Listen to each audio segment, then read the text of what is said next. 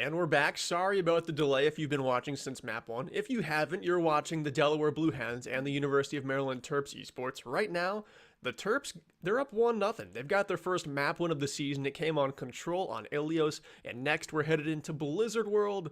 Sam, what are we thinking about this game? Is it gonna be a tight bout? Because Ilios did look a little bit lopsided toward the end there. It did at the end there, and given that we're going to Blizzard World, I don't know that I would say there's going to be a repeat here. You can run these brawl comps that both teams really do want to favor and do want to run, but there's so much high ground that needs to be maintained, and it changes your style of play a bit. So I do think that if the University of Delaware wanted to try to throw a curveball, maybe get them off of a comfort comp that they know they can't play as well against, that they might be struggling against, this might be the way to do it, is to force them into something that makes a dive, makes a poke comp, something that really changes a bit of a curveball in their face. So I do expect to see that as we load in. But given, like you said, this was the Terps' first map win against everything else, their earlier rounds were pretty tough here, Berkeley. I mean, it was Auburn and Ohio State Scarlet. That's no joke of teams. That's a rough start to this. So we really are getting to see both of these teams kind of play in kind of what might be more reasonable matchups, you know, because there are some powerhouses in this division after all. Oh yeah, there definitely is. And I'm looking forward to see one of these teams actually just kind of get really comfortable playing their style of Overwatch, not having to play one of the titans of Legends division and feel like they're in a comfortable contest with an opponent that's very equally matched to them, especially on paper, right? Yeah. And I think what you started at the beginning of your point was Blizzard World being a great look at a different team's kind of strengths with a lot of different compositions. I think Blizzard World, I got to agree, at least for hybrid maps, it has the most diverse 3 points, where you like to run poke on point 1 because of the long sight line. On point 2, it's a central high ground. You love to run dive comps there. And then on point 3, it's linear. There's a roof over your head. You might go to a brawl. So we could see a bunch of different things from these teams here. That is one of my favorite things about Blizzard World. I agree with you completely. And these comps coming out do show two entirely different things. A bit of a defensive bunker from the side of the Blue Hens, and the Terps with this aggressive kind of dive comp is very interesting. The Diva, in particular, I'm keeping an eye on paired with this Tracer. Yeah, the only mirrored hero in this game right now is the Zenyatta. How often do we see at the highest division of collegiate Overwatch, there's just one mirrored hero on a map? That is incredible. I think the state of the game is so good right now. And not only that, but absolutely one of our Zenyatas is popping off there with Paul in 2. But now that the tank is running down, it's up for the rest of the Terps to clean this up, and it looks like they will take firm control here. Pretty slow and aggressively kind of how this comp wants to play. Really setting up the success for both those DPS from either a long-range pick or from that Tracer coming in, and Paul leading. Just look at the ult charge on Paul, already doubled over from Steph, just already huge to be prepared and continue going into this phase. Now, they are a little bit better positioned just from their comp, like you said here, to maintain this high ground and keep this going, and I do think that that will work on their favor. They just need to not overcommit and not get caught out of position as this cart rolls through here. Yeah, and going back to the ult charge from the supports, as Speep starts to come alive with the headshot kill onto Steph, but point number 1 was just backpacked by the Terps Esports backline. They just really stepped up to the table. Huge right there, and if they could continue that success going for the rest of the map, well, you love it when your damage dealers don't have to have that heavy lifting of all of the damage responsibilities in the game. Absolutely, and there's the nano in to even prove that goes onto the Diva. Yeah, Tony's going right in like a heat-seeking missile, closing in on Sully. Sully can't get away, and the payload will continue to just cut through street space like butter here, Soab. How can the Blue Hens respond? Where should they set up? How should they be setting up? Who should they target? They were in the right position, but they just eventually got forced off. It seems like the kind of crossfires that were set up really just kind of played them. Right now, they have to play this last corner. It's their last hope, and they need to take back this high ground from Tony. But there are 3 ultimates against them, so this is going to be an uphill climb. Oh, Tony trying to own it. Oh, the bomb kicks out Steph, and Speep is there to find the headshot. Immortality Field goes down as well, and Tony once more just like a heat-seeking missile on that high ground. Knows the valuable spot of point B, goes straight forward, and the Terps have just swept through the first 2 points. That is as clean as can be. 5:23 in the time bank. just a very, very dominant control of the map positioning and of their own shot calling as well. This Terps team seems to be very aware of what they need to do. And even this Doomfist, which I would normally be like, this is interesting. This feels so calculated with this Terps team that I don't even question it here. There's obviously something that they have set up for this. Yeah, just way more closed corridors, but they want to keep this dive, this fast action team alive. TBD, man, is able to silence Speed. Finally, the Blue Hens have a kill confirmed, and they can push the aggression here if they choose to. But right now, Carter has that shield cracked, walks around the corner. I think it's the safe call. It is. Considering that was the first final blow in a fight that really went to them, it is important to note that is there. But the Terps keep their pressure up here. Yeah, they do. Pumpkin pays for it a little bit, though. Zunes finds the headshot, but does pay for that as well. Tony closes right in, and the Widowmaker is no more. Speep again continues to wreak havoc on this Blue Hen squad, finds the kill onto Steph, and now, although Carter's trying to buy some purchase in this fight, it's probably too little too late. Once again, the Blue Hens have to backpedal. They do, and I do like the idea of maintaining this Rhine. It does force and really punish all these divers, but the problem is I don't think the Rhine's getting the support. The Terps are doing such a great job of making them keep their heads on a swivel. That's working. They'll come into Nano Fist with a pulse bomb here, and the Terps, this is the Terps' fight to lose here. And they start to immediately as the fire strike through the matrix, which we just know the Blue Hens are so good at that one play. That finds both of those supports, right? So the Terps, as long as they can track that amplification matrix, that is the Blue Hens' best play that we've seen in this matchup tonight. Yeah. And if they track that well, I mean, I think the Terps continue to just run and find new gear after new gear in this match. But it's been pretty much a showstopper for the Blue Hens anytime they've had it. This fight, though, they don't have it. Carter's still alive in the front line, takes down both supports on the side of the Terps, and the Terps have to find something fast here. Novazor is in the back line, gets the stick onto Carter. Carter goes down to Tony's rocket punch, but still it looks like the Terps will have to wash their hands of this fight as TBD Man is stabilizing the back line, no problem at all. Yeah, the team has really just kind of settled into their own positional on the side of the Blue Hen, and it's really just come to be that they are realizing they need to play as more of a rock-solid unit. It's easier to protect the rest of your team when you are stuck together, though this Whittle duel does continue to go on. You can see how just defended they are. The position they're holding has changed. That'll bring in the ball just to displace it, and I think that is the right call. But this is going to be a dry fight for the Terps. They just need to pull some space and time out here. And Steph drops the beat there to send the front line forward. TVD Man on the flank gets the sticky onto Pumpkin. Novazor goes down as well. TVD Man does fall to Tony, but again, how much purchase can you continue to buy late in these fights? The Terps have to find a way to generate the first pick like they did so well on point 1 and 2. You fall down on point 3, the defenders have those spawns, they'll bounce back. The Terps need to find a way to spark this early next fight. They do, but I mean, we got to give it to the Blue Hens, who have been kind of overrun on what they think they've been wanting to do. It seems like they've caught wind of the Terps' plans and really taken advantage of that. And again, Zunes coming up top will kind of signal that to us.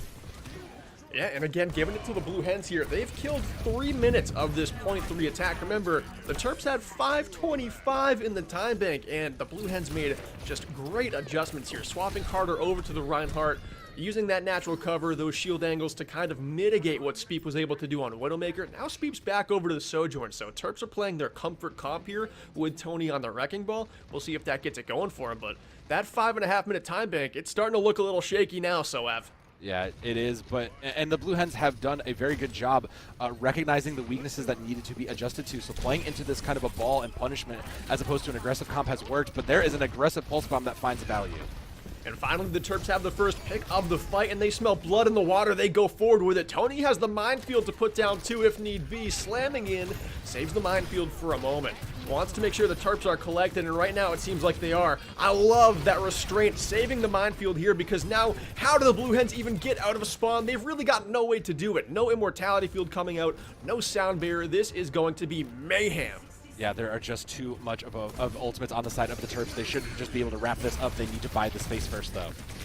And there's that minefield like we talked about. Just trying to navigate this incredibly dangerous terrain here. TVD Man goes down, trying to flank. Pumpkin is able to get that kill. Transcendence comes out from Paul. Novazor has another pulse bomb here, although it doesn't have anything sticky on it. Zunes can't get out of the way. And here the Terps are sweeping away, finally, but let's not negate the Blue Hens' phenomenal third-point defense, turning 5.5 minutes to just 35 seconds. That is a huge comeuppance for them. They were able to kind of finally get control of the tempo of the game. They may not have, they thought they were playing on what the grounds they had, eventually just couldn't really play to what that composition that the Terps were bringing to the table really understood. When they finally realized, look, we are just getting dove from too many angles, we just need to kind of hunker down and just put a punishment on them for diving in. The Terps really looked like a team that could stand up against, could stand up against the Terps there. The Hens just managed to make themselves, just took them a little bit longer than they probably would have liked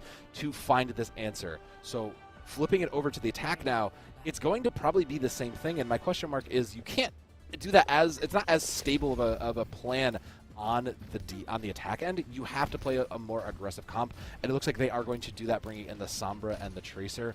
I do like this compositional change. I think as a whole, you're putting a lot more pressure just from the similar cross angles you were making before. But what this does, given that you have these multiple flankers plus Zen, it really just makes everybody vulnerable. There are still several vulnerable targets for the Terps, and now it just becomes Delaware's chance to find the target that has the Discord, whoever can call out that they have an opening to aggress onto, and really just take advantage of that. They just need to not get caught out versus the Terp side. The Ana has a lot of defensive abilities, as we all know, so they have to burn those out before they can really take the moment. It's going to come to patience, and it's going to come to solid teamwork for the side of the Blue Hens to really crack this first point open. We'll see if they can crack it open here. They're running a comp that Converse University, another Legends team, one of the Titans of Legends division from the past couple of semesters. They love this comp the Blue Hens are on. TVD Man is looking for a half primarily on the Terps Tracer player, leaving them at 150 HP with no blinks for a couple seconds. That's the dive target. I love that coordination, how they just tried to seize that high ground as fast as possible. They took it right back. That was a 4v1 by the time they caught everything. Even here, it's 2 and 3. The Sombra is not alone. The Sombra is alone. They do manage to find the trades, but the Terps will hold it for now, just given on their coordination. And you can see it has just been finding these 2v1s, 3v1s, and just recognizing when someone is getting attacked and focusing it in, protecting the Zenyatta and the Ana. Just important plays. And Tony, again, coming up with these big picks. With the Zenyatta assist from Paul. That's kind of the story here, right? Is we're looking and we're calling, where is our Zenyatta orb? Where is our Discord at? And it's coming through so effectively. Now, because of all that great play, there's a few ults up for the Terps on this. They will have Pulse Bomb, but the thing that's giving me a little concern for them, Sully is ahead for Transcendence. It's going to come down to who can kind of use it last in these poke comps. So forcing the Trance on either side out is first, and forcing a Tracer out first is huge too. Well, both teams lacking a damage dealer right now as Speep also goes down to the dive from Carter. The Pulse Bomb comes in, nothing sticky on that one. Novazor has to cycle back to point. Carter does go down to Tony, though. Got a little over-aggressive with that last dive, and now there's just no way for the Blue Hens to push in tankless. Yeah, and they have to wait. They don't really have the... Look at how close they're playing together. You can see the Sombra feeding the information back. There's just a very, very almost Death Ball-y unit to this. They're very aware that they have vulnerable targets, and the Tony on this Diva is playing so well with that Matrix in mind. They have the wealth of ultimates on their sides on both sides. Again, it's just going to come down to who uses them later here. Well, now Carter rolling around pretty low here, doesn't have the shield cooldown, trying to kick off the Zen, slamming down. They don't find the kill, though. How on earth is Paul still alive there? Pumpkin just chooses to nano Paul. What an insane play. I mean, you don't have a ton of nano targets. You might as well use that to just buy a second life for your Zenyatta, especially with the game that Paul's been having. But what a move there by Pumpkin. Yeah, that's a good decision because it doesn't really get value on a lot of these other heroes. So I like that decision, and they'll be rewarded from that good playmaking with that Paul holding on to Trance and their opposite side as well. I am curious to see because the EMP... Now, I don't know about you, Berkeley, but every time I've seen an EMP go off, it has not gone the way they want it to. So I'm very curious to see where this EMP goes for the side of the Blue Hens. They're running out of time in a minute left with 4 ultimates on the board. They can win this if they kind of just pair it all together. They use the minefield first to try and displace the Terps, put them in an uncomfortable spot, maybe sheepdog them into this building, and now TVD Man is just kind of eyeing this up, wanting to drop that EMP at any moment, but they don't really have a ton of damage to just couple with it and have that right-left combo that they need. The EMP does go into the building. Paul actually drops, and that's a pretty easy kill for them to confirm because his shield is just eviscerated, but now how do you build on this momentum? The Blue Hens, they pop the Transcendence, but they lose Zune in the transition. Steph also popping the rally here, trying to keep this Delaware squad fully supported, but is it going to be enough here? Novazor has the Pulse Bomb and lands it onto Sully. Great stick there. Paul is on the way back, though, with Trance, so there is still a little bit of time to be had. I don't know that they'll make it, but they may use it to contest here. It just kind of depends as these points tick down. They may also just play for, the middle part of this. They are in both ultimates. The Tracer is there. They will give it up. Yeah, that's probably the correct call. They are in a better position strategically to just hold on to these support ultimates and use them for the next fight and lose more time here. They have 2 minutes to burn through. I do like this call from the Terps to try to just give up the space, play for the next fight now that the Sombra has burned out everything. And if you've been tracking well, there's nothing to really get in your way. There should be a one fight simply on these support ultimates alone to keep everybody up and healthy. Yeah, the nano boost to amp up some damage, the Transcendence if you need it. Hack does come in on the wow. Paul Carter. That's their most coordinated dive we've seen yet. So if they can continue to do that, Paul, who's been having such a great game, is going to be in a ton of trouble. Oh yeah, that was just a very calculated call, and we are seeing this Blue Hens team come to life with that Sombra. They need to bring in something here, but again, Seep Finding too keeps this fight alive for the Terps to hold here, and without even committing an ultimate, which is a huge way to win this fight, winning in this neutral will mean that they'll continue to burn more off the clock, and have more answers. They just, again, I want to see Paul get that level of safety and protection that has kind of been missing from these last 2 fights. He has been the first pick on both of those fights, and considering he's been holding Trance, and that's your answer to most of these upcoming things, you need to keep Paul safe. So protect the President here. Protect the President here. You can do it. Without a doubt, the Secret Service here is coming up into the battleground for Terps Esports. Right now it looks like Speep is hacked up there, but it doesn't look like TBD Man is able to outright win that duel. So 5v5 for the time being, but this fight is about to pop off. A lot of damage dealing ultimates. Paul pops the Transcendence early. A little bit of a panic mode there, but it's going to keep the Terps stabilized on the high ground that they want to hold. Yeah. And considering you held that with just committing Trance, you are looking very good for the Terps. So great consideration for their ultimates. They'll have 3 to start this off. Oh, that was beautiful. The slam onto Speep comboed with the damage from the EMP. They've got to find more here, though. That's a fantastic nade. Pumpkin has made so many great plays from the support slot. The nano onto Paul earlier, and that nade to save Tony's life. And Tony has self-destruct here, too. The nano goes onto Tony. Tony's just an unkillable force here. The Terps are just putting everything into him.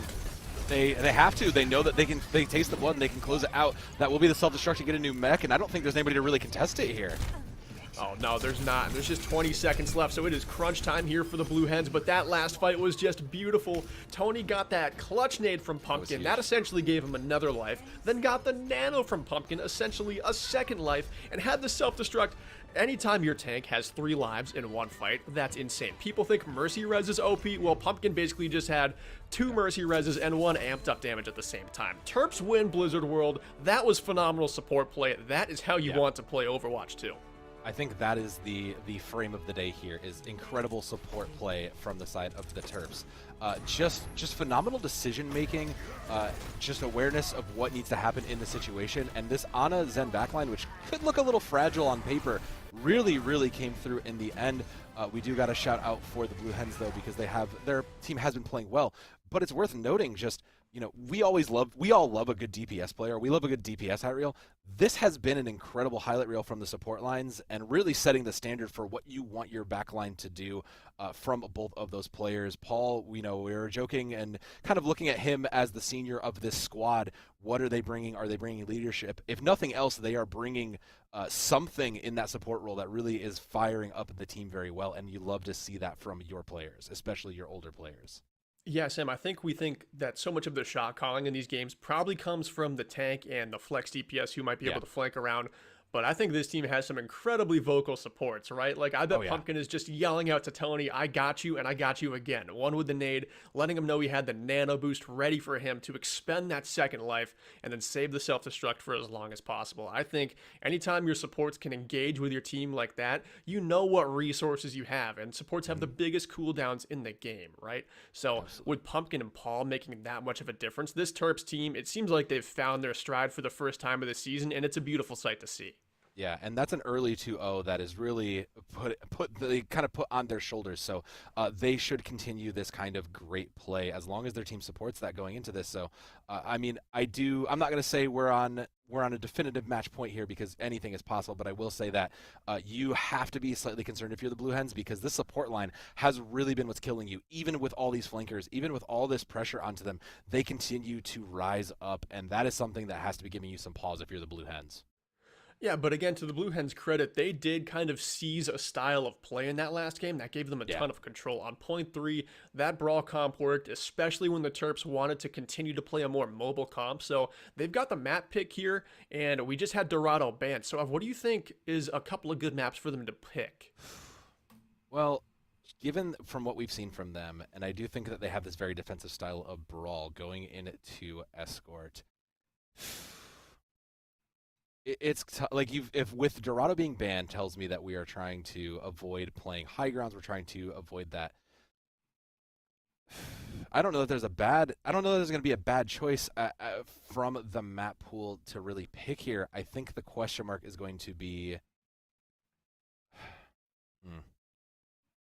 I'm doing some calculating right now too. Yeah, it's hard to say. At some point in every escort map, it kind of opens up and dive is really strong. So yeah, there's trouble on all the maps, but maybe a few that might be good for them. Havana and Rialto at parts, but also I think Havana and point two could just be catastrophic if you get held a little bit.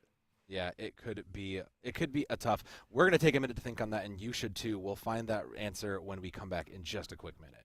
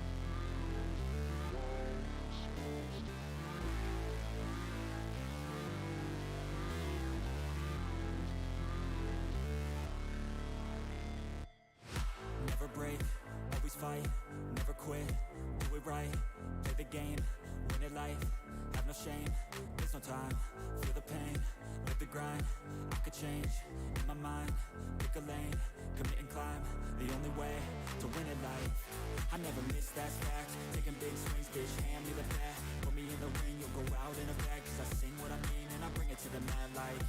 Ain't got time to kill, I got time to feel. I took the red pill, I know life's short so I wanna live real. But how's it supposed to feel?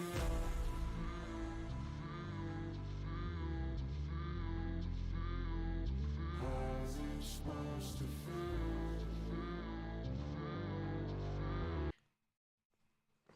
All right, welcome back. We're on match point here between the Blue Hens and Terps Esports. University of Delaware down 0-2 to the University of Maryland. We're headed to Junkertown next. So we know that the Blue Hens kind of found a strength in their brawl comp on Blizzard World. Do you think they play that all 3 points here, or do you think they go a little more mobile at parts? You can. I think that you can, if you really are feeling it and you really find that success, you can force it all the way through to the end. But C is really the big question mark to me. A has these long sight lines, but it's for the most part pretty flat. So I think you could really afford to rush someone down, especially if you like that May Rhine comp that we'd seen earlier on that first map. I think you can make that work through A and B. That said, once you get to C, that high ground that controls the center is still really, really important. So I'm very interested to see what happens, because the other thing that we were kind of joking about it as we came into this, there was a little bit of a range, a hit scan or a range duel that we never really saw much action into between Seep and Zooms over on Widowmakers and Sojourners respectively. But we hadn't seen a lot. Now, sure, Blue Hens bringing out what looked pretty confident for them, and I don't hate that, considering how mobile this comp can be. You have the protection for your Zen. You have a lot of mobile characters that can play aggressively. Yeah, I like it. I think this can work. It has been kind of a comp that can work on a wide open map like Junkertown. I reserve the right to talk about this Junkrat and Torbjorn until the door opens because this is a high damage. There we go. Okay, thank you. That wasn't the change I was expecting to see. Could still be a locker room shenanigans. Yeah, for like another I'm not 7 look. seconds. Yeah, look, we have 7 seconds. Like I want to give some hard analysis on. Okay, thank you. Finally, let me talk about this, please, Terps. Yeah, the Widow is more of what I was expecting. They are going to opt into this poke comp, but it's notable that Pumpkin and Paul are staying on these backline heroes here, moving over to the Baptiste and Zen, a more fragile but high damage, and we've noticed how much damage and help they put out into their team. I say, yeah. This seems to make sense. If they can put out the damage and help carry their part in this, no reason not to, especially with these long-range hit scan. Oh, and right away, Pumpkin bursting down TBD, man, with help, of course, from Paul. These two, we talked about this during the break. It is so refreshing to see in a high-ranked Overwatch game, the supports be such a factor in the damage-dealing part of a match. This is something you really don't see much, and the Terps have just done it in spades throughout the first 3 maps. Agreed. And I mean, look at how much space they're providing for their backline to just live into. Like, they have control of this map, and they're very, very aware of where the Blue Hens keep coming through, and they're just getting this for free, Berkeley. Yeah, just going right in. Oh, that's a great hack on the Pumpkin. They can't get the kill, though. Pumpkin and Paul do such a great job communicating with each other, keeping each other alive in the backline. The peel's not always there from the rest of their team, but Pumpkin and Paul are always hand in hand, hard to separate, and the payload just 2 meters away from the finish line on point 1 here on Junkertown, and Paul comes alive again. It's the supports, the spark plug of the fight. They find the opening pick once more, and this should be easy for the Terps to clean up on point 1, but Carter says not so fast. Is able to take down someone who's been backpacking the Terps for so long, but that's when the rest of the team can come alive and say, nah, we got this. Yeah, the peel from the Terps has just been textbook. That is perfectly what you want to see out of your team. And I think just to their credit, they have been playing well together. You can kind of see it. The calls and the responses from the team has been there. They'll continue to buy a little bit more space as they maintain this high ground with Seif just looking for shots, putting it out there. But we do have to say, like, those are both won in the neutral, and the Terps have been very successful in these neutral fights. Now with ults coming online and sights there, I'm more concerned about Paul making shots here as opposed to Seif. Seif has looked good, but Paul with sights is concerning to me. Yeah, Paul is just racking up that volley of Zenyatta orbs and looking to just lace someone, but Speep does take advantage of their own ultimate there, wins the duel easily against Zunes. Anytime you have that wall hack information and you're a one-hit character who's an incredibly high rank, yeah, you get the edge. But finally we get this hit scan duel that kind of evaded us on Blizzard World. We will see the Widow versus Widow for a few fights. Tony, oh. I mean, that was just basically the kind of side fight here, because meanwhile Tony was leading the charge on that Sigma, just playing aggressively, and you know, I do love to see this. This is the aggressive kind of 2-man plays. Look at wow, aggressive plays from these supports. You'd love to see it. But like to the credit of the Terps, they have just constantly been setting up 2v1s, 3v1s. They've been playing together as a unit. And that kind of team play is so important. That's how you go these clocks with 5 minutes on, 3 ultimates up. Paul now, again, having Trance in hand, Sully is not far behind. So I do expect them to have it. I want them to protect Paul for this EMP, though, because that has been their only kind of a thing in their way going into these fights, is just getting kind of burned by these EMPs. If they can survive this EMP upcoming, they can continue to roll this out and bring it home. Paul, for the second time in 2 fights, volleys a flurry of orbs into Zune's face, and again finds the opening pick. Paul is just the final boss, the front line, the damage, the support. Paul and Pumpkin, when they're by themselves, they can take any piece of the map they want, and right now they're up on the high ground with Novazor. This is a fierce, a ferocious-looking Terp squad. They look incredibly strong. If you had told me this squad was 0-2, I might have been I might have not believed you just based on this. But the other part to this, all credit, is the rest of the Terps front line. Tony has been absolutely playing out of his mind and providing the space for his supports to shine. The EMP does come out. Paul goes down as Carter's there to couple the damage with the EMP with a nice dive swooping in. Zunes again evens out the fight at 3 versus 3. Pumpkin having to backpedal here while simultaneously keeping Tony alive, but for how long? Zunes and Sully SW finally start to get activated, and it looks like we could see our first stop for the Blue Hens. And it's worth noting that stop from the Blue Hens came because we took Paul out of the equation. We found the target that we needed to punish, and were able to do so. The dives have looked good, to their credit. The Blue Hens have looked good. They have been calling those targets. It's just the support has been there for the Terps, and they're just slightly just getting a little bit timed on their attacks. So Mines and Trance up for the Blue Hens. Zooms going down, though, does not look well for them to hold here. Look at this transition, too, just crossing the catwalk on the high ground. How many times have you played Junkertown, and this is how your team has attacked point 3? Just saying, we don't even care about the low ground. We're taking all the catwalk space. We're coming right to your front door, and our Zenyatta is going to lead the way with the damage right behind the shield of Tony, and then popping the trance. They're taking this one to the house. They've touched the spawn door. The cart kind of hasn't been rolling, though, so now they're a little bit stuck, though. But they're, again, 2, 3, 4 together. This team playing like a unit will get this the rest of the way. They just need to not get a little too in their own head to let this fall apart. And Tony almost has Gravitic Flux as well. The Dragon Strike comes in. Paul again takes down the Widowmaker on the side of the Blue Hens. They're saving the Flux here for any stall that might happen, but it looks like the Terps will be awarded with a massive time bank here to close out Junkertown. 2 minutes and 21 seconds. They lost one fight, Berkeley. They lost one fight in that Junkertown for the side of the Terps. Just in great positioning. Throughout the map. They knew exactly where they wanted to be, where to position their supports to enable them, and that is a team that looks practiced, has definitely been hitting the books and watching the tape to lead them to success. That combination of just shot calling, team awareness, positionals, that is what leads you to a time bank like that. Yeah, and talk about looking practiced. I meant it when I said, how many times have you played Junkertown and you're a team attack this way? When they went from high ground straight to that staircase that led near the spawns of the defenders on the last point, that does not happen. Terps have an insane level of confidence in this matchup right now. Yeah, they obviously know and have some preset plans here, especially now given the other side of this comp. They are aware that they can't poke.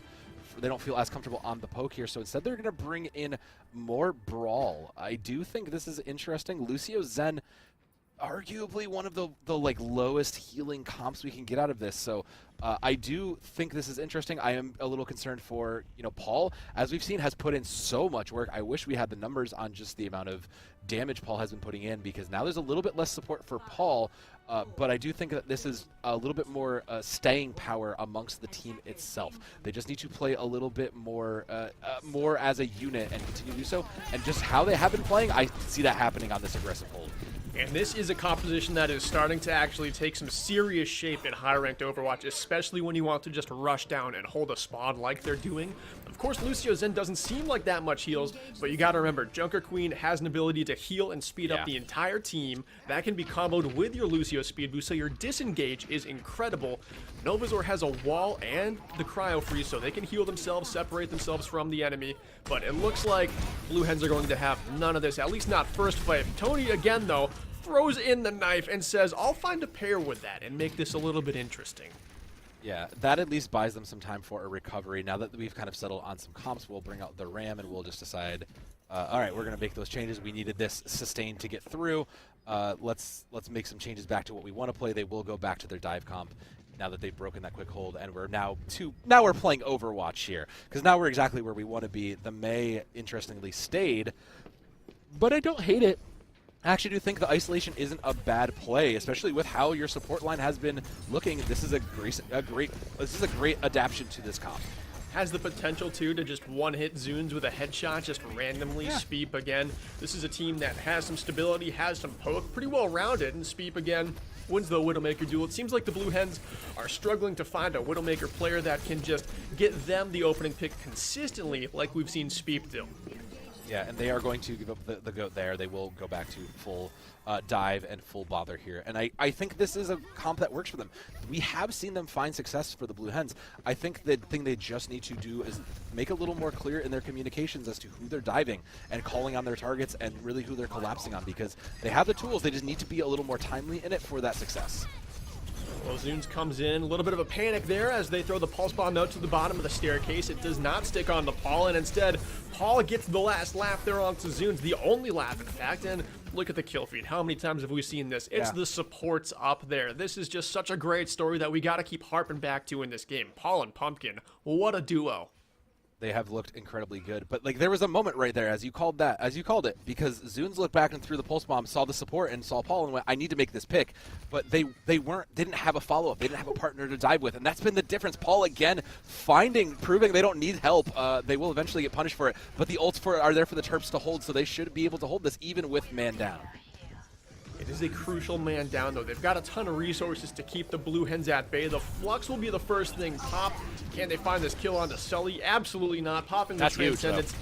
It's big to get that ult out, but that is also when you want to use the Trance, right, to counter that Flux. That's really the only time, and it still looks like the Blue Hens have the window to continue this attack onto first point, and this is when the Widowmaker can really start to look good, because these are tough sightlines for the Terps to navigate. Ooh. Oh, wow. Carter coming in 3 just to clean that up is huge, though, because that's going to make this last contest a little bit more difficult if they could even get there. Had they gotten out a little bit sooner, you might have had a recontest, so now it's going to fall to B as they hold on to these. Tony going to give up and go to the D.Va. Yeah, I mean, you just have to peel for your supports, and this is where you play the D.Va for, right? When you know your support line is popping and putting in the work that you want to be able to move and cover for them, and this is exactly where they want to be. So Terps prime to hold simply on the ult economy alone. The defensive power they hold is good. They just need to survive the EMP first. Oh, Pumpkin chucks a frisbee back in Paul's direction, and Paul receives it so well. That dive was just succinct onto Speep and Paul, but, I mean, Pumpkin just turning around at the exact choice moment to save both of them. Yeah, just great play there. Blizzard's out, though, and the fight is ready. Man, Sully going down. That's a nice Blizzard here. The attackers just kind of expending a resource from their Mei, which is the one part of this composition that I think they could turn into a different hero, right? So I think using that Blizzard right there might be their sign to switch heroes. We'll see what Novazor does here. Yeah, I don't think you stay on that. I think that's a point of you just have Blizzard, you're going to commit it here anyways, even with 23 on. It looks like they disagree with us. They do find value in it. So, sure, that seems, they obviously know something we don't. And, I mean, if you're are we going to really argue with the Terps, given how they've looked here, Berkeley? I don't know about that. But I will say that TVD, man, is way deep. It does have EMP, is looking to buy this space on their own. And that's not a bad play. Sometimes you need to play aggressively to get what you need.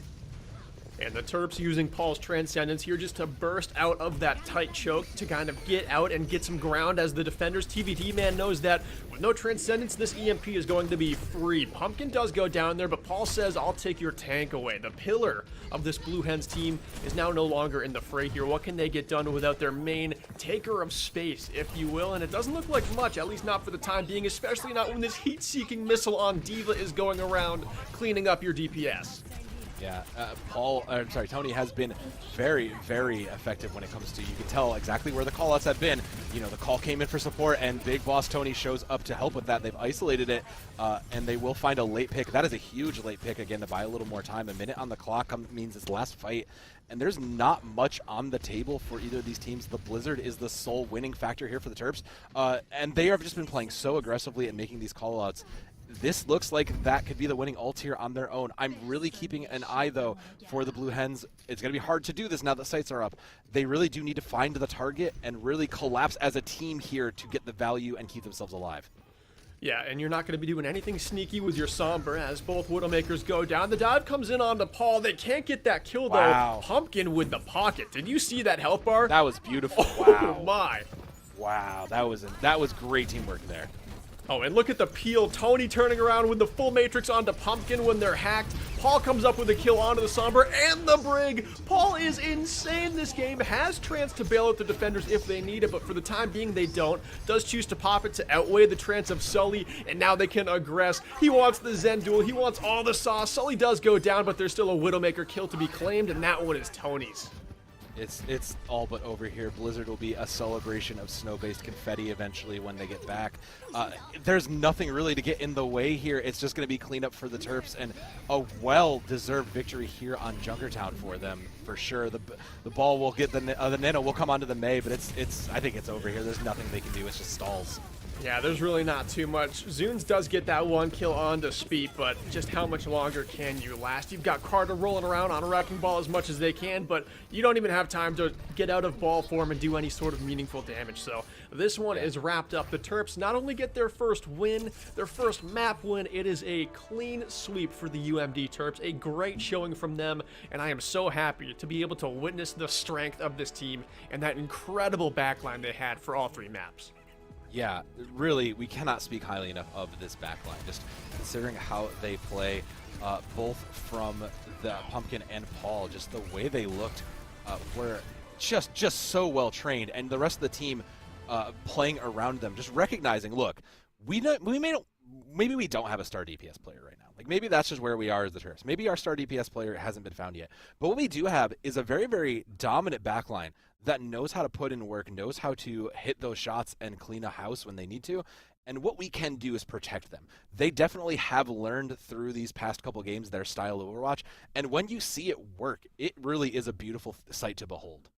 Yeah, it really is. I mean, this was the 8th NECC game I've casted this semester, and I think it's the 4th Legends game, but this is the first one where the backline has been this strong, this much of a story in the contest for every single map. Sometimes they come alive for 1 map, maybe 2 maps in a series, but you could tell the entire time that these two had so much control over the rest of their team. It was such a big factor of how the entire team played, just knowing what resources you have, what you have on cooldown for support. Your tank knows what they can get away with, your DPS know when they can go aggressive, when they have to peel backwards. I mean, this team was activated on all fronts. On the attack, it could go full-fledged, and then the peel was so incredible. Those last couple plays we got to observe, the defense matrix, Pumpkin pocketing Paul after he got slammed the dough from Carter on a wrecking ball.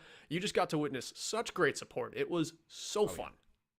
And on the other side of the coin, the Blue Hens just continue to just keep searching. You know, they also had a tough opener. You know, they still are looking for their first win regardless of the forfeit. And I think that does speak to the quality of them as well. When you look at their quality of play, those dives looked very good. They seem to have an understanding of that comp that they wanted to play, this kind of collapsible dive comp. Something just didn't quite click. And I think it's hard to click when the targets you're supposed to be diving really don't let you have your way with them. So I think for the Blue Hens, it is something. The win is there. They need to stay hungry, and it's going to take a little more refining on these heroes. But the mechanics are there, and they have shown that between their DPS, between TVD Man, between Zunes, and even their backline as well, they looked very, very good. It's just hard when the targets you are trying to focus out don't quite agree with wanting to fall. Yeah, they don't agree one bit. I mean, it seemed like the Blue Hens, they had great engagements, but they were playing a team that might have some of the best response time in Legends Division. That was just incredible. Sam, I just want to ask you real quick before we jump into our little intermission before Game 2, who was your player of the game? I mean, is it anybody else besides Paul? No, it's not. Like, I don't think it's going to be anybody else besides Paul. It could be Pumpkin, it could be Tony. There's a case to be made, but Paul was just something else. I mean, yeah, when you look at the levels of flex DPS players, and you always think of your players on DPS that are on flex DPS on flex support that pop. You think of your Jonax and you think of your fielders, but Paul absolutely just looked dominant on that Zenyatta, and he only looked dominant. He was the MVP, but he was the MVP propped up by the rest of his team. He was absolutely covered. They knew that he was having a hot game, and that is the other key to a team, is knowing when you have a hot player on your team that is just going to put in the work. So he deserved that MVP, but it is absolutely lifted on the rest of the shoulders of the Terps. Yeah, exactly. Sometimes you just got to let your best player be your best player. Your best player can change any game. Like, it could be Paul some games, it could be Pumpkin, it could be Tony. I think they just knew early that Paul had the hot hand. Let's give everything we can to him. Give him all the peel, all the defense matrix from Tony. Just give him everything and just let him be unleashed on the Blue Hens. And that's what we got to see. Yeah, and it worked for them. So I look forward to seeing them as they continue down the line. Both of these teams have quite a bit left in the season to go. So there is plenty more action to keep an eye on from both of them ahead. And I look forward to seeing it as we get into the later weeks in the playoffs.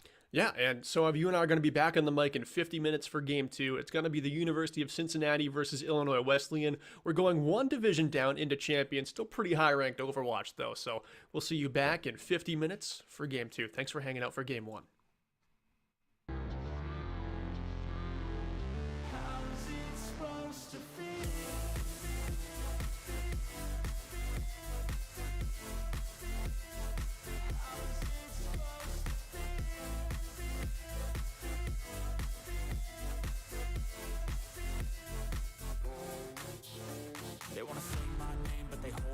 They wanna say they hate, but they know it's cap. I ain't play no games, I just do that's fact. And I don't feel no shame, it's a mood you lack. I go crazy, nah bitch I ain't lazy. Track after track, I work on the shit daily. Pass me the jack, right as fuel, got me hazy. About to unpack all these things I've been chasing. I've got visions in my head, like memories after death. To be a legend instead of something you can forget. I'm living up every breath, I'd rather lead than be led. I'll fill the seats as I spread, with every word that I've said.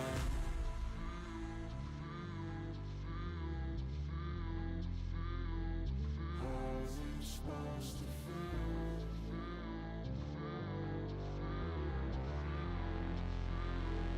How's it supposed to feel?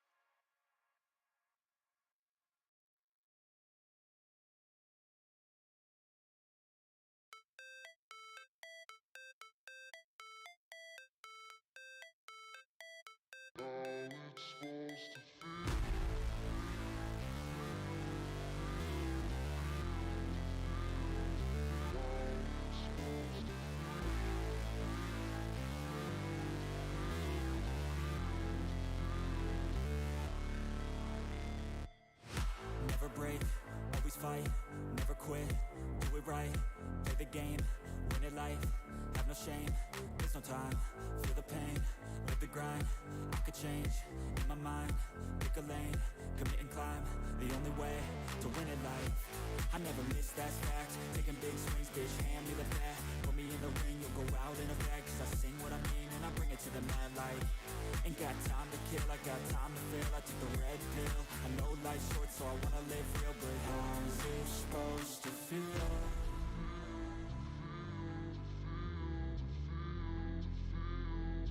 How's it supposed to feel?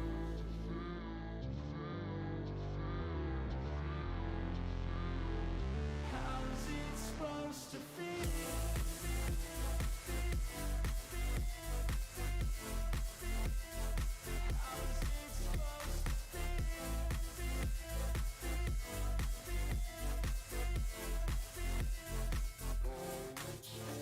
They wanna say my name, but they holding back. They wanna say they hate, but they know it's cap. I ain't play no games, I just do that's fact. And I don't feel no shame, it's a mood you lack. I go crazy, nah bitch I ain't lazy. Track after track, I work on the shit daily. Pass me the jack, right as fuel, got me hazy. About to unpack all these things I've been chasing. I've got visions in my head, like memories after death. To be a legend instead of something you can forget. I'm living up every breath, I'd rather lead than be led. I'll fill the seats as I spread with every word that I've said.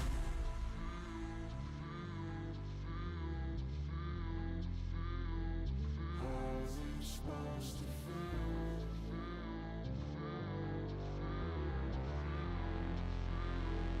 How's it supposed to feel?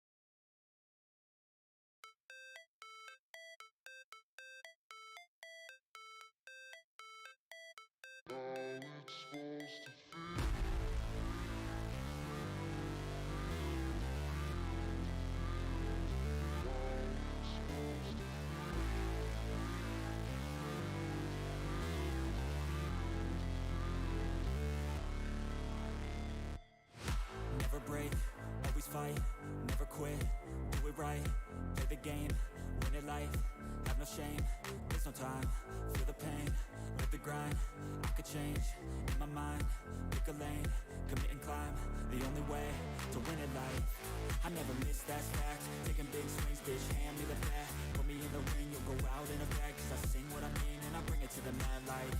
Ain't got time to kill, I got time to feel, I took the red pill, I know life's short so I wanna live real, but how's it supposed to feel?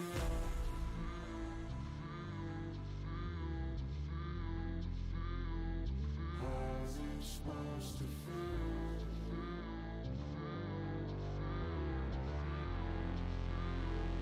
How's it supposed to feel?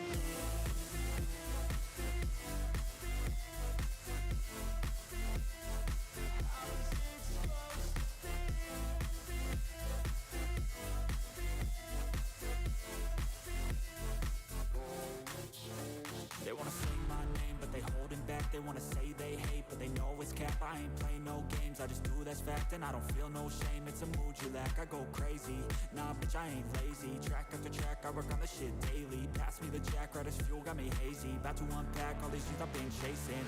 I've got visions in my head, like memories after death. To be a legend instead of something you can forget. I'm living up every breath, I'd rather lead than be led. I'll fill the seats as I spread, with every word that I've said.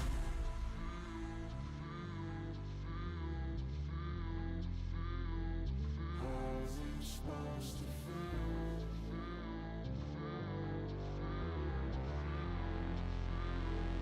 How's it supposed to feel?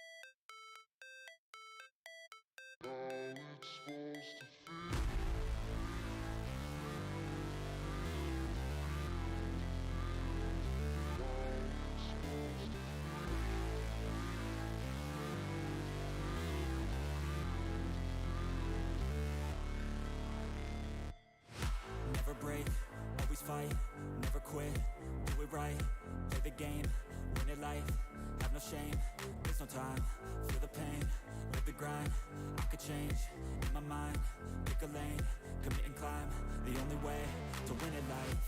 I never miss, that's fact, taking big swings, bitch, hand me the bat, put me in the ring, you'll go out in a bag, cause I sing what I mean and I bring it to the mad light. Ain't got time to kill, I got time to feel, I took the red pill, I know life's short so I wanna live real, but how's it supposed to feel?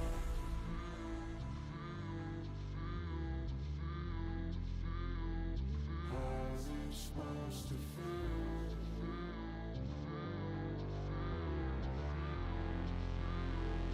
How's it supposed to feel?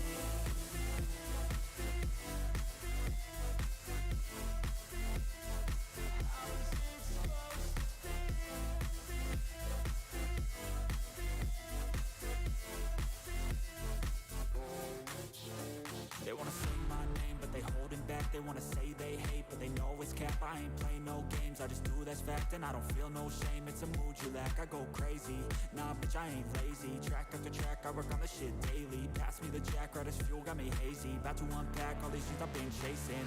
I've got visions in my head, like memories after death. To be a legend instead of something you can forget.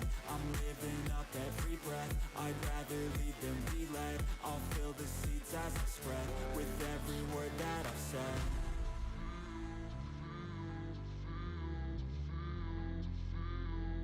How's it supposed to feel?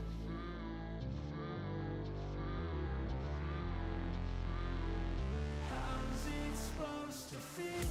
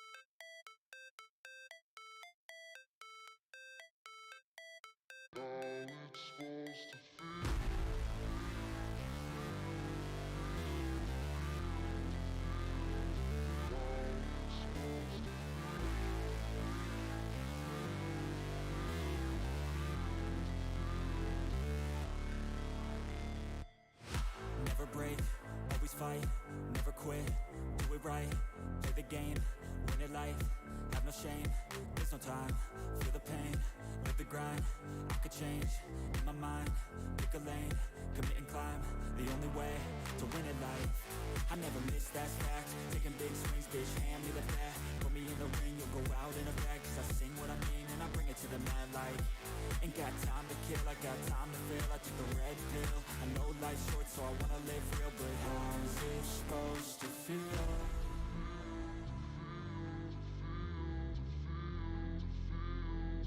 How's it supposed to feel?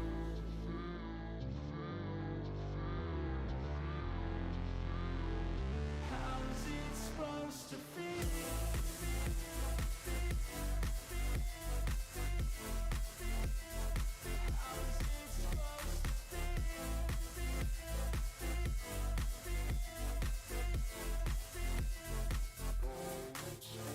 They wanna sing my name, but they holding back. They wanna say they hate, but they know it's cap. I ain't play no games, I just do that's fact. And I don't feel no shame, it's a mood you lack. I go crazy, nah bitch I ain't lazy. Track after track, I work on the shit daily. Pass me the jack, right as fuel, got me hazy. About to unpack all these things I've been chasing.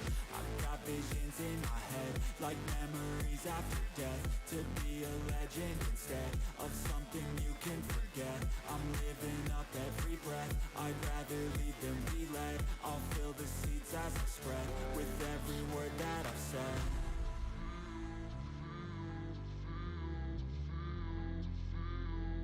How's it supposed to feel?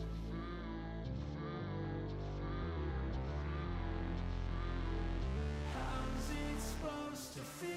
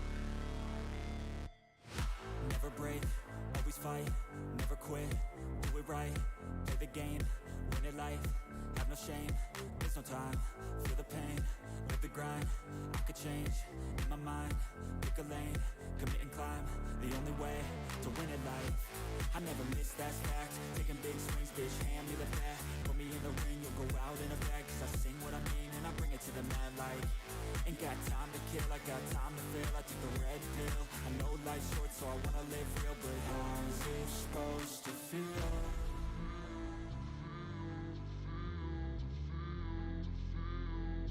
How's it supposed to feel?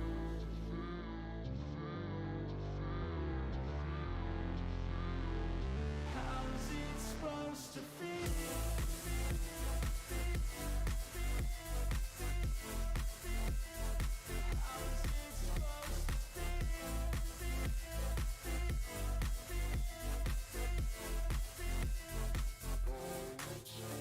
They wanna say my name, but they holding back. They wanna say they hate, but they know it's cap. I ain't play no games, I just do that's fact. And I don't feel no shame, it's a mood you lack. I go crazy, nah bitch I ain't lazy. Track after track, I work on this shit daily. Pass me the jack, right as fuel, got me hazy. About to unpack all these things I've been chasing.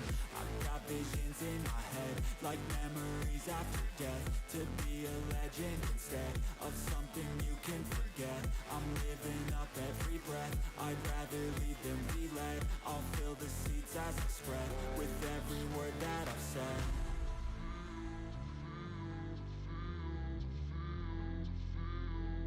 How's it supposed to feel?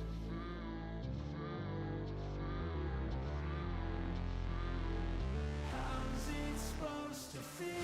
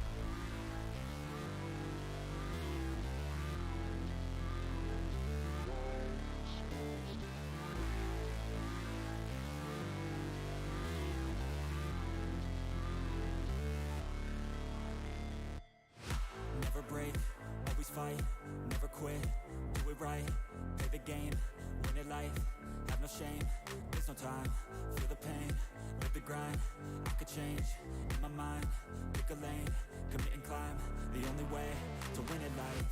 I never miss, that's fact, taking big swings, bitch, hand me the bat, put me in the ring, you'll go out in a bag, cause I sing what I mean and I bring it to the mad light. Ain't got time to kill, I got time to feel, I took the red pill, I know life's short so I wanna live real, but how's it supposed to feel?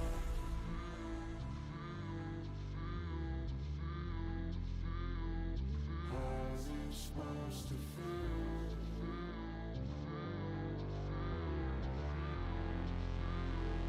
How's it supposed to feel?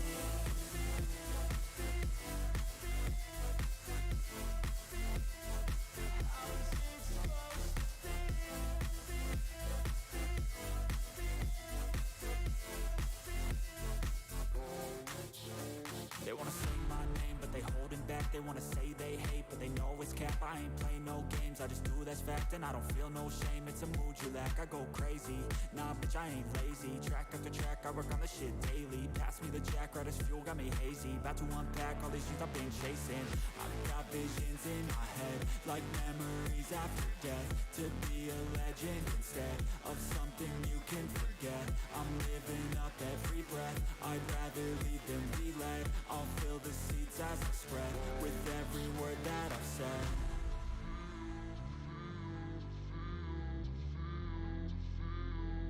How's it supposed to feel?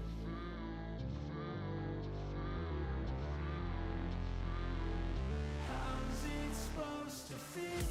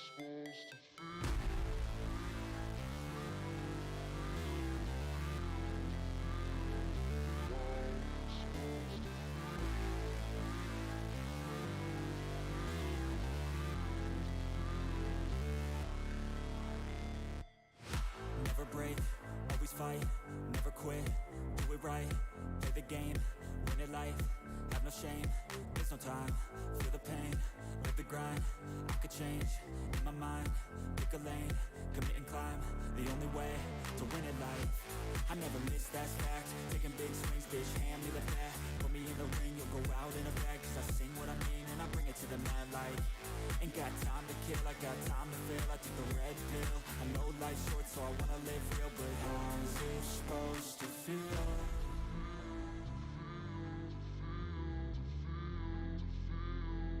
How's it supposed to feel?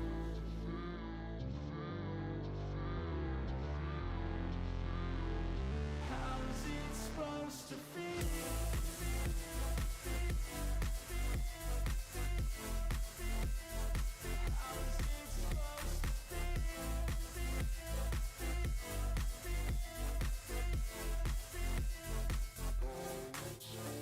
They wanna sing my name, but they holding back. They wanna say they hate, but they know it's cap. I ain't play no games, I just do that's fact. And I don't feel no shame, it's a mood you lack. I go crazy, nah bitch I ain't lazy. Track after track, I work on the shit daily. Pass me the jack, right as fuel, got me hazy. About to unpack all these things I've been chasing.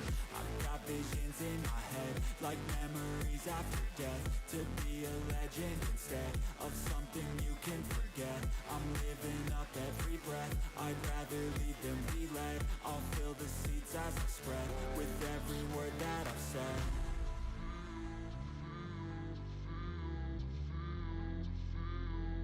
How's it supposed to feel?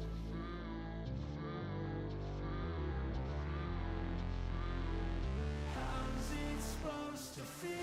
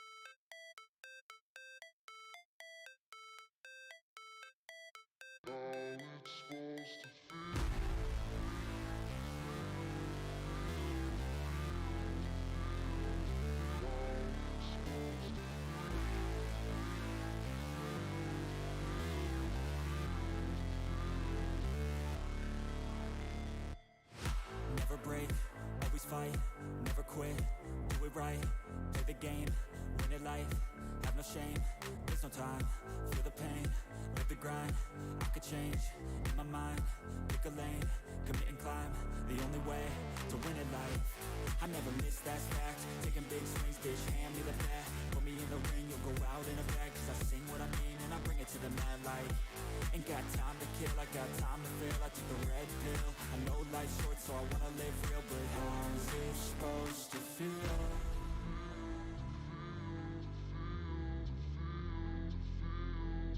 How's it supposed to feel?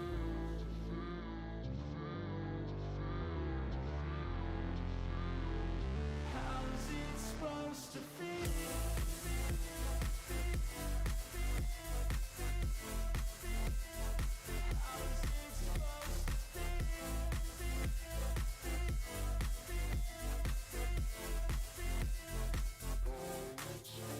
They wanna say my name, but they holding back. They wanna say they hate, but they know it's cap. I ain't play no games, I just do that's fact. And I don't feel no shame, it's a mood you lack. I go crazy, nah bitch I ain't lazy. Track after track, I work on this shit daily. Pass me the jack, right as fuel, got me hazy. About to unpack all these things I've been chasing.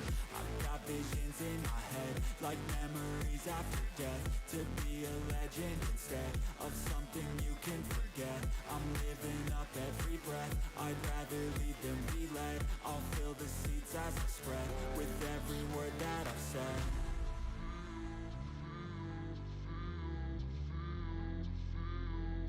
How's it supposed to feel?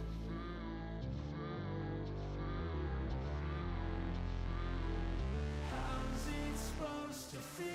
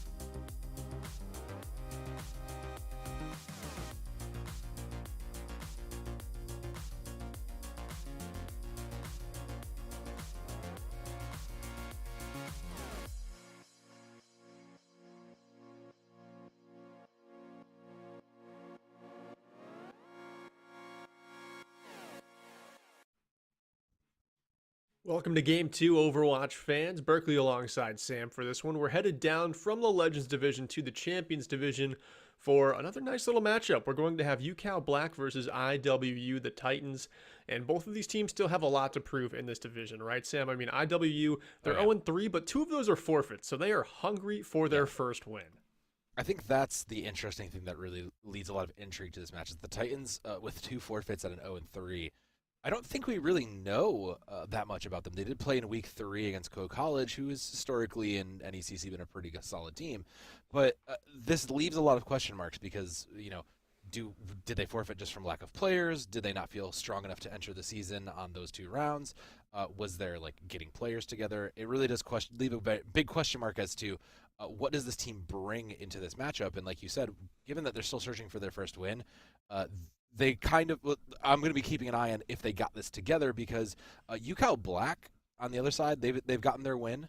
They've gotten a win and they've made it look easy. And it's several close games across their board with the exception of Purdue Gold. So they are a team that can fight, but it's going to take them a little bit of they have their win. They have had some tough fights, and this is a team that is ready for more.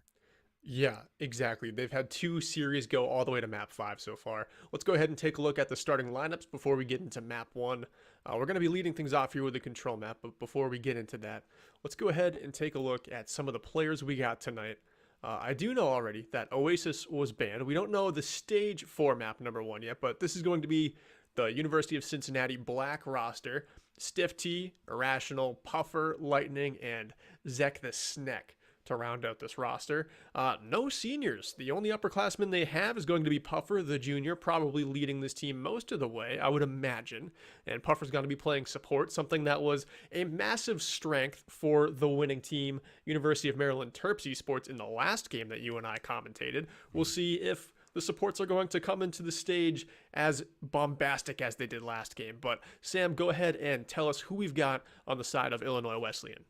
Meanwhile, for the Titans, kind of similarly, a lot of fresh faces here. We've got Puppy Cat, we've got Golden Crow, Drago Sting, Wiggles, and Galactic. And like you can see it, there's a very fresh team, a lot of freshmen, sophomores. The other thing worth noting across this team is that a lot of these players have been kind of given a flex role. So that tells me that they are still looking to try to find their footing for Illinois Wesleyan. It tells me that they're still kind of searching and trying to find some positions. But the other thing we do know is that Drago Sting is known for a Reaper. They are known for coming up with big plays and Death Blossoms. So I am going to be keeping an eye out for that, especially as a sophomore. That is a player that if you can find those resources and you can put, we were talking about star players and star supports, if you can find a star DPS player and put those resources into them, that can be a great way to lead yourself out of a loss into a great win. Yeah, certainly can. And in the Champions Division 2, there's a little bit more room than there is in the Legends Division, so DPS players have a little bit more room to find some windows for picks. Reaper might get away with a few more flanks here and there, so we'll just have to wait and see. But we did get word of what our first map will be. Nepal is going to be the stage for our first control map. Sam, what are your thoughts on that? What could we expect going into Nepal?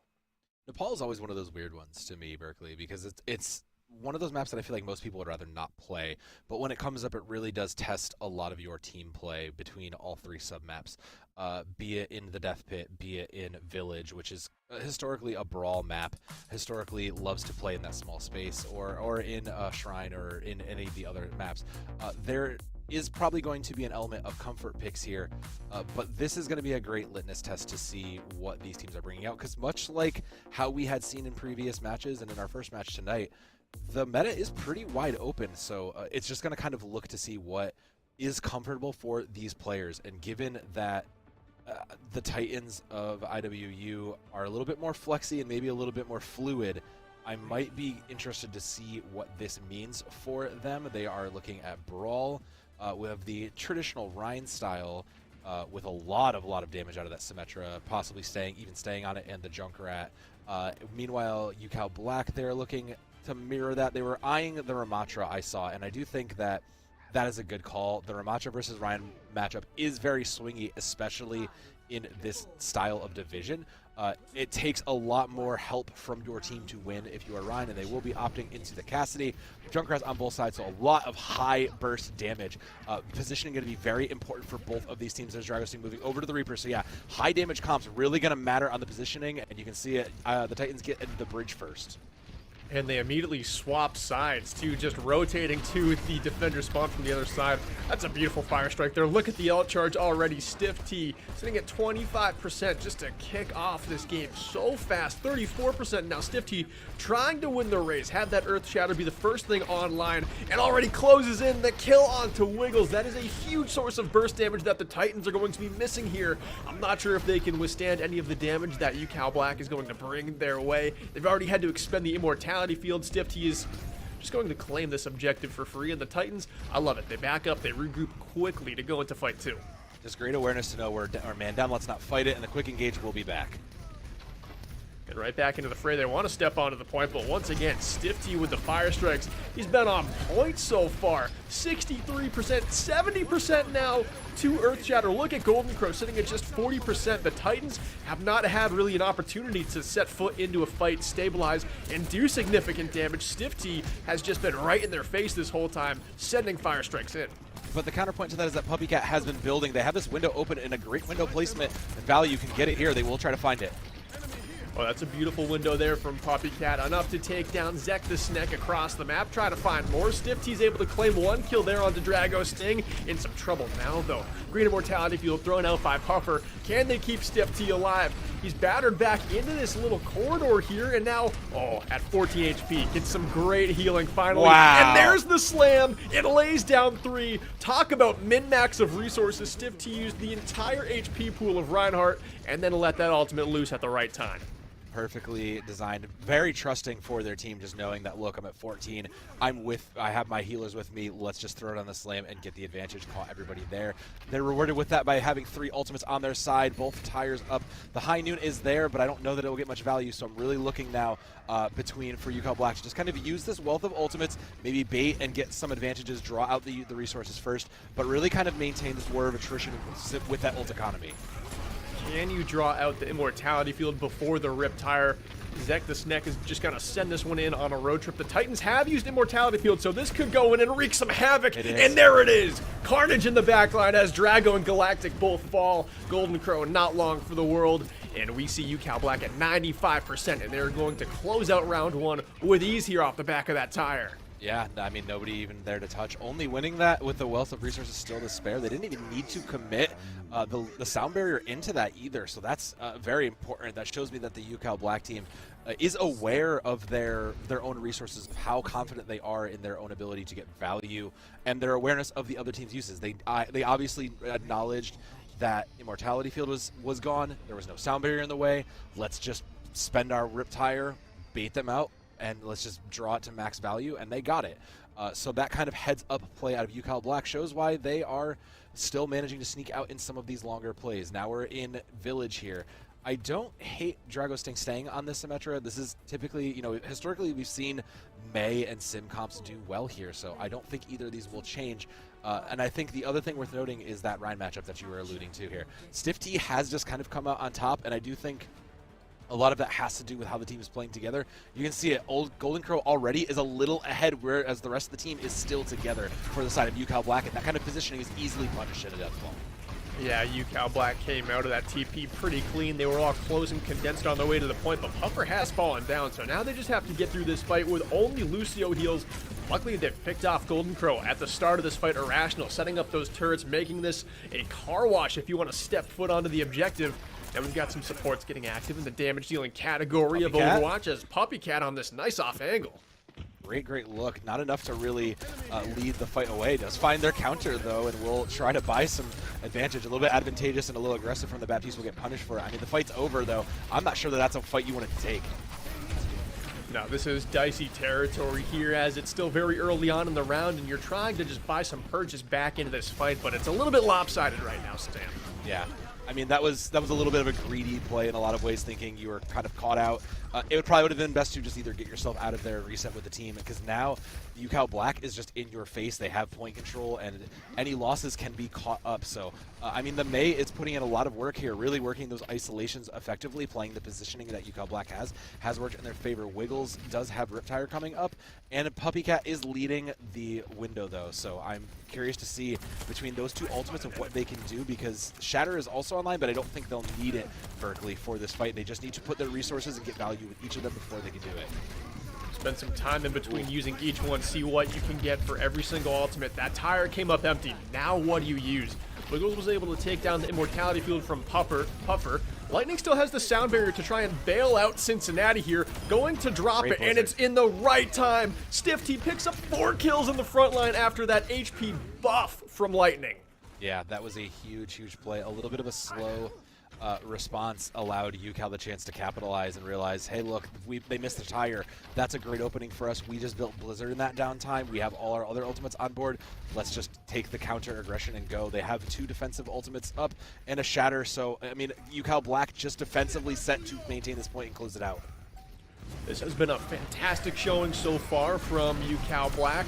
Simwall goes up. That blocks the shatter from a few, but does not save Zek the Sneck. The Fire Strike through the Ant Matrix is enough to scorch Wiggles, and that one lines up perfectly, and that is going to be a 2-0 sweep on the Paul for UCal Black. What a great display of Overwatch from them. Yeah, they looked very dominant in just their mastery of the positioning, of just knowing when to move together. Again, great team play that just came to make this death ball so successful. Realizing that we could get value out of certain things, realizing to play the position timing. And this shatter in particular from Stiff T, just great trust in your team. You saw how low they faded there to just say, look, like we are getting pushed back. I have this. I don't see anything in front of me. I know that even if I throw this in, my team should be able to clean this up. It was a great call made, and sometimes those are the on-the-edge call that gets UCal Black a win, wins in a map 5, and gets them around 1 here in a control map. So great heads-up play from UCal Black to give them that first map win. And now going into map 2, as we get ready for Hybrid, what sort of tips would you give the Titans of Illinois Wesleyan to try and piece their comp together a little bit better? If they were going to go back to Brawl, they didn't play the May. Is that one of the things you would change? Would you tell them to go to a mobile comp? What advice do you have for the Titans? I think you can look to, I think you should look to the May, actually. I think that if you're going to run the Reaper, if you have someone who feels so confident on a Reaper, that needs to be your damage source. I always love to look at this as who is my carry DPS and who is my supportive DPS. And in this position, a May is a great supportive DPS. So you have the ability to isolate, to slow up, and create moments for your Reaper to carry. I do think that that is a good option. If you want to play this high damage comp, I think you need to kind of pull the Rhine back, though.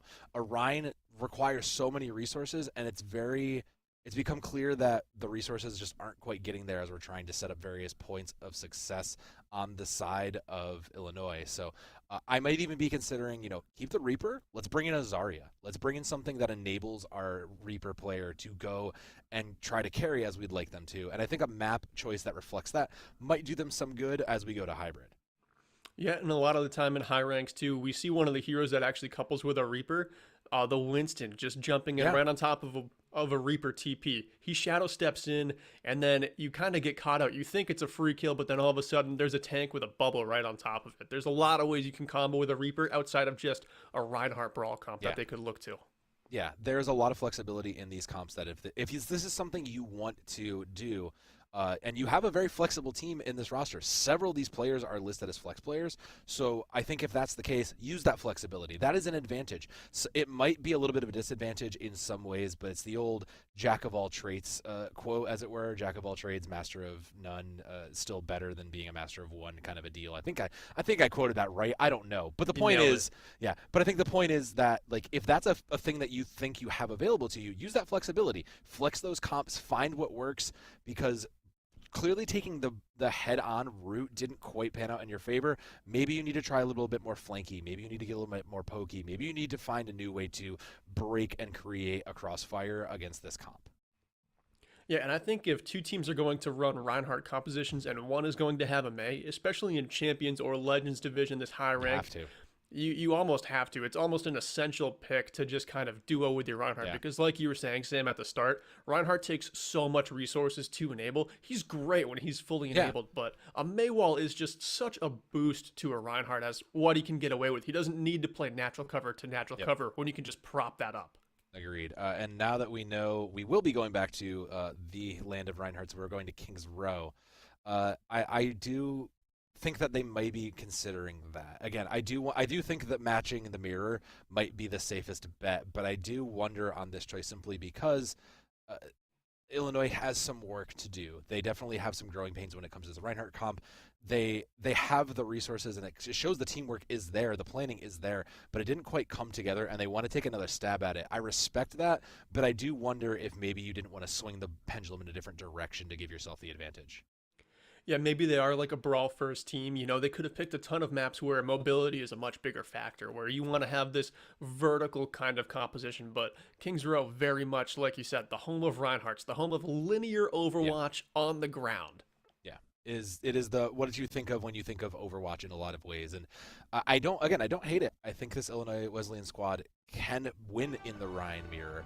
I think they just need to kind of reevaluate how they're taking it and how they're approaching it, because you don't play at this level without being able to at least have an understanding of how your comp works. We will see UCal Black run it back with what is a familiar comp to them, and hey, this works. This is kind of the standard brawl comp in a lot of ways. They are obviously showing well on it.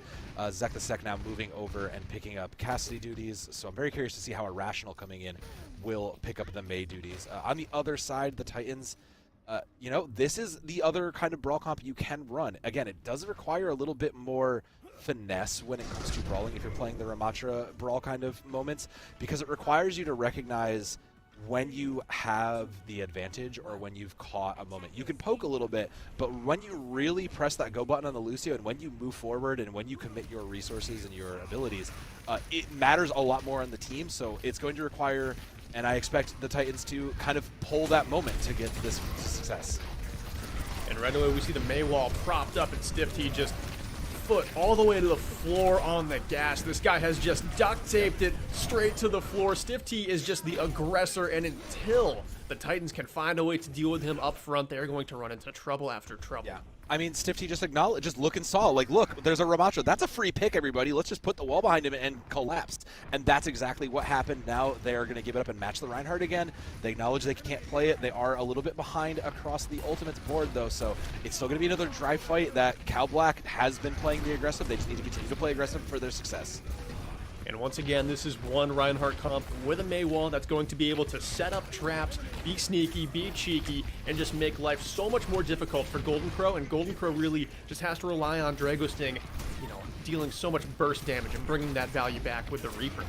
The problem is I don't see anything to really set that up, and there is a wall. They are set. They are trapped, Berkeley. They are basically stuck here. Yeah, and that is what this team does. They want to set up traps. They want to make you afraid to step foot out into the open ground. That shadow looked like it got blocked by a friendly May wall, and that is unfortunate. The Titans take full advantage. I love that. Wiggles in the feed, a pair of headshot eliminations, and then fanning the hammer into Stiff T. That's great stuff. Yeah, great awareness to capitalize on that error. Like you said, I think that got sent into an opposing May wall, which were very, very good. Which were very, very good there. I'm not sure what exactly went wrong in the comms, but they definitely came together. So they'll have the cart control. They just need to get past and build the rest of these DPS ults to keep to set their foot down and hold on UCal Black side, because there are ultimates up. They just need to get past what's on the other side here. And what's on the other side is dangerous. The Shatter comes in. That one lays down 3, but Irrational got the May wall off to kind of peel for the rest of the team. And then finds the pick onto the Reaper. Drago Sting sent back to spawn, giving a big advantage to UCal Black. And they're going to take it. They should have no troubles here holding the archway. Fantastic use of a May wall to just defend the team from that Shatter.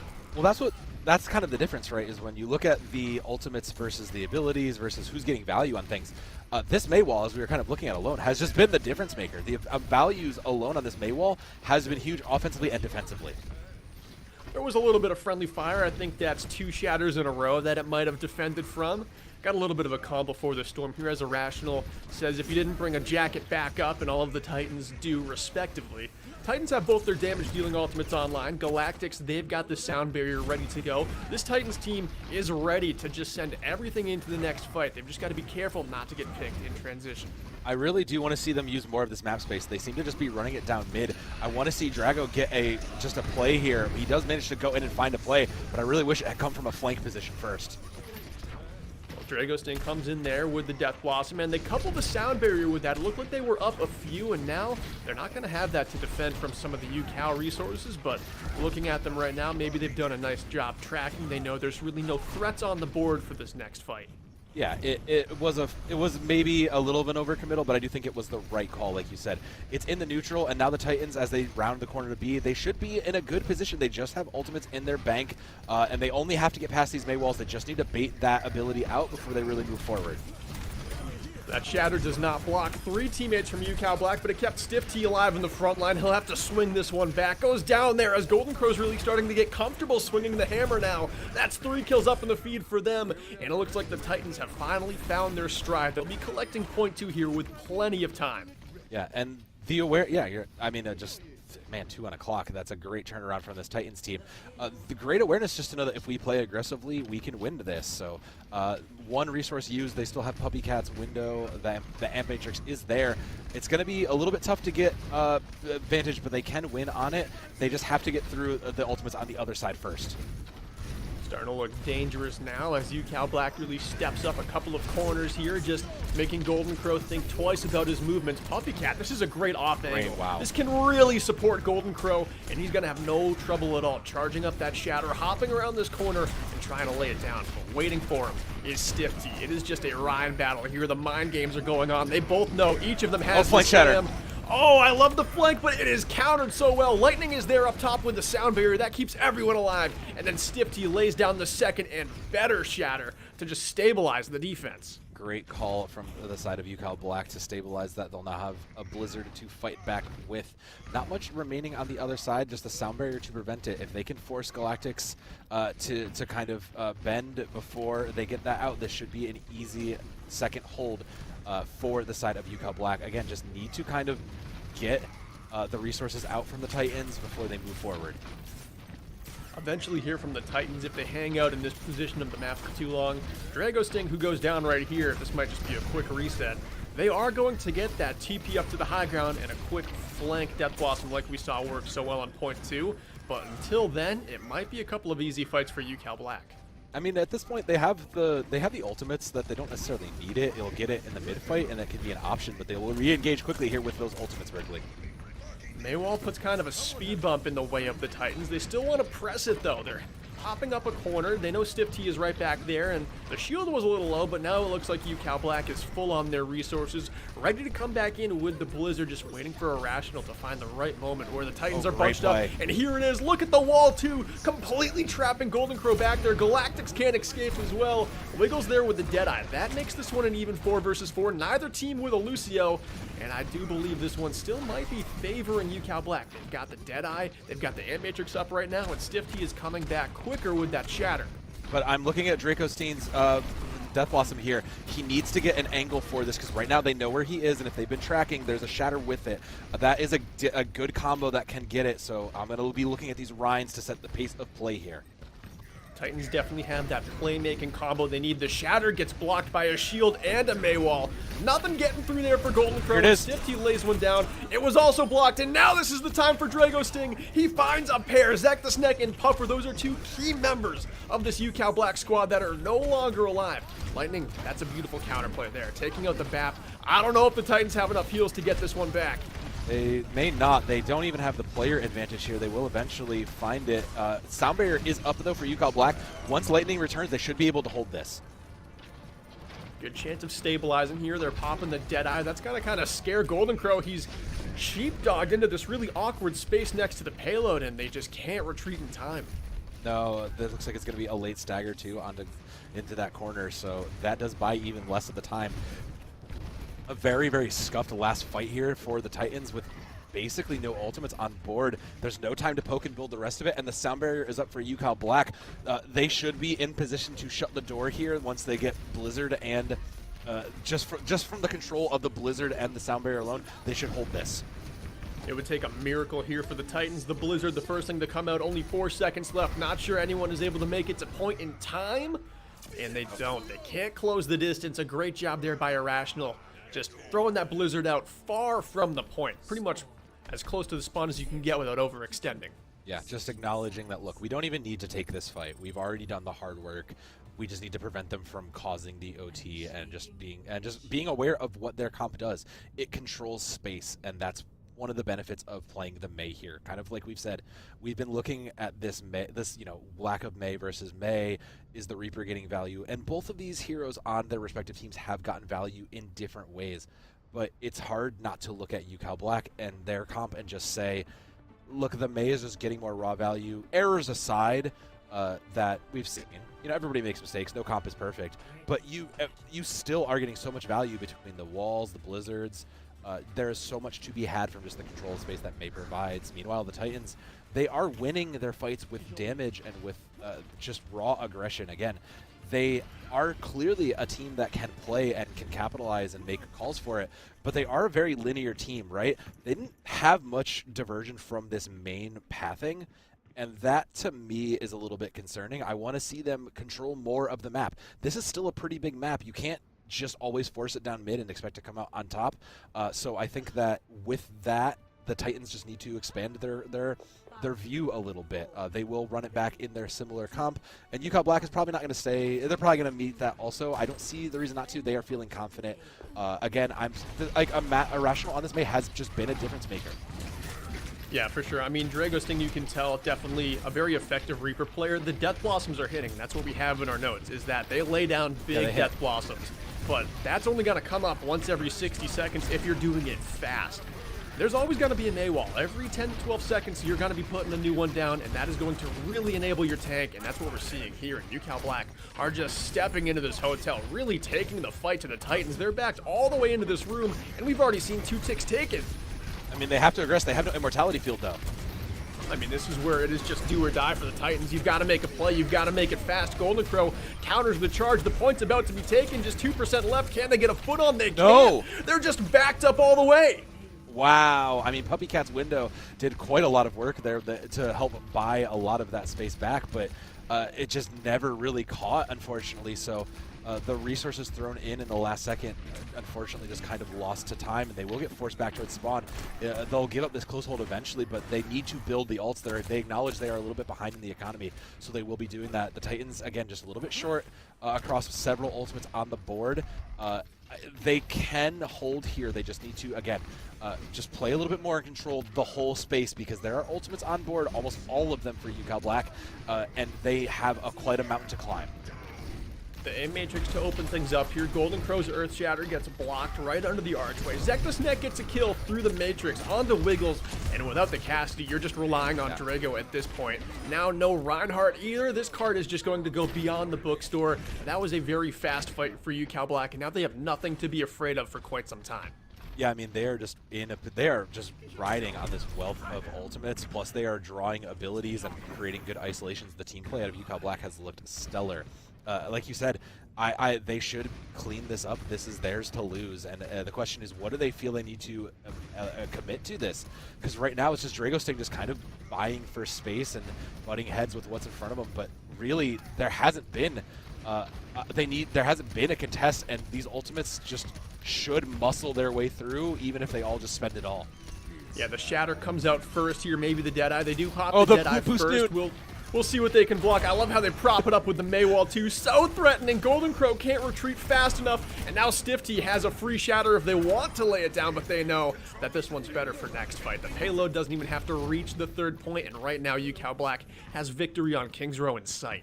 There is a wild joy in high noon shenanigans. So winning with just that actually is quite a boon. That's not one you normally find a fight win with. But now that the board has balanced out a bit, it's going to come to positioning. Right now, UCal Black has the advantage of most of the space in this. Wiggles popping the Deadeye, has a Mei wall in the way. Dragosting almost has that Death Blossom online for the first time this round, and it better hit because it's been a long time coming. That Shatter on the outside does get blocked. That's a beautiful job there from Golden Crow, and it looks like the Titans should be able to sweep this fight away. They will hold it for their Puppy Cats. Ant Matrix put in a lot of value, and they have been getting a lot of good value with that, kind of putting in a lot of work, but it has been used greedily just to try to enable Puppy Cat to get damage in. Now ultimate's up, Blizzard is there, so I'm going to be looking at the Blizzard and this Death Blossom. Whoever can kind of find the more value first is probably going to take this fight. There is Sound Barrier up though, so getting Lightning out is important for IU Titans to keep themselves alive. You've got to get the backline here, and they're starting to go in. Got to find something. Irrational does go down. The Immortality Field on both sides is taken down. Stiff T removes Golden Crow. That's going to be huge. They pop the sound barrier, and now your Reinhardt can just walk in freely, cleaving through everything in sight, swinging for the fences, fire striking down supports, and the payload keeps pushing. That was kind of the case you were looking for. If you are UCal Black, they'll have 5 strong and they will push and take space. High Noon is there. I don't even think there's a touch. Does it even need the window? No, it doesn't. It's over. UCal Black putting on a performance here on Kings Row to bring it to 2-0 in match point. I would not be looking at the brawl comp if I were the Titans right now. I would be looking for anything else we might have in our pocket, just given how these last 2 maps have gone in the brawl mirror. Yeah, if you want to play the Reaper, if you're going to play the Reaper because that seems like it's where their head's at, you've got to do it with a dive now, because you can't win Brawl v Brawl when Irrational is playing this well, giving the team so much value with every single May wall. Yeah, I mean, the comp differences are just kind of showing and exploiting your weaknesses, and at some point you have to give, because you could ride this out, but you've kind of already seen this, and history is repeating, so you don't want to ride this out. It is do or die time here as we go to match point, and you need to make a change right away. Yeah, you do. We're going to head to a short little break here before we go into match 3. We'll give IW some time to make some adjustments, to game plan what their next strat is. Stick around. We'll be back in a few.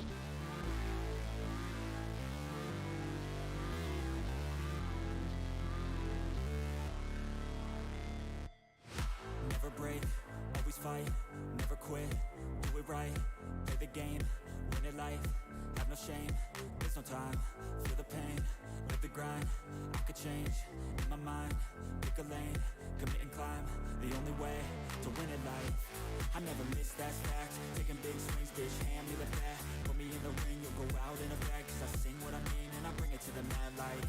Ain't got time to kill, I got time to feel. I took the red pill. I know life's short, so I wanna live real. But how's it supposed to feel?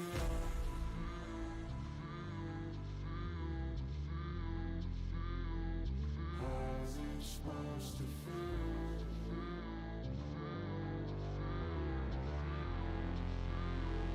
How's it supposed to feel?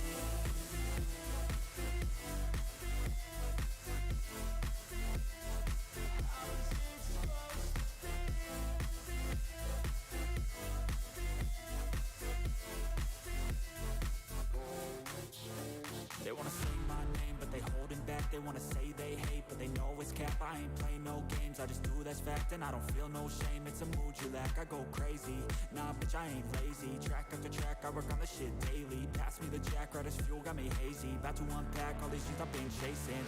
I've got visions in my head, like memories after death. To be a legend instead of something you can forget. I'm living up every breath, I'd rather lead than be led. I'll fill the seats as I spread with every word that I've said.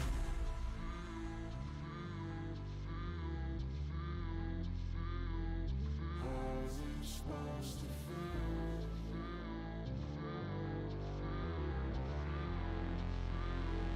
How's it supposed to feel?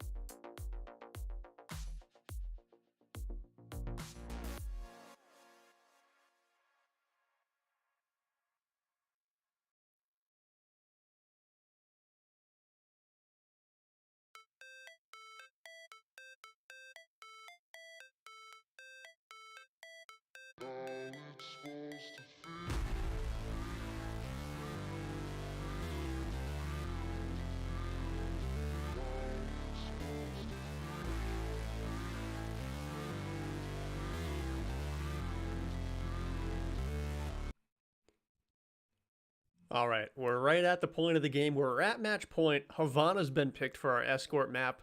And Sam, we talked about this during the break, but there's been a May difference in this game so far, and we are headed to the all-time spawn hold May map. What's going to happen? So I want to read this as UCal Black is going to take the brawl and run the force hold, at least to start, maybe not stay on it, but I have to imagine they're reading that.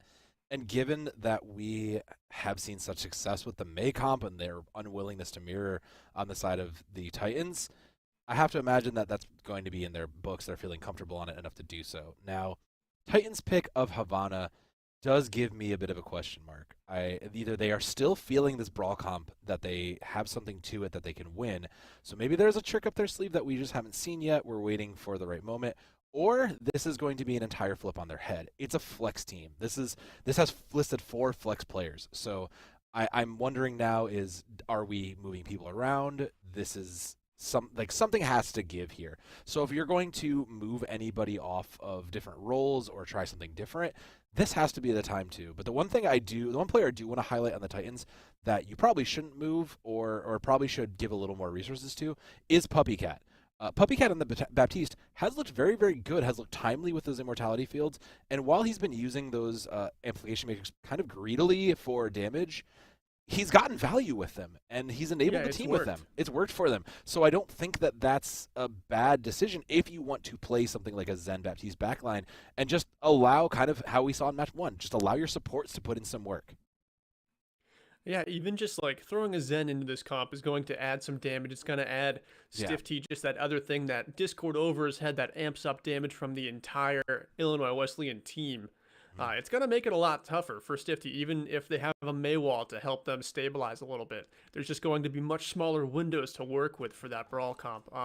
If you were going to tell Illinois Wesleyan and the Titans to not do one specific thing, what is the one specific thing you would tell them to avoid at all costs? As I would say, don't lose sight of the May, because that has been your kryptonite right here. Is keep your eyes on the May, keep your eyes on Irrational, and track what is going on. Even if you don't pay it, even if you lose sight of other ultimates, make sure Irrational does not find value with the wall. Make sure they don't make an isolation. Make sure you know where that is coming from so that you can help your team and support there, because they are going to, it looks like they are going to work on this close hold, and they have no reason not to. The Titans here probably probably reading this is going to have to make some sort of a comp work to just get themselves out of it. We'll see what they eventually end on, but if they do end on something similar to this poke comp, I do like these changes, and I do think that it does put Wiggles into a bit of a highlight spot too, because Wiggles has looked good on the Cassidy, and I think that is someone who you're going to do. They are showing a fragile backline in the BAP Zed, and I like it. I do think that this is a good spot. There's that wall, that May wall though. Oh man, pinned all the way to the back. Drago Sting goes down. Irrational with a beautiful Maywall to cut off the Titans' entrance onto the map, and what a rude welcoming they just got to Havana. See, Berkeley, they did what I said. You have to keep your eye on the May. They had no idea where the May was, so that was it. But jokes aside, they had, you didn't see them right away. We didn't really take in the whole map and kind of assume this was coming. So now they'll make those changes and come through. It's still a tough call of how we're going to get through this, and I think they have settled on something now. It's just going to burn some time to figure out how do we break through this, and Doomfist Genji is how they're looking for. And if you're going to, you better be in sync and you better be quick. Golden Claw right now is doing a pretty good job just kind of backing them off. Around down to Wiggles. That takes so much of the sustainability out of this UCal Black comp. Puppy Cat coming alive as well. They were great on Baptiste, equally good on Kiriko to start off this map. Yeah, this is the change that we wanted to see, right? We wanted to see maybe something drastic come out of the playbook, and this is it. A great awareness, and again, Irrational being the first pick was so important, because that is a lot of tools that is causing you the most problems. With that in mind, the Titans built up quite a few ultimates here. They just need to finish it and can clear A with them. Oh, Golden Crow goes down pretty low there, but is able to stay alive. Has the Meteor Strike to go in for a second push and chooses to pop it. UCal Black playing a little bit scared here, spreads out, and this could be dangerous. Oh, what a pin there, T. Peeling into the back line and taking care of the Doomfist. taking matters into their own hands. There it was Zek the Sneck with the kill, but the lead by the pin.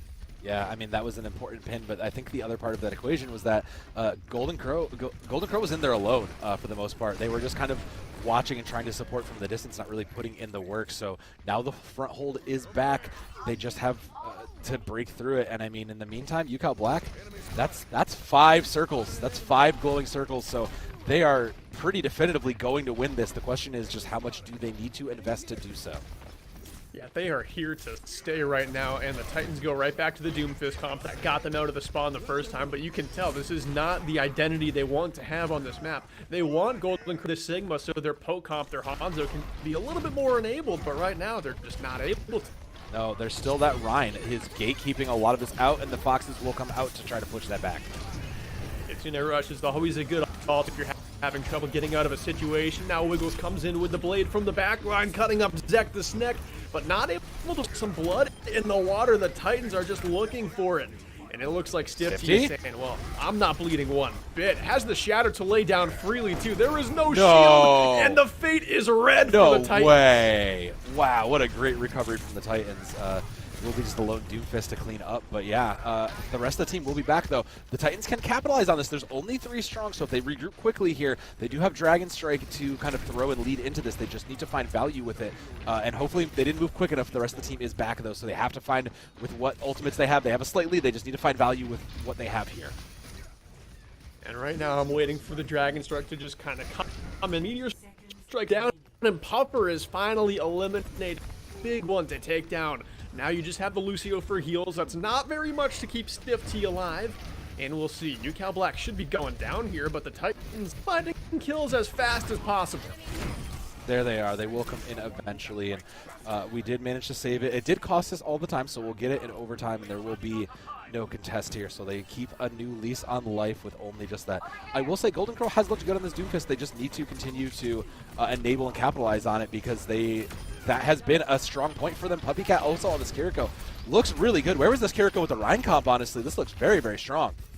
Yeah, I don't know, but Puppycat has just been that dude for this Titans team. They have gotten them through all the rough patches so far, and I need to see more of it. Yeah, I think this is incredibly a highlight. Already has another Kitsune Rush up. That is huge in itself. There is a lot to go through, but the Titans have shown that they can come out in the clutch, and they've shown a comfortable on a comp that UCal Black kind of just can't quite get the advantage on here. Yeah, and I love what the Titans are doing, just pushing the aggression as far as they can really muster it. Puffer goes down again, awfully close to the spawn, in fact, and now UCal Black left with low heals, just the Lucio. They can't keep Zek alive for very long, and Puppycat is there once more with a kunai headshot. I mean, it's great heads-up play. The cart has been rolling this whole time, and just great space control. You know, we're so used to seeing UCal Black controlling and manipulating the space, but Titans showing they have this in them, and they are not down and out yet. Oh, dodging the pin too with the Meteor Strike. This is just great stuff we're seeing from Golden Crow. They are going to pay for it, though. Overextended as well, and now the Titans, they just don't have great positioning here to retreat, and this is where UCal Black really start to stabilize. They're going to set up as close to this as they can. Yeah, they have played that aggression, and now seeing that aggression swing back in the opposite direction. UCal Black, again, just a treasure trove. All ultimates on board. Again, it's theirs to lose here. They have all 5. They just need to not overcommit a mix of their ultimates. Coming into this next fight, they've got the Blade and the Kitsune Rush coming up pretty close with the Transcendence as well, but UCal Black, they've just got everything and more. They've got all 6. They start out with the support ultimates here. That's going to get them through this Kitsune Rush onslaught that the Titans have to lead off this fight. Now the Titans just have to rely on a big Dragon Blade and down their tank. I'm not sure it's the right time to pop it. No, even with that trance you have built, I don't think this is the time. It'll be back to the drawing board, and 1 fight left. This needs to be this needs to be quick, but Stiff T is making sure these spawns do not make it. It's a little bit of a flashback to the previous map here, because there is going to be a touch. It will likely be Golden Crow and the Doomfist, but they're going to have to commit both of these ultimates pretty quickly to make sure they can try to capitalize as best they can. There is a wealth on the other side, so I'm really expecting Wiggles and Galactic to come up huge here. And the Blizzard leads us off here just like it did on King's Row in overtime, and we're just waiting for the Dragon Blade. There it Wiggles is. starts this one off with a nice little shuriken kill, is able to cut up Puffer as well before going down. It's a 3 versus 3, and the Titans need to make the most of this opportunity. UCal Black still has the Deadeye that's coming out of spawn, and I think it's going to get there in time before we close this round. I think it will. The Mei is still alive also, which is worth noting because, again, that just cuts off sight lines and offers so much support in that tankier DPS position. The High Noon is there, just getting a clear view of their hold from the back line. And, again, just a very aggressive hold from UCal Black led them to hold in the middle of point B. So Titans, again, signs of great play out of them. I do like this Doomfist comp.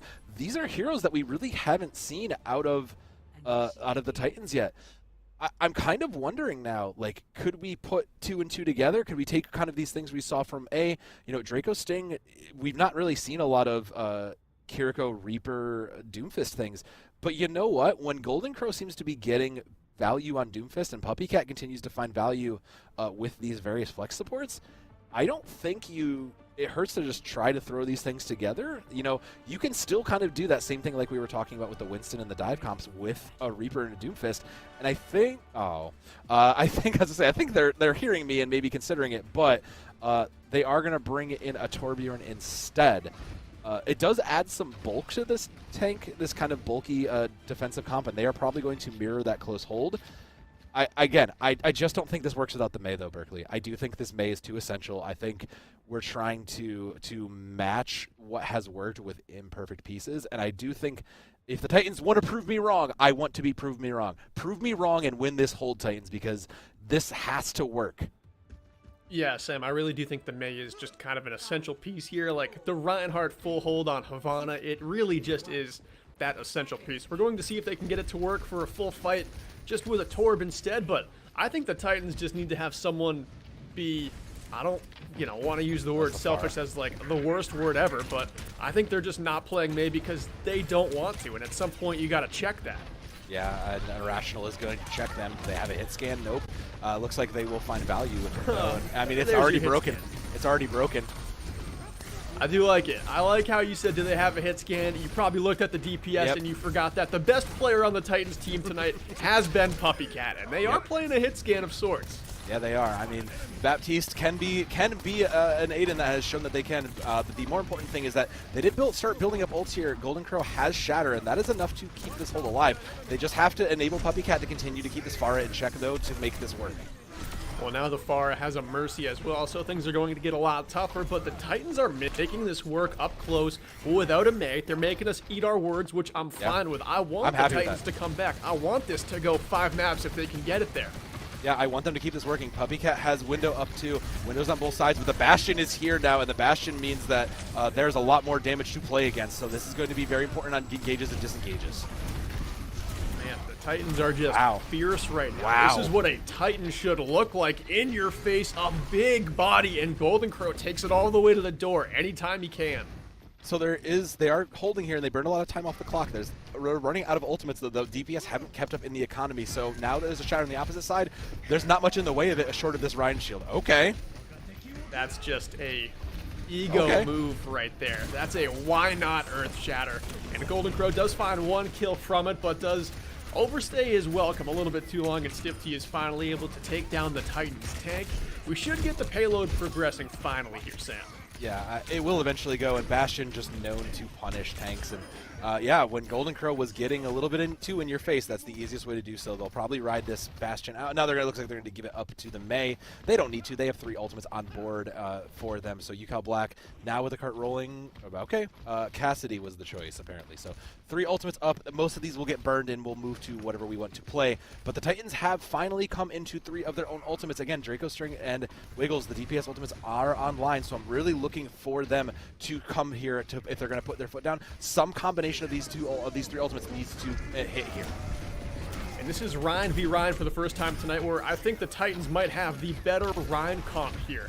They don't have to worry about the Mei anymore. They've got Drago Sting on the Reaper, which they love, and they have a Lucio to speed boost this team around. I think the Titans, for the first time in the series, have the better looking Rhine comp now.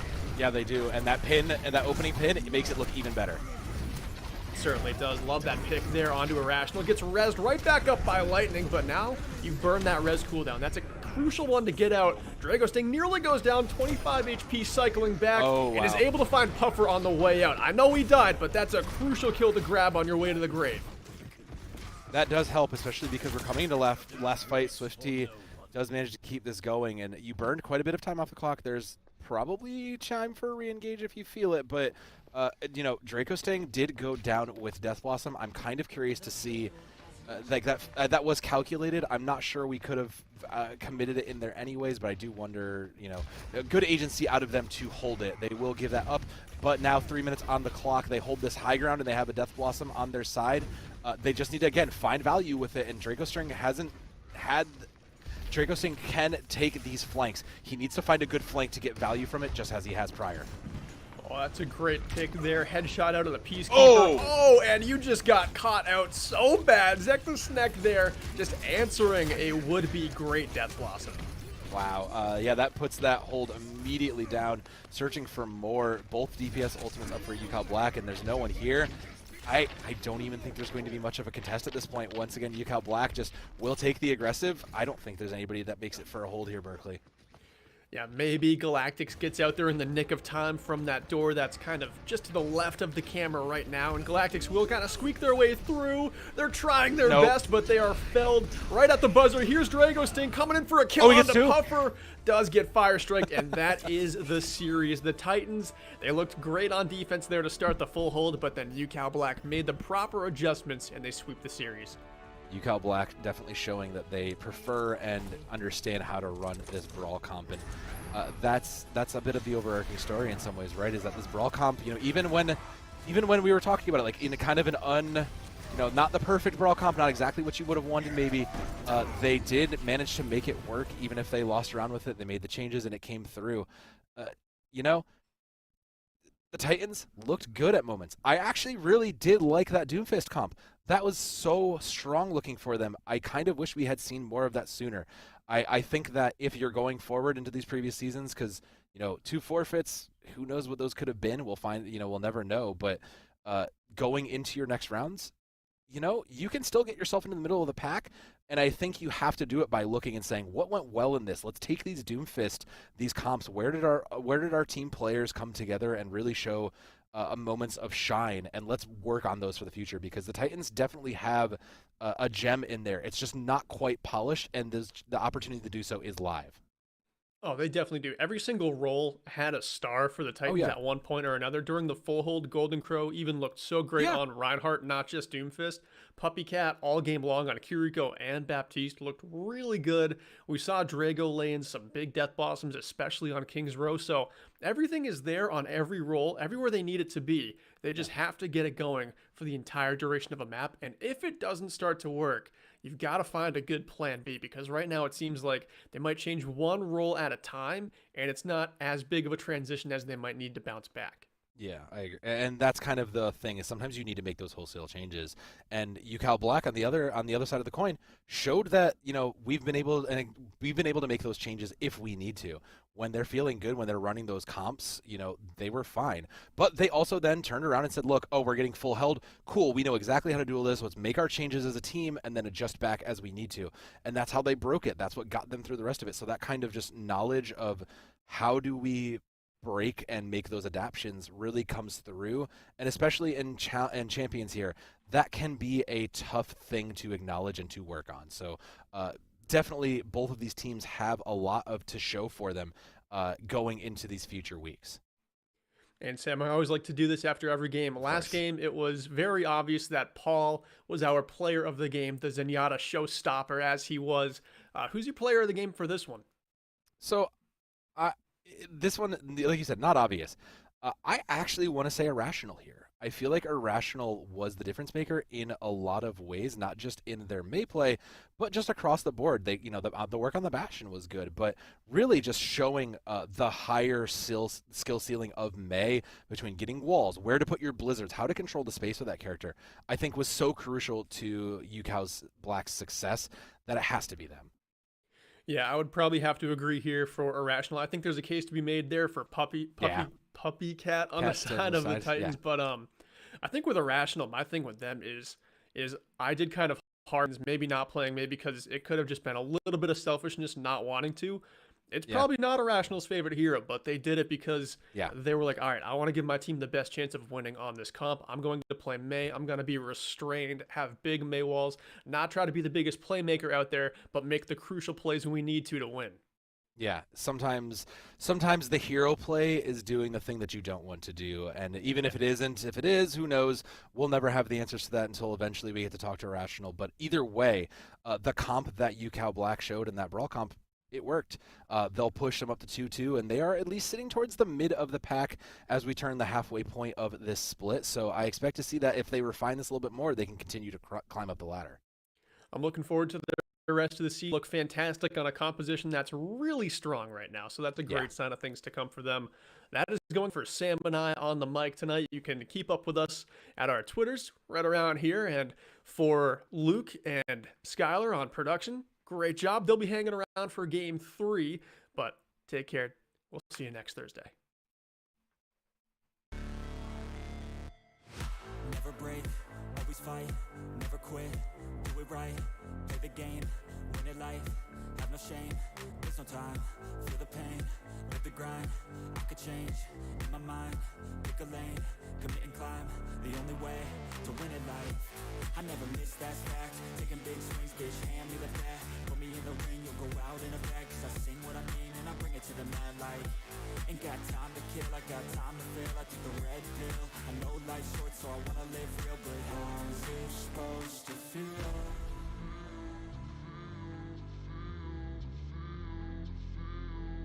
How's it supposed to feel?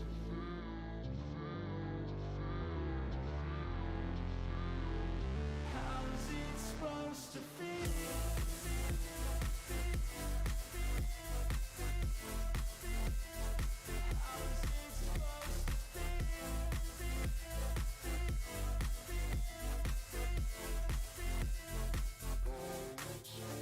They wanna say my name, but they holding back. They wanna say they hate, but they know it's cap. I ain't play no games, I just do that's fact. And I don't feel no shame, it's a mood you lack. I go crazy, nah bitch I ain't lazy. Track after track, I work on this shit daily. Pass me the jack, right as fuel, got me hazy. About to unpack all these things I've been chasing. I've got visions in my head, like memories after death. To be a legend instead of something you can forget. I'm living up every breath, I'd rather lead than be led. I'll fill the seats as I spread with every word that I've said.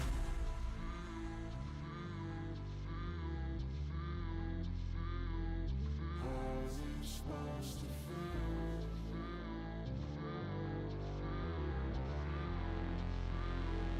How's it supposed to feel?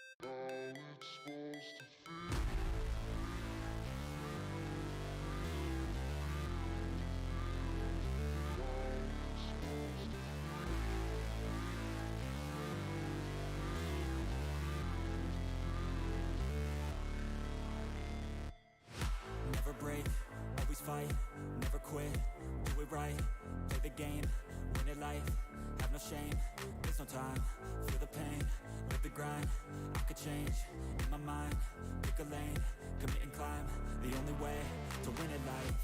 I never miss, that's fact, taking big swings, bitch, hand me the bat, put me in the ring, you'll go out in a bag, cause I sing what I mean and I bring it to the mad light. Ain't got time to kill, I got time to feel, I took the red pill, I know life's short so I wanna live real, but how's it supposed to feel?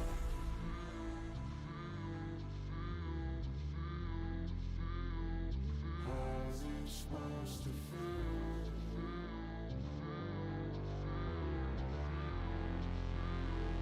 How's it supposed to feel?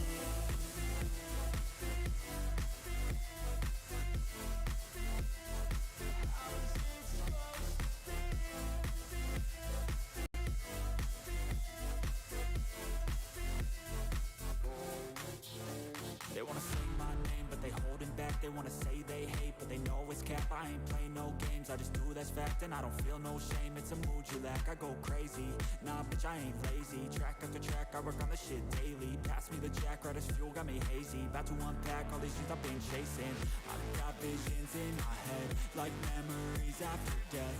To be a legend instead of something you can forget.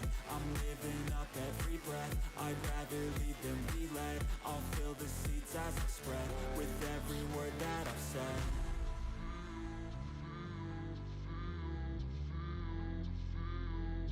How's it supposed to feel?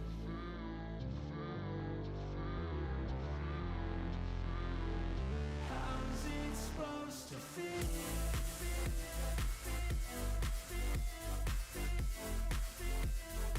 How's it supposed to feel?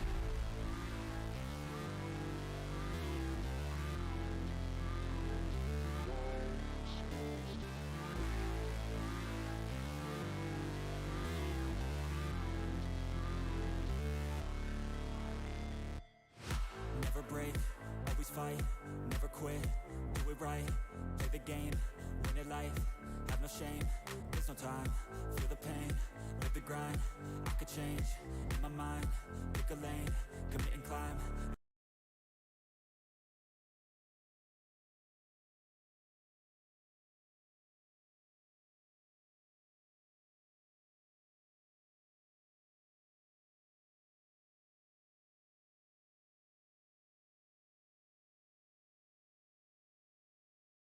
A particularly solid record so far. They really want that win, but of course, the team that's down 0-3 might want it just that little bit more.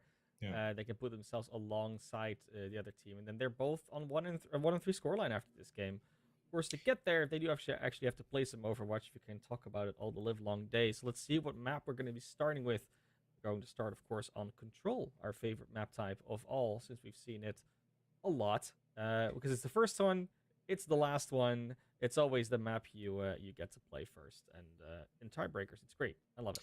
Yeah, I mean, one thing we've kind of noticed in the last little bit, the other thing to kind of highlight is the fact that compositionally, it's been an interesting evolution over the last little while. Even as we look at Control, right, it tends to be very chaotic. So a lot of we've seen a lot of rush based around sort of a Reinhardt, even a little bit of Ramatra in this patch, and of course, Dive has been center stage at on Control.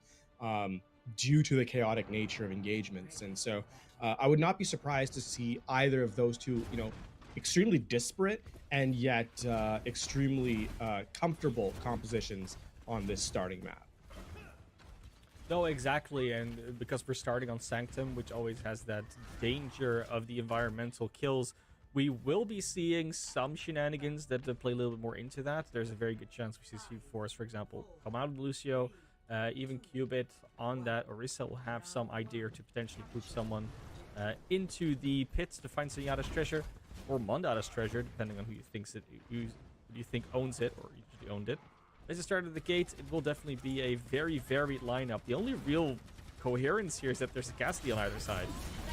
Of course, this is going to be really difficult for Qubit to stay alive in, and there it is. The Mei wall comes through, and then the AoE damage of Rhino to follow in, and they do a great job of dodging the javelin spin to not be pushed off the map. And Montclair State Red, a very aggressive start to this round, will give them fight number one, will give them control, and I think also force Florida Polytechnic to switch their composition. Have realistically, Montclair State's Red's really good in close, and Florida Poly gonna have to find a way to break down some of that damage dissipation that can be applied with the Mei.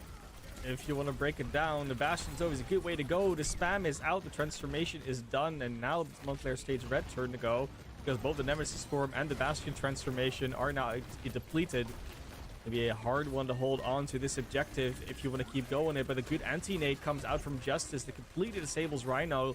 The C4s come back, though, with a beautiful boop. Off the map goes the Legend 27, and that does mean it's a fairly even fight to continue this. Not that easy to stay alive, though, and when you're Reinhardt gone, or Reinhardt not really gone, but now gone, there's going to be a hard one to stick on that objective when the Ramatra is still rearing and kicking, and Qubit's getting close to the ultimate as well, so it's going to be another hard one to get past. Yeah, unfortunately for Montclair State Red is they allow Florida Poly to get to the objective, and they can't wall off anybody and collapse on that. And that small window that you highlighted between the Nemesis form and the transformation of the Bastion was swiftly, that advantage was swiftly lost, and Florida Poly, rode that damage or that extreme damage throughput to burn down the Reinhardt, as we saw. Montclair are gonna have to start playing around this Blizzard. Expect them to try and rush forward and use it as they find an individual player out. Don't even need it. The Shadow's good enough, and the wall blocks something off. Triple kill, quadruple kill comes in. That's the full team wipe. They did use a couple of other ultimates with that Blizzard. Unfortunately, is still in the bank, but, FL Poly's gonna be fine. They got 5 in the bank. Yeah, that's a very expensive fight for Montclair, right? It's 3 ultimates that they had to take that fight when Florida Poly used nothing. Now, I mean, surviving the Blizzard is going to be critical at this stage of the game. Dodging it would be a difference maker. If not, though, if they can dodge that, then they've got all the tools they need. Annihilation into the nano boost right through. No, they got full on in with the nano boost. It's a lot of damage, a lot of survivability for that Ramatra. The wall doing absolutely nothing. And with only just those 2 ultimates, they just do a team wipe of their own.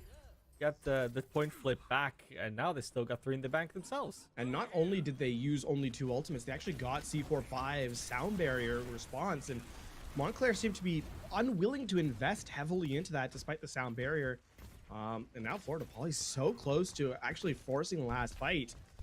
Sound barrier, walking through a choke point into the Bastion ultimate is going to be really difficult. And of course, Music with a overclock, one of the deadliest ultimates in the game, especially if you just spam fire the body shots with it. For an opening for that Blizzard, it might be a long range one. They're going to try and throw it in this little room, which is great because the Bastion's going to get frozen before they get their ult off. No, they do still get Obliv. Unfortunately, the Legend 27 just in time with the ultimate to get an elimination out of it. There will be kills going back and forth though. Ramatra of Cubit with the Nemesis form, obviously getting punch after punch, will be slowing down Maidenless with the Vortex. And when all said and done, it's still going to be FL Poly Esports that gets the win here on the first point.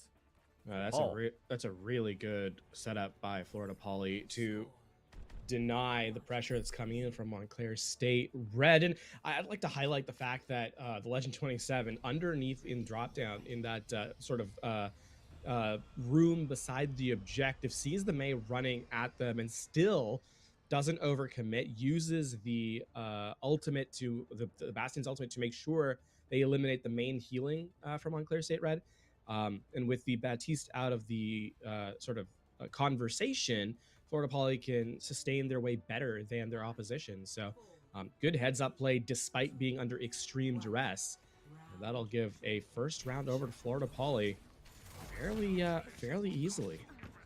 Nice and smooth rollout. The Symmetra's going to stay for Music as well. Sure, it's already up. It's tricky to get in there from Montclair State Red. They are still going to get there with the Mei. Will find themselves a little bit of time to get the turrets out of the way. And now the engagement is going to be fully underway with that Symmetra being discharged. Rhino gets a double with the Fire Strike, though, and a charge afterwards. I mean, we talk about Rhino. This is not the Contenders player Rhino, but he might as well be. Just a really good setup. Reinhardt, obviously, with a 100 damage on the Fire Strike. That's back-to-back through into the backline of of Florida Poly. And Montclair State ride that to a very easy victory. This is now back-to-back rounds where on first fight, Montclair decisive in their approach. Florida Poly gonna have to give up a ton of space and reset as a result. For an opening here, already get the first elimination with that Ramatra Nemesis form. It's so deadly when you get up close, especially for that Lucio. Just punch, and gone is the little frog man. And now, though, they're going to get into the objective. A couple of more eliminations to go, and they just push him in a corner. Nothing they can do on the side of Montclair State Red. And as easily as that first fight went, as easily the second one goes for Poly Esports. One initial pick-off, and then an anti-nade to force Rhino back, with a tank forced to sort of play passively. Legend 27 walks around a corner, and Cubit and Bastion just combine for damage. Now, Cubit also has the Annihilation. I expect this to be the first ultimate used in this fight. Montclair State Red need to slow the game down and try and play for a Blizzard here. Might hold on to the Annihilation because they got a couple of ultimates online, but they're trying to get into this objective for now. The Blizzard's already out, will be on the very middle of the objective, and it does zone out what Poly Esports wants to do, but not quite enough. Almost gets a charge onto Justice. Will cancel it and try to go for the Shatter. Ana on the ground will get fire struck, but that's about the only thing that will go down after another hammer swing. They will also find the Legend 27, but now it's just the Sojourn and the Lucio versus the lonely Reinhardt. You can get dodged and ducked away. Montclair State Red, though, they get the respawns. This is an opportunity for them to try and turn this fight. No ultimates online aside from that sound barrier. Eventually, Maidenless can throw it at high noon, but that's about it. As the Annihilation is also here. C-Force loses the sound barrier to another punch. Cupid relentless with those giant Ramatra arms. And almost it looked like a turnaround with Montclair State Red. They're gonna walk away with a tail between their legs. I mean, critically for Florida Poly, they don't actually commit much, right? They actually have everything except the overclock at the ready. So this next fight is more about order of operations than anything else. I mean, Annihilation is probably the opening game. They're likely going to nano boost it. Not just yet, the wall's in the way. Can't nano Ramatra when he's in front of it. Will use the Annihilation to prolong their Nemesis form and keep on going. No nano boost needed, no nano boost possible. Justice already out. And gets a double elimination when all in the far end. Montclair State Red, though, they got a fair few eliminations on their side. It's just Maidenless that will go down. Both supports against Cubit. 30 HP on the Ramatra. Will we finally get found by Obliv? That point will flip there's a lot of casualties and a lot of quick re-engage possible. I mean, Florida Poly are going to go for a fast reset, actually, as Cubic goes over to Wrecking Ball. They want to just take this fight right here and now, expecting to win it all the way out. Ultimate's ready here. Maidel is looking for that Wrecking Ball, of course. Doesn't even use the ult charge. Just going to try and look for the eliminations now, potentially with the Sticky Nade. A very annoying ability to play against as a Wrecking Ball. Legend 27 was nano boosted. Didn't really get much with that other than disabling a couple of abilities versus shields from Rhino. But Rhino doesn't need a shield. He's got a Maywall on the way. Shatter's almost there for that Rhino. Another beautiful anti-nade from Justice, though. The Shatter does come out. Will finally lead to the death of the Legend 27. Maveless finds him with the High Noon. Now it's all pushed forward from Montclair State Red. They found one and they want all 5. They're just going to get 3. That's going to be enough for now. I mean, this is going to be final fight, actually, on this round, and Montclair State Red have the closeout utility. Remember, Florida Poly has to contest the objective, which is the domain of the May player, and with a Blizzard in tow, really all you have to do is wait for them to get on the objective, use it, and then take the remaining players out of the conversation. I was going to say, even Cubic's going to have a hard time going on to it, but he's got the minefield ready. That's a lot of area control also for Montclair State Red. And with that, they already find the double, including with the overclock. They're going to try and find a little bit more. May out of her ice block. Will find Zelos with a beautiful headshot as well. It's just click, click, click for the Sojourn of Music. I want to see them gunsink that. That would be beautiful. That'll be it. That'll be map number 1 over to Florida Poly. And what looked like such a promising fight, Lafon, turned around at the end. Unfortunately, the Blizzard was not as good as the Wrecking Ball play. Yeah, really. I mean, Florida Poly, I think, clearly recognizing that the win condition established by their opponent is based on that Blizzard. And rather than overcommitting and trying to respond, just play outside the objective, right? They tag out just long enough and essentially nullified the May the entire game long. So as we move into, the next couple of maps, it is going to be very interesting to see if the May remains, if it's going to be this kind of Reinhardt brawl that continues to be on sort of on lock. And if so, can Florida Poly continue to remove the efficacy or minimize the efficacy of the of what is essentially a game-winning resource, as well as they were able to in game number 1. It's always a question. You never really know what's going to happen in these other maps, especially after Control, which is always such a defining game type in terms of the maps that it gives, the geometry that it gives, the playstyle that it sort of forces onto teams. So there is a very good chance that we will see some other playstyles, but it also, again, depends on the map. We've seen map diversity actually matter a lot in terms of what teams A prefer, but also what seems to work a little bit better. So maybe the map choice and also the map bans will make a little bit of sense. Of course, we have the system here where the winning team gets to ban a map in the next map type, and the other team gets to pick it, the team that just lost the map. So we'll see exactly what we're going to get out of that as they make those choices. Yeah, it does allow for a case if there's a map that specifically plays to a style that doesn't work for you, then you can just kind of get rid of it early, which gives you an extra benefit for winning, right? So in general, as we kind of look forward, I think one of the other things too to kind of highlight is that for Florida Poly, despite them winning game number 1, they weren't really required to showcase much in terms of flexibility, right? They were able to kind of run their one style all the way through. And so for both teams, there is a question of, do we have different looks from these squads? I mean, we saw Cubit on the Wrecking Ball, so there is some element of flexibility there, but as well as the Orisa and a bit of Ramatra, so clearly willing to kind of shift around. But the rest of the composition didn't really change so much. So that is going to be an interesting thing to kind of notice when we move into the further maps, if they do change compositionally. Yeah, I'm sure. You're all ready for it, to see some diversity. I know we are always ready to see some diversity, not just because it makes things, shake things up, but I like seeing players' flexibility and teams' flexibility, not just the adaptation, but also the individual skill, and sort of how they synergize with each other when they're on like completely different picks. Like there's so much to that and so much to that dynamic that you can break down this one thing they do for 4 maps in a row, but it's always fun to see something change. It's going to be a ban on King's Row, though, Lafon, so no direct Reinhardt shenanigans that are sort of guaranteed. But Midtown, still possible, I guess. Yeah, I mean, this is an interesting look, I think, into sort of the thought process of Florida Poly, that they don't really want to kind of run this Ryan head-to-head mirror. So I like this ban on King's Row. I think clearly your opponent has showcased that they want to run this Reinhardt May even on Nepal for as long as they did. Mhm. So to highlight to ban King's Row, I think makes sense. It also highlights a case for Florida Poly that they're unlikely to take the full Ryan mirror in this series. I think we can expect to continue to see when they run Brawl, it is going to be based around Orisa. It's going to be based around Ramatra. And the option, of course, it still exists for dive compositions, perhaps. But I think there is an element here where it's, can you pull away from where your opponent's strengths clearly lies? That is always the question so far in their spawn. It seems like that's going to be a no. We do have a bit of a role swap at least happening, or full role swap. Going to be Obliv now showing the Baptiste and Novari on the Lucio. So of course the attack there might still swap. On the other side though, it's going to be Cupid starting on the Sigma. Sigma very good in the current meta. I've seen it picked a lot. Pick rate was very high, even according to the Overwatch devs. So we'll see how that's going to work out. I like the pick here personally. But looks like it's going to be Montclair State Red, not changing up too much. Yeah, like I said, comfortability seems to be sort of their name of the game here for the Montclair squad.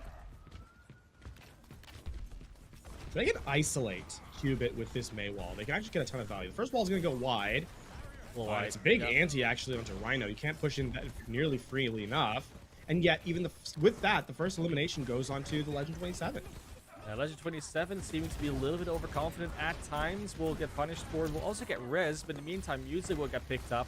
That's another elimination, still numbers advantage, but another Bastion transformation out with the damage boost of the Mercy.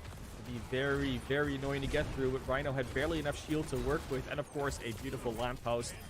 To be a looked like a team wipe, whilst a potential first point control already. But Cubit, the ever-surviving tank, will just keep living. Gets 2 eliminations together with music coming back. There's finally the team kill horn coming through, though. With a little bit of luck, a little bit of haste. That point will just get capped before anyone else can get back. Yeah, Euro going to get off of the Mercy now as they go to a Baptiste. I don't think there is even an attempt going to be a contest here. Yeah, going to just retreat to the high ground here. Our Florida Poly. Montclair State Red also, it has to be highlighted, actually get a lot of ult charge off that fight. Sure. And it's not really mirrored in kind by the Florida Poly squad, right? The supports did not generate much in terms of healing, so Montclair squarely ahead in the ult game. Yeah. We do have Arrow switching over to the Baptiste, of course, from the Mercies. That has something to do with it. Music already taken out again, only accruing a very small amount of ult charge. We'll get Cupid down instantly. Good shatter, early shatter again from Rhino, who is just a menace on this Reinhardt. And even the anti-nates of Justice are not going to be able to save him this time around. This is a really good setup here by Montclair State Red. A confidence that perhaps was eluding them a little bit in map number 1. This has certainly been a different looking squad entirely on this second map. At the very least, they're already cleaning up their ult usage. No 5 ultimates for a team fight. That's only 1 shatter. They got 4 left. They're gonna try and use them in this one, as Florida Poly is finally getting some of their own. There's 4 in the bank themselves. That's gonna be a easy lineup. The nano boost on the Legend 27 though is very powerful, very damaging, but it's gonna be Zealous Blizzard that makes them halt for a little bit.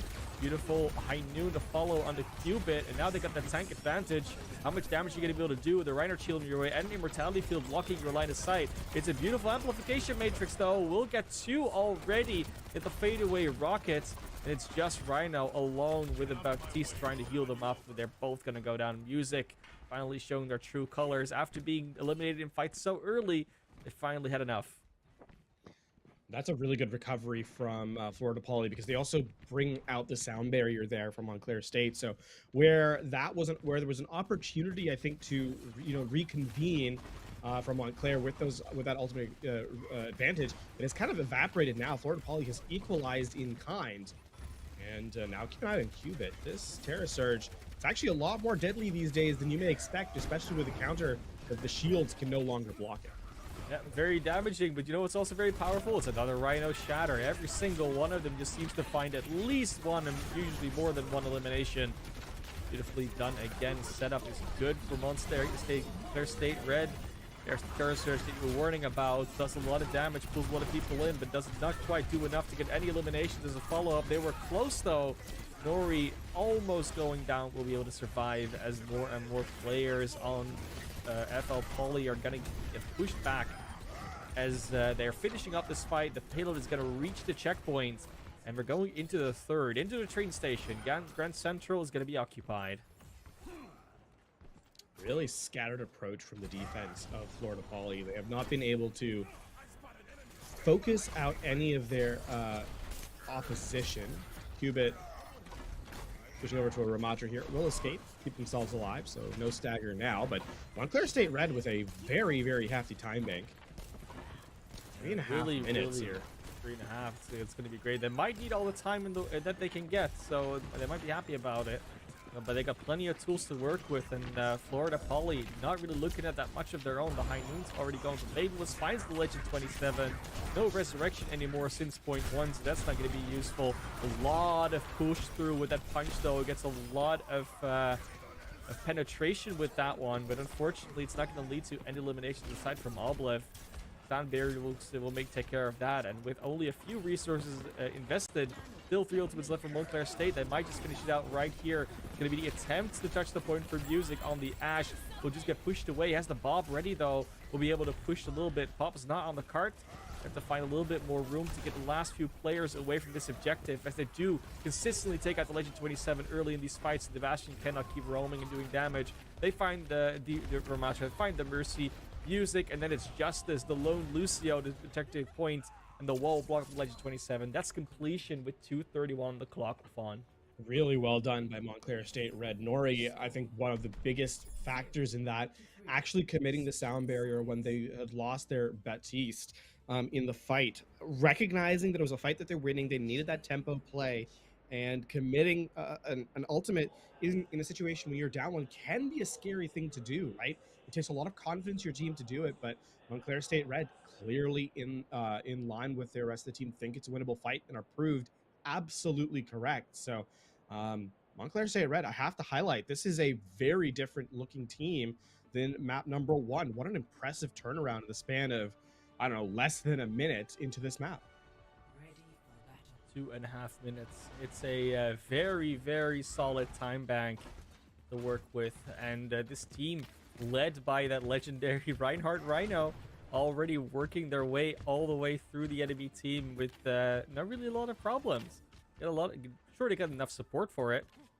It's a very, very solid engage speed that they're able to do. Like you said, the speed boosts have been on point as well, the coordination around those. I think the bigger, the most impressive adaptation from map 1 to map 2 is that they're getting Rhino into position to actually swing away the tank, right? The same cannot be said for Florida Poly. Cubit is often caught out on an island, isolated, with no one to support them. So going to have to be an adaptation here from Florida Poly to sort of give more resources to their front line to be able to duel a squad that is providing a lot of support to Rhino. Who else to kite the Reinhardt than the Kiriko Lucio duo with the teleporters and the Reaper, but unfortunately a charge will still get you Music. That's not going to be a fun one. Nice freeze attempt here onto Cupid. Of course, just a slow for now. Legend will find Maidenless. There's a little bit less pushing power on the defense side of Montclair State Red, but they're still getting pushed back. And with all that focus on the Reinhardt, the rest of the team can just do their work. The support is there. Mantra will fall. We'll find Oblev. It's not going to be enough to charge to try and find something here. Might be a little bit far right now. You got to be careful. There's turrets behind you, 44 HP, and they can just speed into you. But somehow, some way, the Rhino's the one that lives. It's going to be Nori going down. There is finally the attack on the Reinhardt.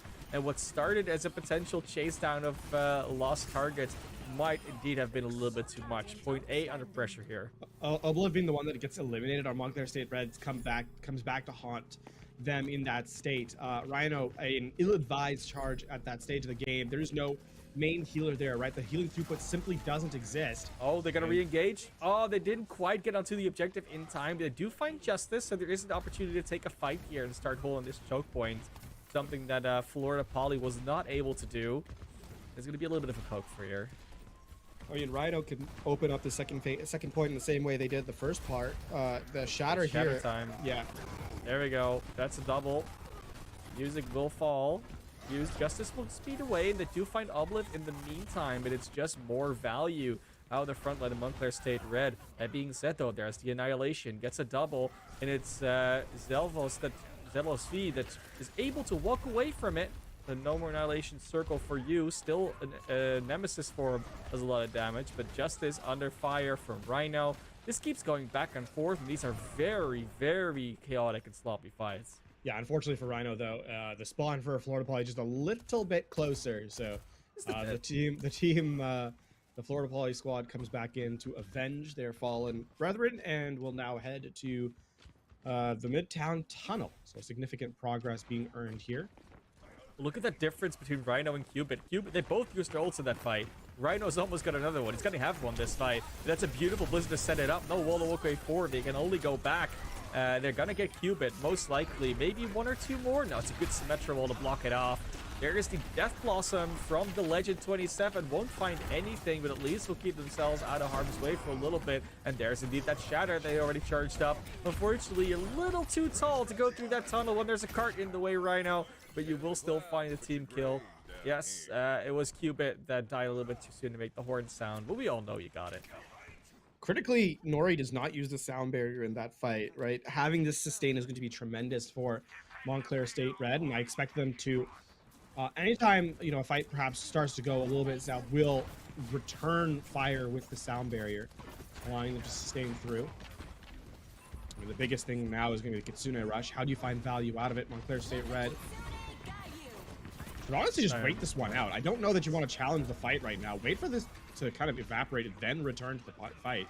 Yeah, Music wants to go bruh, but I don't think they're going to give him the opportunity. Unfortunately, Music finally does transform, and we'll find a little bit of damage here and there. Eventually gets Nori on the ground, and there we go. That's a triple kill. They stop the card barely before it touches the objective, but when the team kill comes through, it will still get there. 4 minutes on the clock, Lafon. Even more than Florida Poly had. Yeah, a little bit of an unfortunate timing there. Credit to the Music, though, identifying the Lucio as the one to focus down. Keep in mind, that sustain is only useful if Lucio is not being focused, because using the sound barrier when you're taking damage is an easy way to lose the sound barrier. Saw it happened before. Music under a lot of pressure, though. Almost going down instantly in that fight. Very good at focusing down the Bastion as Montclair State Red at this stage. Justice tries to get their team out, but they can't get away from a Blizzard and a Shatter. Maybe an overcommit on that combo, but at least they get the full team wipe in less than a second. I mean, if you're Florida Poly, you're happy with that fight because you'd already lost Justice at the start of it. And Montclair reply with an Earth Shatter and the Blizzard. And now, I mean, the Annihilation realistically is going to force the sound barrier here from Nori. Then you have a sound barrier of your own into a Death Blossom from the Legend 27. You're feeling pretty confident about this upcoming sort of situation here if you're Florida Poly. Already the initiation with the Nemesis Storm. There's the Annihilation to follow it up. It's a good sound barrier, also a good Immortality field.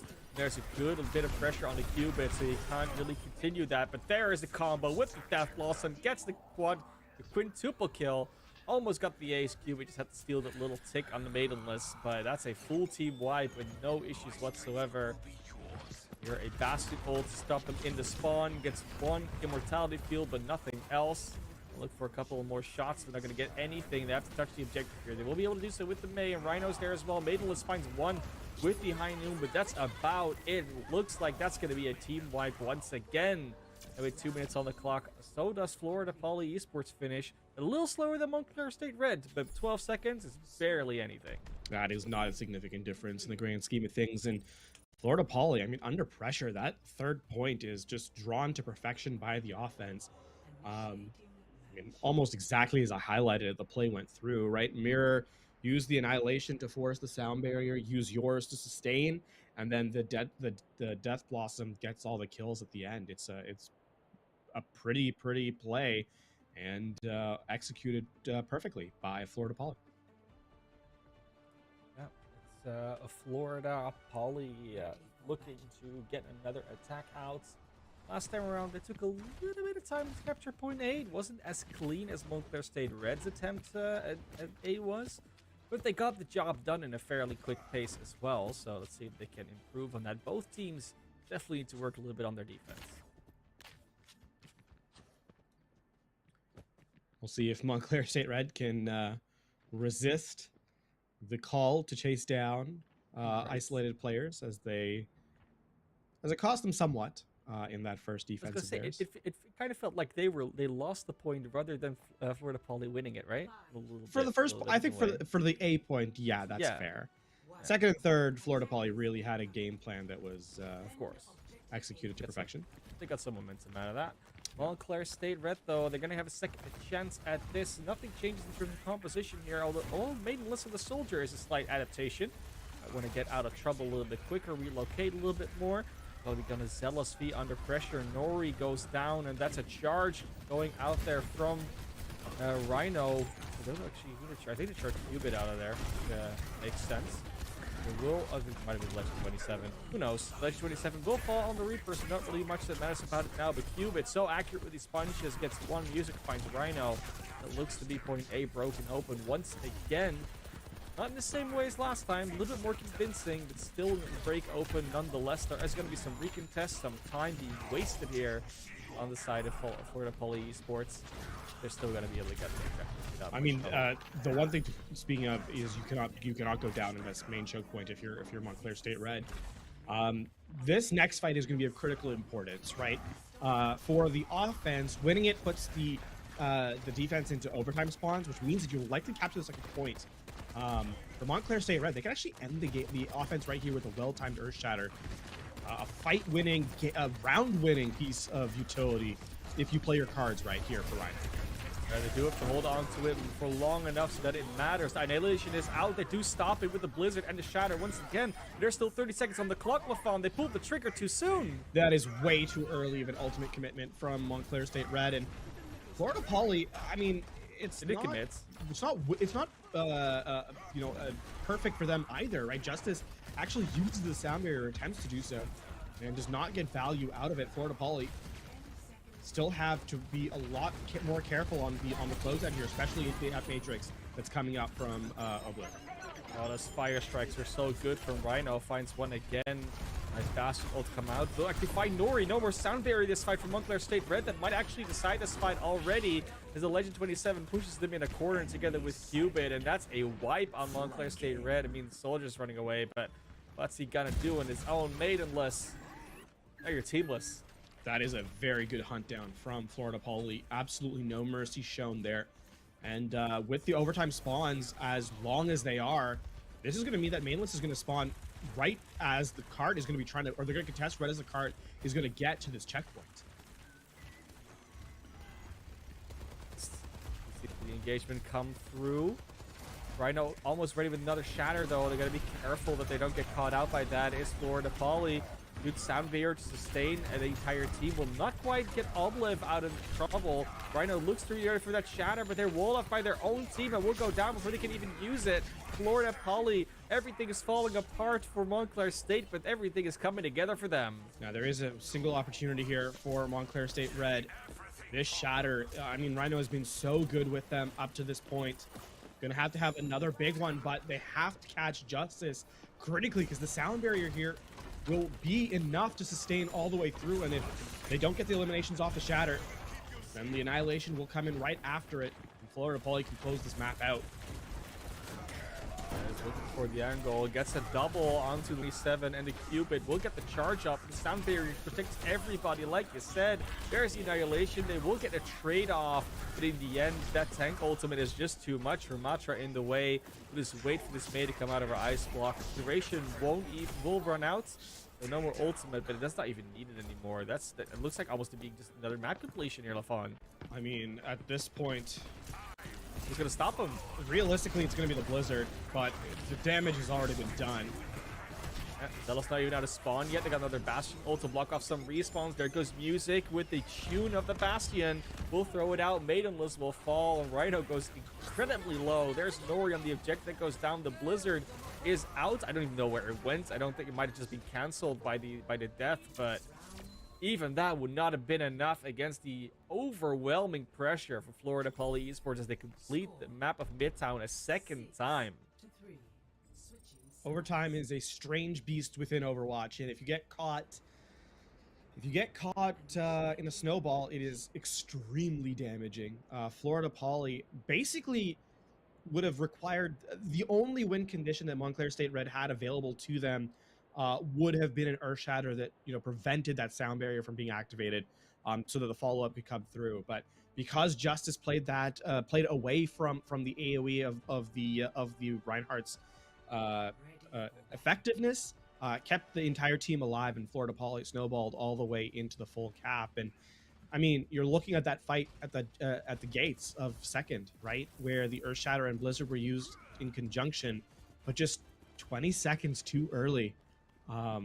If that had been an overtime fight instead, Montclair would have only had to have captured the first point. Instead, they now have to complete the entire map a second time just to keep the series going.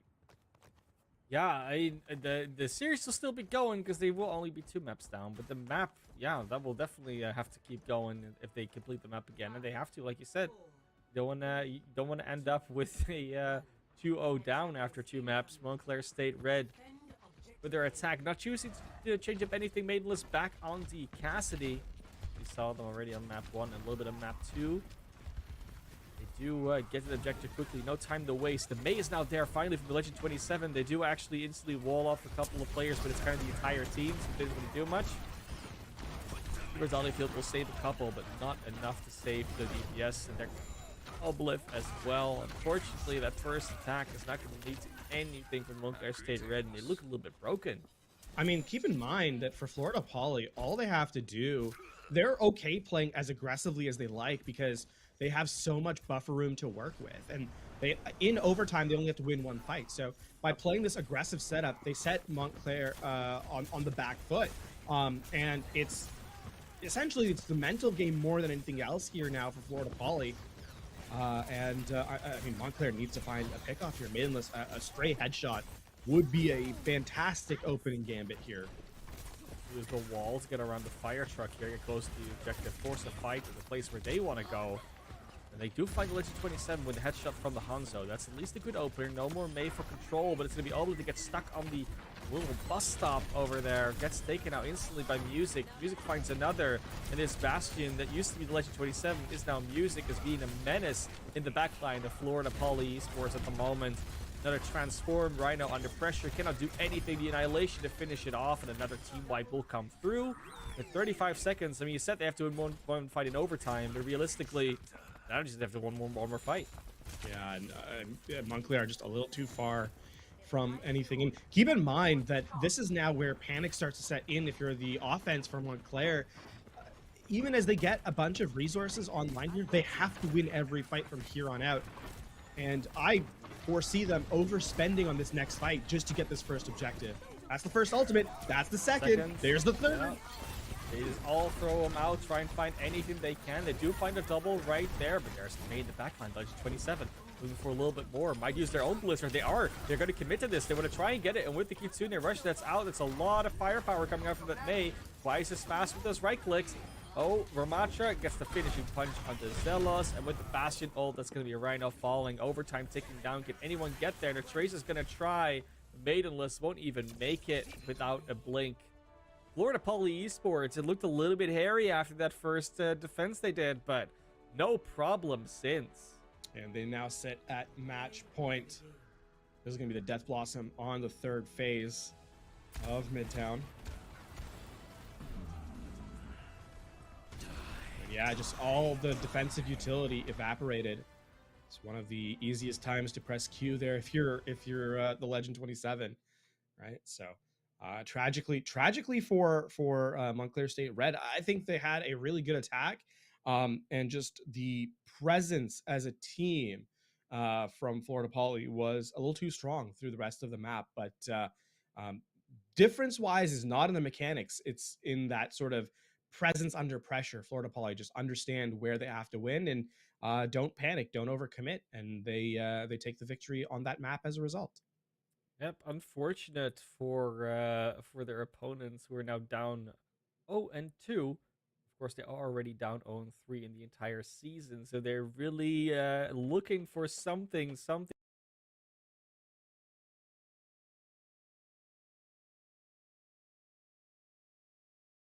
to hold on to. But what can you hold on to else than those beautiful attacks that they had? Because they did have a couple of really good moments. And as long as they don't drop the ball outside of those moments too much, they might actually have a chance to come back into this series. Of course, after 2 maps, we got to take a little bit of time to tactic, a little bit of time to talk about it. So we're going to throw to a very quick break before we start map 3. Don't go anywhere for the conclusion of this series.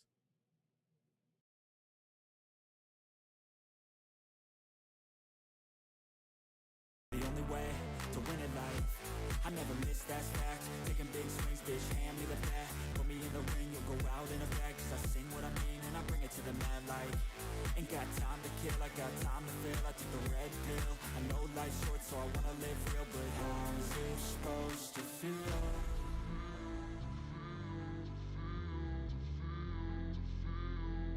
How's it supposed to feel?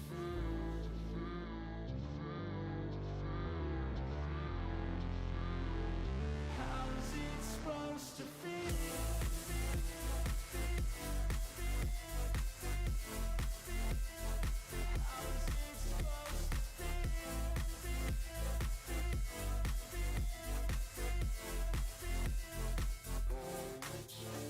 They wanna sing my name, but they holding back. They wanna say they hate, but they know it's cap. I ain't play no games, I just do that's fact. And I don't feel no shame, it's a mood you lack. I go crazy, nah bitch I ain't lazy. Track after track, I work on the shit daily. Pass me the jack, right as fuel, got me hazy. About to unpack all these things I've been chasing.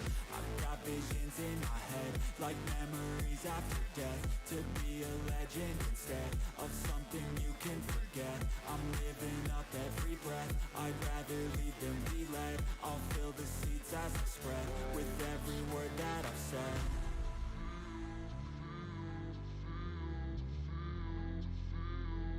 How's it supposed to feel?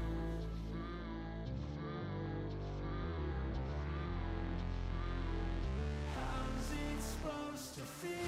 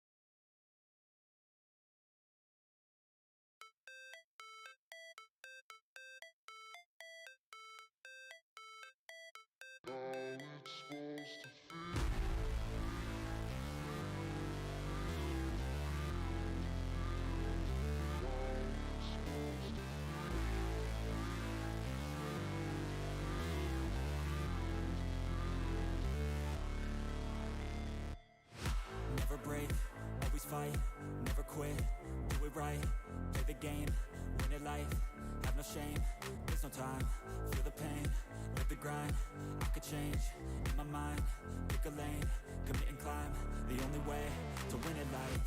I never miss, that's fact, taking big swings, bitch, hand me the bat, put me in the ring, you'll go out in a bag, cause I sing what I mean and I bring it to the mad light. Ain't got time to kill, I got time to feel, I took the red pill, I know life's short so I wanna live real, but how's it supposed to feel?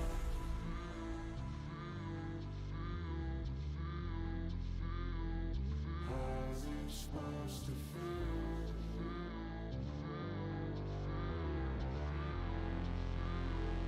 How's it supposed to feel?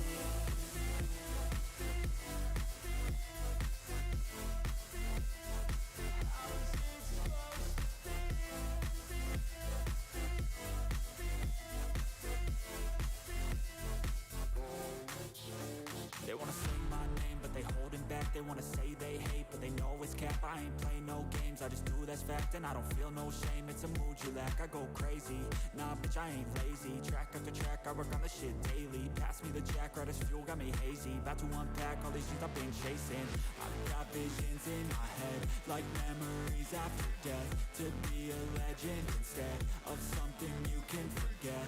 I'm living up every breath, I'd rather lead than be led. I'll fill the seats as I spread with every word that I've said.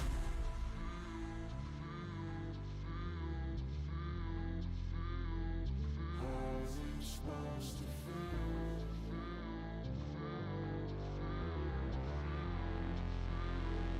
How's it supposed to feel?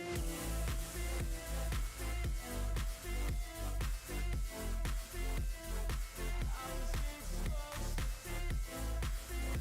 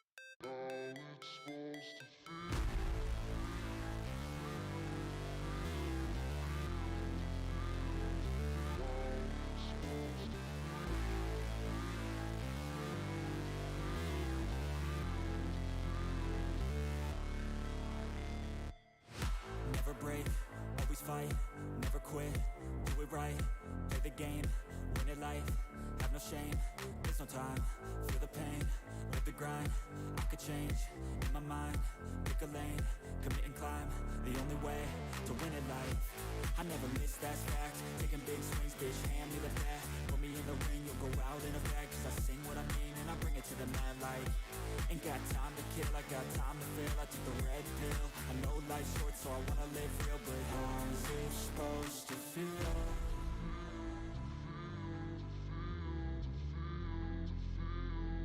How's it supposed to feel?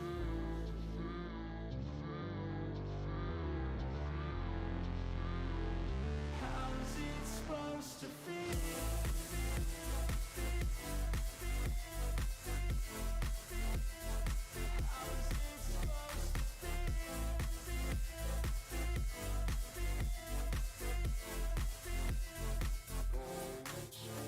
They wanna say my name, but they holding back. They wanna say they hate, but they know it's cap. I ain't play no games, I just do that's fact. And I don't feel no shame, it's a mood you lack. I go crazy, nah bitch I ain't lazy. Track after track, I work on the shit daily. Pass me the jack, right as fuel, got me hazy. About to unpack all these things I've been chasing. I've got visions in my head, like memories after death. To be a legend instead of something you can forget. I'm living up every breath, I'd rather lead than be led. I'll fill the seats as I spread with every word that I've said.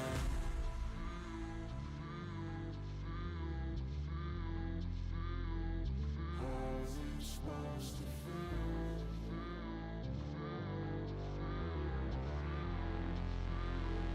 How's it supposed to feel?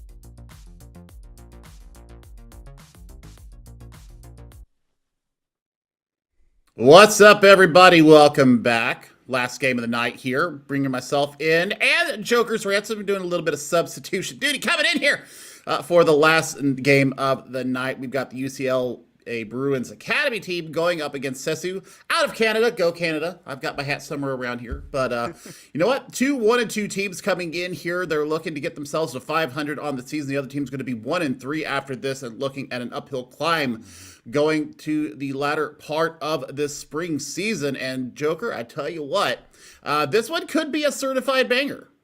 It really could. Like you said, both of these two teams are 1-2. So it has stakes here. You don't want to go down 1-3 at all. You need to get to 500. That's everyone's favorite thing in sports.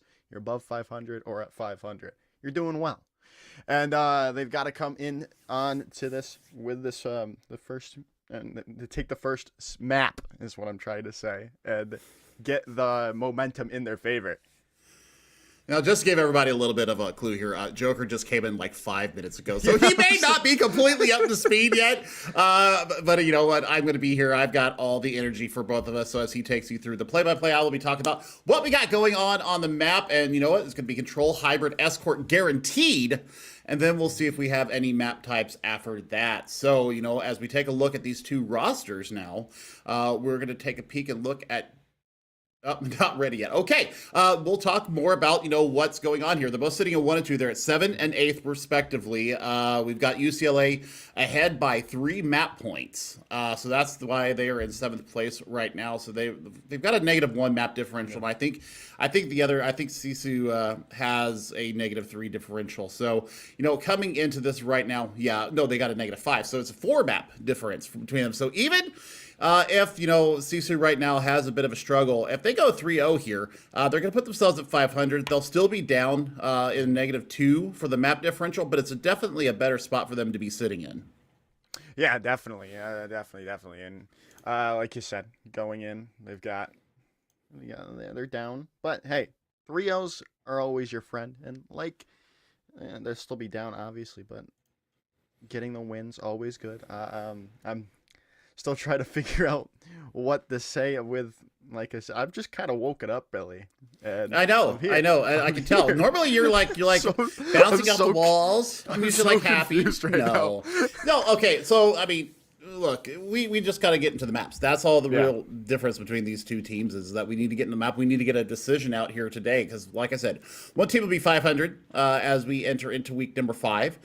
This is week 4 of the NECC Spring Split. And we'll see, how are we going to be able to go through there. So we've got our map ban coming through. They banned Antarctica, and we're going to go ahead and go to Nepal for our first map. So, yay, we're not going to Lijiang Tower, thank goodness, because I have seen enough of Lijiang Tower to last me a lifetime. So, as we take a look now at those rosters, we'll take a look and see who's got lining up for who here. And we're going to see UCLA first. Macris, Chingus, Astro Hippie, Yawn, and Panzer are going to be your Bruins Academy team starters for the day. We've got a mix-up of senior versus new blood coming in here, Joker. And, I look at, when we have seniors on teams, I think that they have an edge just because of the communications and the fact that they've been in the ecosystem for a minute.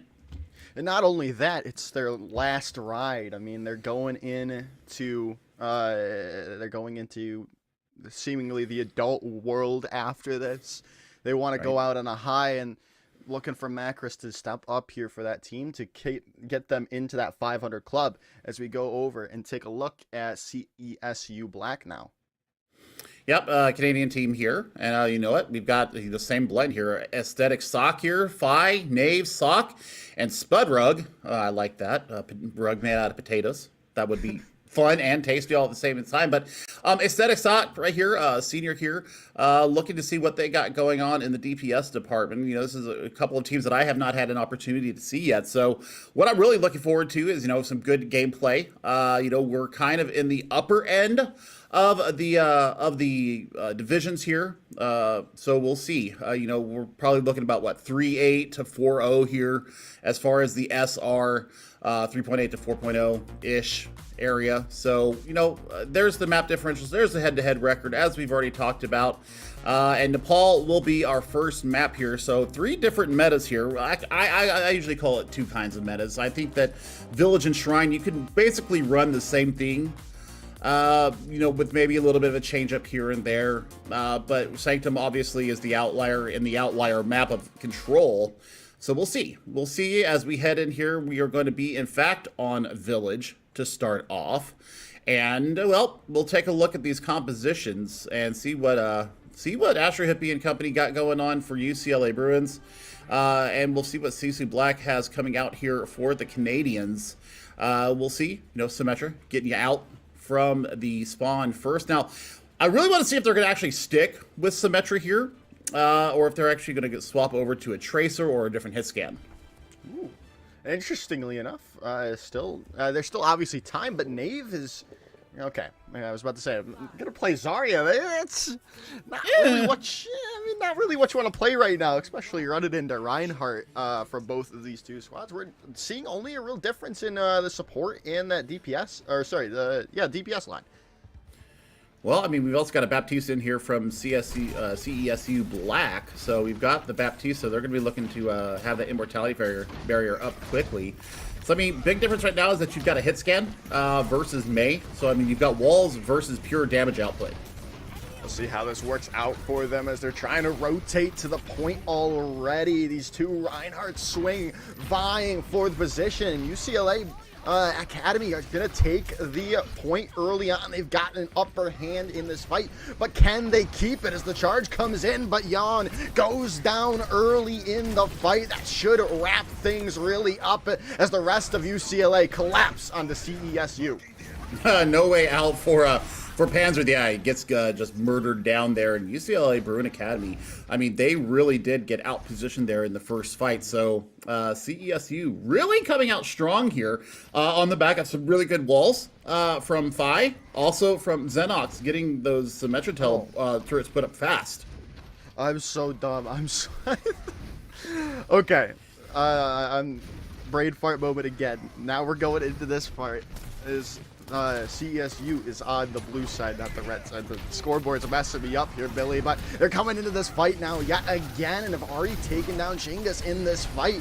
They're looking to keep this going. The Photon Barrier is out from Astro Hippie, but it's not going to matter at all as Zenix is putting on a clinic right now with Symmetra. I mean, Symmetra is so strong right now. I mean, she's just basically unbeatable, especially with the burst healing that's coming out from Sock. You've got the Immortality Barrier in case there's like a really strong point coming in, and we look at the Shatter already out from Knave. So you're looking at Deadeye. Not much you're going to be able to get up against it, especially if Zenix throws up that Photon Barrier. You're not going to get any joy out of that. So, I mean, you've got to take down the Symmetra and the Reinhardt to get any value out of this Deadeye.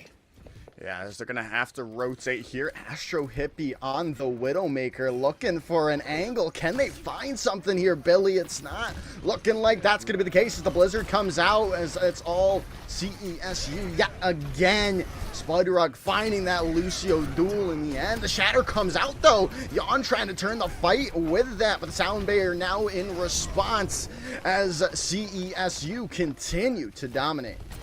That's just easy GG's for this map. I mean, there might be a last-second touch, but for all intents and purposes, CESU are going to go ahead and take this first map. And UCLA Bruin, they never were able to really establish any kind of point control or be able to contest the point. I think that's on the back of not being able to deal with the Mei. We saw a really good performance there from Phi on the Ice Devil. So we'll see what happens here on Shrine. This is not probably where UCLA was hoping that we would go. They were hoping that maybe we would go over to Sanctum.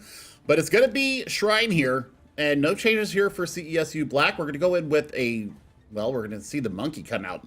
Winton Overwatch coming out here for UCLA Bruin Academy. So they're going to be looking to really disrupt what Zenix was getting done with that Symmetra. Yeah, oh, well, maybe not. They're going to go over finally Nutty. to the Ramatra here, Billy. Well, it looks like they're going to answer this Symmetra once again. Big magnetic sticky grenade gets in there and gets a lot of damage going in. It's all going to be about if I can get somebody walled up, which they do, this should be the fight. Yeah, and Knave goes in with the charge, takes down Jan, and that's really going to wrap things up. Like you said, the rest of CESU are able to capitalize on that and take them down. The team kill gong sounds. Oh, man, you love to hear that sound if you're the Canadians right now. They're really establishing point presence. Yeah, I like the fact that we're going over to a Winston now. They are actually going to do this. They're actually sweeping up a little bit more here as well. Panzer over to the Mercy. We see Marcus onto this Ana. So you're looking for Nano engage on the Winston. Yeah, as they're, again, over to this Widowmaker from Astro Hippie here.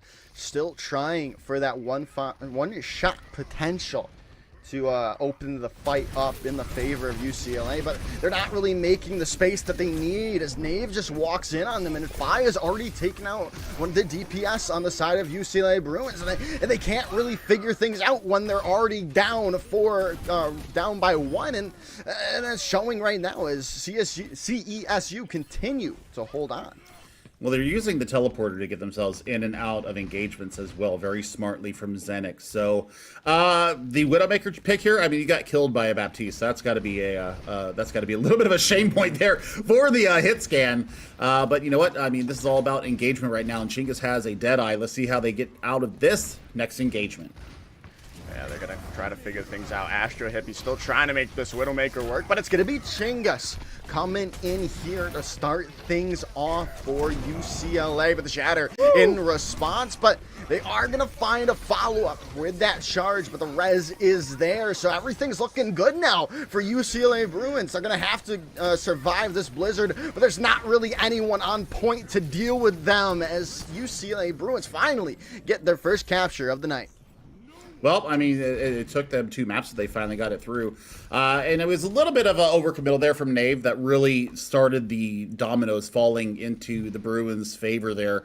Nave with the Shatter onto the Helpless Mercy and Cassidy. You went for the pin there. Instead of holding back and letting your healers make sure that you were available in the fight. So here's a rotation coming through from CESU. Yeah, they're going to pop this Amp Matrix early on with that Photon Barrier, give them that extra space, that extra from damage, but it's not going to matter. That Deadeye still doing work, even but right now, it's still anyone's point at the moment, but with this Primal Rage coming in from Yawn, juggling Nave almost off the side of the map, but they stay alive thanks to the charge, but it's still looking good for UCLA. Astro Hippie finding a shot onto Xenix to continue this hold for UCLA for the time being.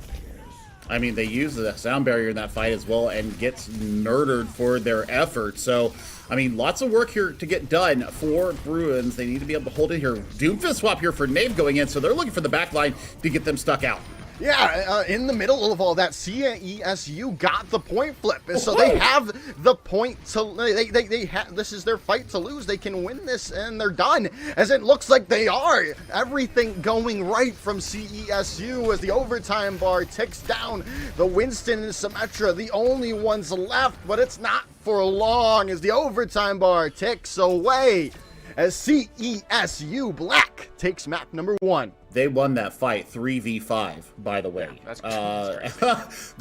That's kind of scary because you saw Nave go down with the backline charge going in, and I mean, Fi going over to the Edgelord really got the work done with that. And I mean, we saw Nave. Nave is a very good tank, would have been a main tank back in the day. And really got the work done here on the Reinhardt. But I tell you what, Joker, the fact that they won that fight with no ultimates and also 3v5 and still came out on top of it, that is some serious work that got done by the members of CESU. So they take the 1-0 lead here. First to 3 is our format here. It's loser ban, or winner ban and loser pick. So... and then the winner will get to choose whether they're on attack or defense from here on out. So we'll see what the Bruins are going to go ahead, or we're going to see what CESU are going to ban. We'll see what the Bruins are going to bring forth as far as our hybrid map. I mean, Kings Row should not be a place that they go. Seeing how Nave did on the Reinhardt, that should be avoided at all costs. Yeah, I expect that probably could be the ban coming in. The ban coming in. But then there's still a couple other Kings Row. I'm thinking hybrids Kings Row. That's how much I see Kings Row in competitive play. Hybrid. There's Midtown that's still an option as well for a good Reinhardt based good Reinhardt, as well as Eichenwald if you really want to as well. It's not going to be interestingly enough, it's not even Kings Row they're banning, Billy. I mean, this is a winner. Yeah, the winner ban. So they banned Paraíso out of Brazil. So, I mean, it's going to be loser pick here. Yeah. And UCLA, I mean, this is their map choice. So, I mean, you've got Midtown. I like that map for non-Reinhardt metas. I mean, you can run the Ramatra there. You can run the Monkey there. I'm thinking that would be a pretty good choice for them. Also, hybrid-wise, I mean, you're looking... Oh, gosh, I mean... I don't know. I think Kings Row, they may end up deciding to do it just because of the familiarity with it. Yeah. But like we were saying, I mean, Nave was so good on the Reinhardt. It's hard to think of a reason why you go to Reinhardt. Obviously, like besides that the comforting feeling of Kings Row being that picked map so many times. But other than that, I don't know. I think they'd have better results on like a Midtown or an Eichenwald here. I mean, they're taking their time. I can tell you that. They're taking their time trying to decide what map it is actually going to be, because, you know, they may have had designs on Paraíso with the Winston there, because Winston was starting to get some work done running in with that Ana pocket. So, I mean, for me, I think Eichenwalde would be probably one of the better choices for them. I think that Eichenwalde could be pretty good for them. I don't know. I think that we're probably going to go to Kings Road just based on familiarity, and we're starting to get towards the end of the ban phase here from them. So we'll see what actually comes out and comes to pass. Yeah, we will indeed. But other than that, I mean, let's talk about that first map, Billy. I mean, besides Nave dominating on that Reinhardt, there was a lot of good plays as well coming in for the rest of CESU. I liked really what Sock was doing on that support role. Yeah, agreed. I think that, you know, the Baptiste really allowed a lot of damage to incur, and you have to deal with the immortality barrier whenever it is put out there, and he used it very sparingly. Also, like the Ant Matrix coming out from Sock as well. I think the DPS being adaptable was also a huge boon for them. So we're actually going to go to Blizzard World. Didn't even think about it. Didn't even think about it because I rarely see it, and I tell you what, this could be, you know, in response to the Reinhardt that came out there. This could be a Sigma map. Sigma works very well here. Points A and B, you generally want to run either an Orisa or a Reinhardt on point 3. You can run Orisa the entirety of the map, but I think you do need to have some kind of damage mitigation. But the Orisa actually makes more sense, especially since we did see the Mei quite a bit. I think that being able to fortify and not get affected by a blizzard, not be affected by the freezing beam of Mei, would also be a good counter to that. So we'll see how this is going to roll in for them. Map number 2 is going to be Blizzard World, Joshua, and we're going to see how these two teams are going to square off here. CESU, of course, are on a 1-0 lead so far. They took both sub-maps of Nepal in pretty dominant fashion. So, you know what? I think that Nave for CESU right now has to be a target for the Bruins. Take down the tank, and the rest of the team will topple.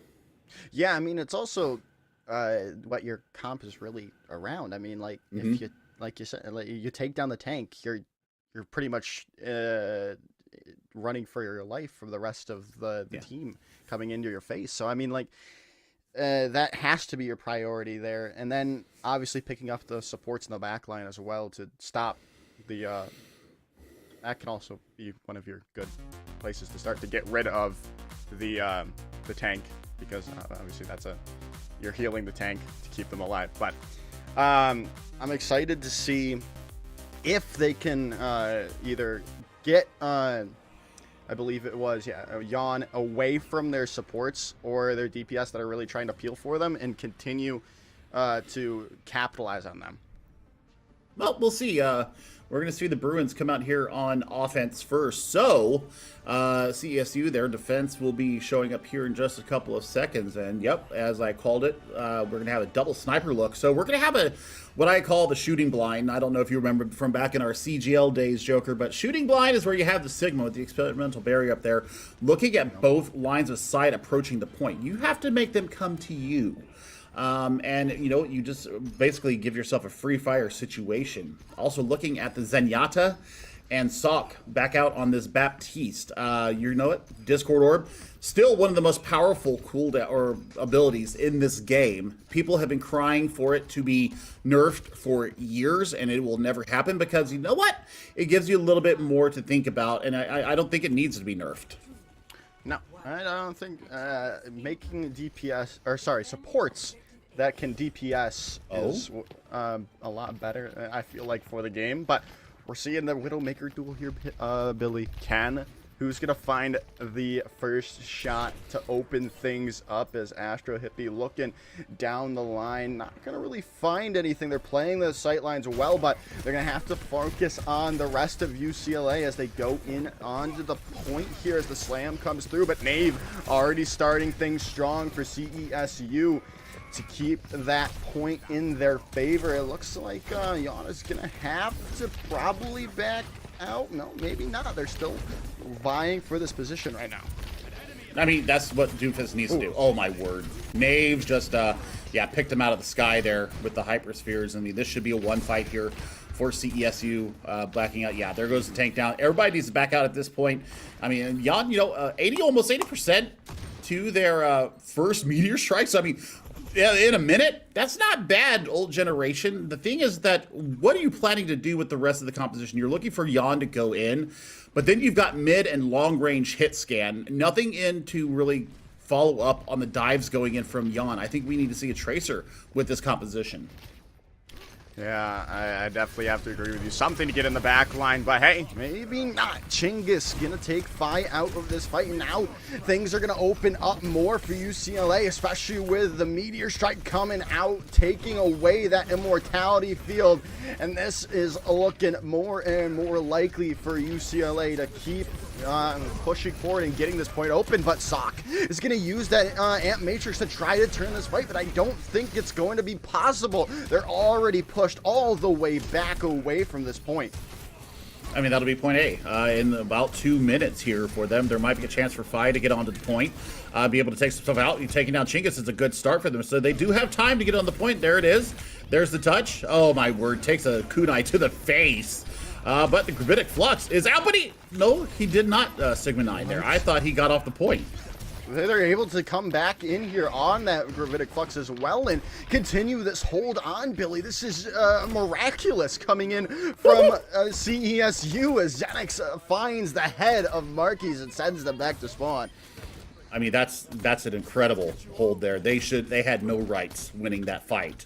Once again, we see them, even with the numbers down. It was on the back of Fi getting onto the point. Yeah, they lost their life, taking a kunai between the eyes, but it allowed the rest of the team to get on there, allowed Nave to get that Gravitic Flux and use the extra little bit of momentum and speed that comes from hitting that ultimate. And now they're just turning the fight all of themselves, and we're almost at a minute left on the clock. Yeah, it's not looking good right now. Astro Hippie finds another headshot, though. That can open things up now, change the tide of this fight, but maybe not. It's getting down to that the nitty-gritty. They need another pick, and they need it now if they have any chance to hold on and get this point. That Kitsune Rush could be huge. A lot of damage coming down from Jan right now, but that Transcendence is going to keep everyone up and healthy. They've got to find something with this Deadeye. Can they find anything? No, they cannot. It's still looking improbable, but as Spudrug finds the shot onto Astro Hippie, but maybe not. They've got those 2 picks in response now, and they're going to be able to open things up even further as UCLA at the 11th hour are able to take on the point. I mean, Fi just needs to get off the map and get themselves out of here. They're circling like a bunch of sharks in blood water. And there it is, Fi finally getting taken out. But I mean, the damage has really been done here because now 2 minutes 30 to get through Streets phase here. You've got Gravitic Flux and Amp Matrix up here online and ready to go. Fi back over to the Hanzo here, so they're going to have vision to see the approach. Yeah, as Astro Hippie's already started things out well for UCLA, and that's what you need when you're running this Widowmaker, taking that lone hero away that's not really movement, doesn't have that good of movement, and keep them in spawn, and that's what working now well for UCLA. But they've got this Gravitic Flux to come back in, and they've caught out Panzer early on before the Flux damage does its toll as the CESU comes back strong on the back of Nave. I mean, Nave really putting the work in there on the Sigma. The tank is doing their job, getting it done. And you're looking to build up more ultimates on the back of this. So, I mean, the Amp Matrix was used. And there we go again. Astro Hippie finding poor Zenyatta out here. Spudrug has not been able to play the game here since about the midpoint of point A. So, I mean, Bruins right now, they've got an answer right now. They've got an opportunity to get a little bit more cart push, but they've got to really dislodge Nave to do that. The real question is, when are they going to finally change off of the Zenyatta as Astro Hippie continues to find their shots and continue to push back UCLA for the time being as they continue to get picks. They're going to just have to reset as Chinggis in the backline is just, they're just not letting Spudruggle play the game, and that's working out well for UCLA. I mean, this is just stubbornness at this point. You need a little bit of speed to help get your tank around. I think going over to Lucio here, you had a fantastic performance on Lucio on Nepal, so why would you go ahead and mock it out? And I mean, that is 4 straight first kills there coming out from UCLA onto the Zenyatta. So, I mean, this is time to change. Yeah, it really feels like the New York Yankees with their picks of like service time. They're continuing to use Zenyatta when it's not working out for them. But I mean, it's still they're still finding solace. UCLA continue to go forward. The nice punch just stops the slam pretty much, but and continues to let UCLA work, and they're just gonna have to back up as CESU. I mean, CSU is just not getting their feet set, and I mean, losing, 20% of your team at the start of every team fight is not the way to go, Chief. Not at all. As Nave tries to roll through, gets a slam down, but Astro Hippie almost had another shot lined up to Spudrug there. That would have been another massive pick coming in from the Widowmaker, but Sock on the high ground with that Amp Matrix takes away that menace for Spudrug as they come through with Transcendence, keep everyone up and healthy to keep this point in their favor, and it looks like it's going to work out. Yawn still trying to turn it around. They've got this Meteor Strike, using it, and oh my goodness, a nice rocket punch in the midst of the fall down, but not gonna matter, not gonna lead to a kill as CESU come back. Maybe not. No, I don't know about this. This fight has been extended and prolonged here, and they know with the walls up that Phi is just dancing around here on this Tracer. Yeah, they're going to be in trouble here. Yeah, as they have to force recall. They're still so low, but oh my, they still find Panzer out of the fight early on, and that could change things up. They're not close to that Kitsune rush, but it's still a lot of healing on, but Nave comes back from spawn and does what we've seen Nave do and change the tide of the fight. I mean, Phi right now has been getting the work done too. Oh my goodness. Yeah. Yawn just went flying. That'll be overtime there. That'll be the last bit of it. So, I mean, point A, I mean, at the 11th hour, they get the point. Point B was a complete wash for CESU. Spudrug sticking with that Zenyatta the entire time.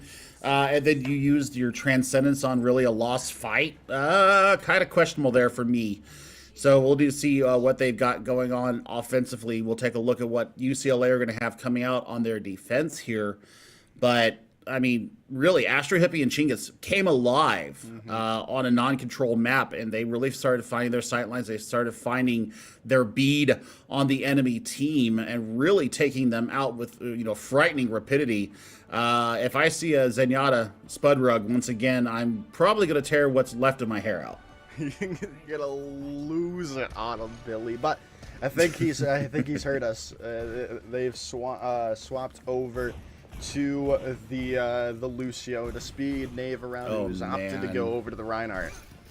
I mean, they're going in on Rush now. I mean, this is a Reinhardt Rush brawl composition coming in here. They're looking to just take space, cordon people off. I mean, Yawn, once they use the seismic slam coming through and the uppercut, I mean, once the kid is gone, they're going to have a very difficult time being able to get out of these engagements. And Panzer has not chosen a hero yet. We might be having a little bit of a technical issue. No, we're going to pull the Kiriko out here, so they're going to be late to the fight. So 4v5 here in the very early goings. Maybe not as late as you'd think because of the movement abilities of Panzer, but of Kiriko. But still, not where you want to be. You're not set up for the fight at all. But Yawn in the backline trying to punch them away, getting them away, but they almost get a nice wall, but it's still a UCLA Bruins. Maybe not. No, Naive is still just going to swing that hammer around and do as much damage as he'd like. He's getting that support in from the rest of their squad, but it's still one for one trade at the moment, but it still seems like they're going to try to take this out, wait to get someone alone, get this wall from Zenix on to Yawn. I mean, that was a priority pick coming in for them. So, I mean, big anti-nade coming through. Oh, my word. That was huge, but Chingus goes down before they can really capitalize. That immortality field was huge coming in from Saw, keeping a lot of players alive there, and really leads to this fight win. I mean, that's going to be point A in just under a minute here for them. There goes the last vestige of hope there. Well, Yob's going to come back and at least contest for a few seconds. Hopefully they can get somebody back in time, but that is not going to be the case. Point A and 5:10 to get through point B, and they're just going to leave the point here, move forward and take care of any stragglers. Yep, Kiriko's going to have to sidestep away, and that is going to be the retreat there. So now they can go back and really get the move going on. And I mean, that is a wonderful stagger kill coming out onto the Kiriko. So the spawn's not going to be very much in favor of UCLA here. Not at all, as we're seeing. They're still trying to make this work here with the Doomfist. I mean, it's working somewhat, but it's not leading to as many disruptions as you would hope. It's not going to go in there with the Slayam down, but they're just taking as much space as they're really giving them. They're not contesting them right now, really. They don't have the option. Oh my goodness, they don't have the option to go in on the back of it.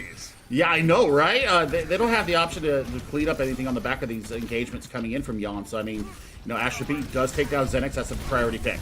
Yeah, that's huge coming in now as the meteor strikes there. If they can take down the immortality field, that would have been huge. But the rocket punch is gonna find its mark and take Spud Rug out and wrap things up. Astro Hippie finding 2 there late. I mean, Crosshair is set on spawn, and I mean, they got to think that there's going to be a little bit of a sightline here for them. Yeah, they're going to wait for Nave to come back. They're coming in with a Symmetra. So the swap over from the May to the Symmetra, they're going to teleport behind and take the back line out. And I liked what Astro Hippie was doing, waiting for this stereotypical Overwatch jump, getting out of spawn. Try to line up that headshot. Didn't work. Almost got, I believe, Sock there, but Slam's coming in from UCLA trying to take things out, but they're going to have to force back, rotate around, wait for these respawns. They're walking into a lot of ultimates coming in from CESU as they're just going to push the point for the time being. I mean, Shatter should be huge. They do have the Kiriko Cleanse for that. I mean, they already had to use a lot to just get out of this. Sock is going to go down. Yeah, they're gonna. Sock has used their immortality field, but there's still a lot of things going well. But that Kitsune rush can change everything, but maybe not. The fire strike is true from Nave to keep this fight at a 4v4 for the time being. But you definitely like CESU still able to continue to push forward, and they're going to get that Lucio back a little bit quicker, but the punch comes through. Not going to find anything. Another anti-nade coming in from Marks, the Maker, sorry, there, as the Meteor Strike finds Drew as well. And it looks like UCLA are able to hold on to this defense. I mean, this is completely different here for them. I mean, Astro Hippie and Chingus both coming alive here. Sock is, or I'm sorry, Nave is going to be in serious trouble here. Yeah, that's it. Gets the punch in at the end. So, I mean, the work was done there by UCLA. And, now, we're looking at Phi. Phi needs to be able to get something done. They need to be able to close the gap on this Widowmaker and, deal some damage to this Doomfist. He's really stepped up his game here, Jan has, and is really making life hell. So yeah, Nave going in with this Winston now. That's going to put pressure on Astro Hippie and really give Jan a lot of room for pause. Yeah, it really is. It really is. But they've got to figure something out. They're gonna have Phi's Deadeye, but other than that, it's getting really low. It's down under a minute 30 here, Billy. When once they had 4 minutes and 51 seconds on the board, things are looking dire from them, and especially if they lose this fight, it might be over. But Xenix is gonna go down early on here. The dive comes through from Nave trying to take out a Panzer, and they do get the kill, but it's still, whilst they're taking that away, they're able to get 2 others. It's still traded all around, but it's looking more and more likely UCLA are gonna be able to continue this hold. Well, I mean, that's a priority pick there, taking out your mirror in Chingus. And, we've got Deadeye up here. I mean, other than the power block, nothing online here to really stop a Deadeye coming in, other than, maybe shooting him between the eyes when he lets loose with the ultimate. So I mean, you've got to be very careful when you let loose with this ultimate, but they do have the opportunity to rotate around. I gotta rotate around here, find that magnetic bomb onto Yawn, but it's gonna be Yawn again, finding a pick onto Sock, but oh my goodness, they almost find that without any contest, but Fi's Deadeye might have solidified it, but maybe not, as the rest of UCLA continue to just do what's needed from them, and we're able to continue this hold on for the time being, but it's still anyone's point at the moment, but coming back from spawn with a Deadeye kill, gonna really wrap this up, but the Sound Bear's still invested. They've got to win this out. It's overtime. They have no other choice to win, and they get the point, Billy. Oh my gosh, and they don't have to spend they do spend it in the end. They have to expend that Primal Rage, and there goes Marquis on the end, or Macris out on the end. Nice juggle from Nave in the corner. Wow. This is going to buy them space. They're going to have to really be able to take down this Doomfist, and there it goes. So, a minute 10. Kitsune Rush online for them. That was the entirety of the ult bank for UCLA, by the way, in that last fight.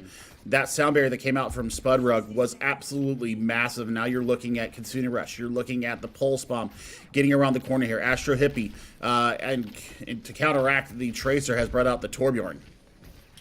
I do really like Torbjorn right now. I love just seeing the rivets coming through, especially the rivet headshots, but maybe we'll see some of those right now. The Kitsune Rush is the one that's stealing all the glory. The Pulse Bomb comes through as well. Not going to find its target, but it's still going to make some space for them and able to continue to push forward. This Tac Visor could be massive. They're all lined up for them, but they're able to stay away long enough before that Meteor Strike does its work, as Panzer continues. Nave goes down, and by the hands of Panzer there.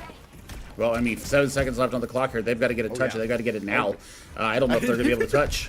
I didn't even notice that, Billy. I was like, what are you wowing about? But then I realized it clicked. Overtime bar ticking down, and they've already lost Spudrug there. And this is not looking good. The Kitsune Rush is now on the board. The Deadeye really clears everything up as the overtime bar ticks away as UCLA Academy take map number 2.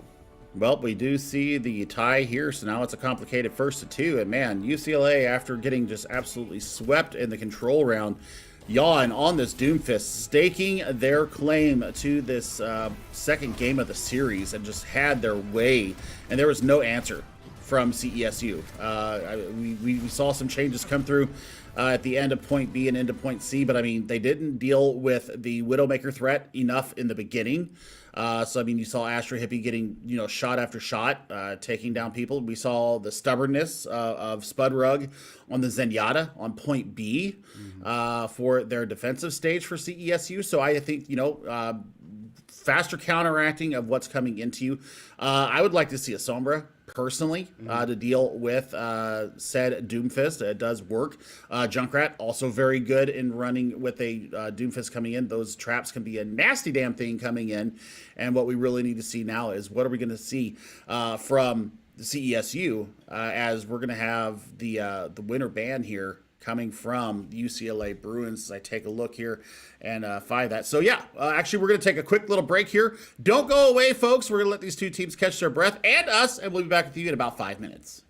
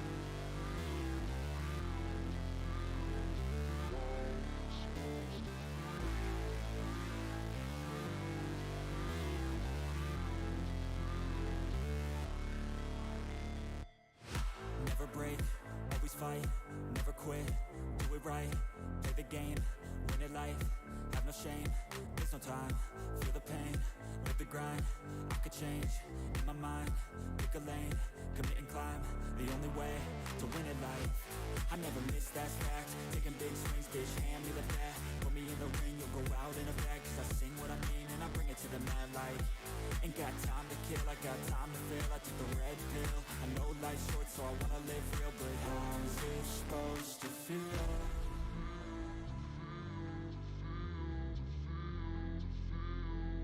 How's it supposed to feel?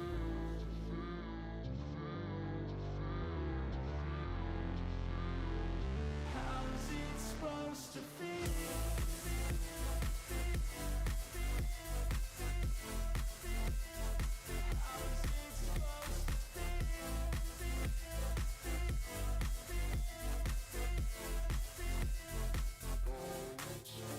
They wanna say my name, but they holding back. They wanna say they hate, but they know it's cap. I ain't play no games, I just do that's fact. And I don't feel no shame, it's a mood you lack. I go crazy, nah bitch I ain't lazy. Track after track, I work on this shit daily. Pass me the jack, right as fuel, got me hazy. About to unpack all these things I've been chasing.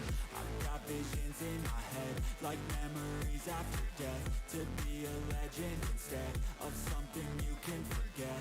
I'm living up every breath, I'd rather lead than be led. I'll fill the seats as I spread, with every word that I've said.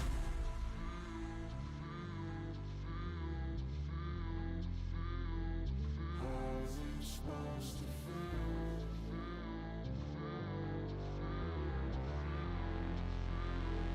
How's it supposed to feel?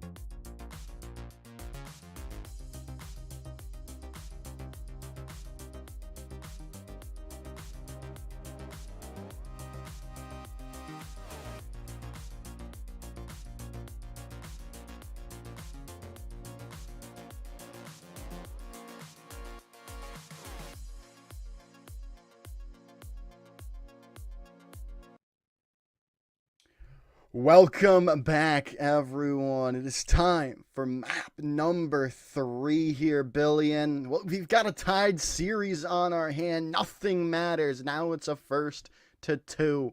Who can get the upper hand now is the real question. Is it going to be UCLA, who's come off that map win, or are they gonna, or is CESU gonna find what was in their, I don't know, maybe their water, their Gaber juice or something on map number 1 to get in and back into the series lead? Well, we'll see UCLA ban Shambali for our escort map. So, I mean, looking at what we saw there, looking at Doomfist, how well Jan played that, I would think that Rialto would probably be a pick that might be in the wheelhouse, especially running with a Reinhardt or running with a Wrecking Ball, which we did see come out from Nave as well.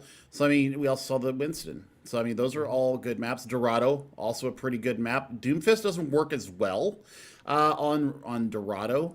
Yeah, you can use the uppercut to get yourself up into the high ground, but then you're kind of stuck there waiting for your cooldowns to come back. So We will see what the actual pick is coming in. I think it's coming in right now. It is going to be, in fact, Dorado.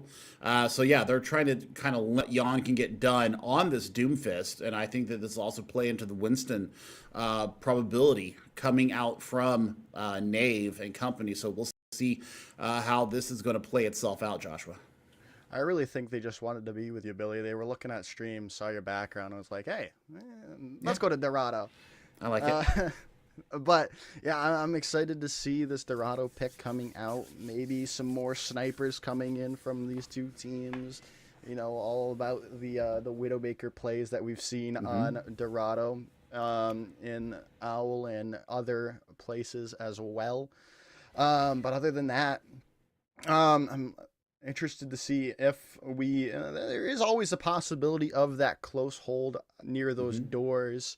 But I'm excited to see how these two teams decide to attack or defend this, really. I mean, high ground's going to be at a premium for the defense, and that's going to have to be something that the attacking team is really going to have to focus in on if they do decide to go with more of an aerial threat. We haven't seen Ash come out here. Ash is one of my favorite DPS players here, especially on first and second point. Bob is always, a wonderful thing to see, but just, having that consistent damage from on high, and the, Dynamite seemed just to do so much better when you're up on high and you can just throw it on their unwitting heads, especially with not running a shield tank per se coming out of UCLA. This might be the opportunity for the Canadians to be able to get on top of them, really limit the exposure that's coming in from the rest of the team. Now, Astro Hippie has shown us nothing but Widowmaker except for a brief swap to Torbjorn, so that's going to have to be a priority pick that CESU, but we didn't see on the control map, we definitely saw there on Blizzard World. Yeah, definitely. And we also do have a side swap here, Billy, so that could change the tide of this series as well. Getting that chance to defend now is UCLA Bruins to start things off, to set the pace, how they want to take this fight. Well, I mean, it's all going to come down to, once again, I think this high ground is going to be a priority for them. They're going to have a swap in here. So Jan is out, and Sebastian is in here on tank. That might be their Winston specialist or their shield tank specialist coming in. Same DPS coming out here for UCLA. So they're going to have a little bit of a barrier here, actually. Once the bubble goes down, unless Sebastian goes in for a dive and decides to use it on themselves, they're going to have a little bit of wiggle room right here. We also see Aesthetic Sock coming in on the DPS, bringing the Echo out here. So, this might be a bit of a change up here, and if they're going to have the Tether in the sky, this is actually a very dynamic change here for CESU looking offensively. Yeah, I'm excited to... there goes all of that. Sock already back to spawn. Astro Hippie setting up on a high, and like I was talking about, those Widowmakers on Dorado hit different, and it's working out well for them so far. They're still looking for these shots here, as we also have Sebastian in on for UCLA Academy here, like you mentioned, on this Winston. Trying to make space, trying to peel for their team, and it's working out well as Astro Hippie yet again finds another shot. I mean, this is where I think I would swap to perhaps the Diva, getting the defense matrix out there, being a little bit of a... Yep, there it is, the swap as I call it. So you must be a mind reader. No, I just cast a lot. I mean, but this is going to provide aerial protection. The defense matrix is going to stop those sniper shots from coming in. Once they locate where this Widowmaker is, they're going to be able to get up there and really deal with the threat that is Astro Hippie. And also, there's no recharge time. Once that bubble's gone, this Winston's going to be under serious trouble.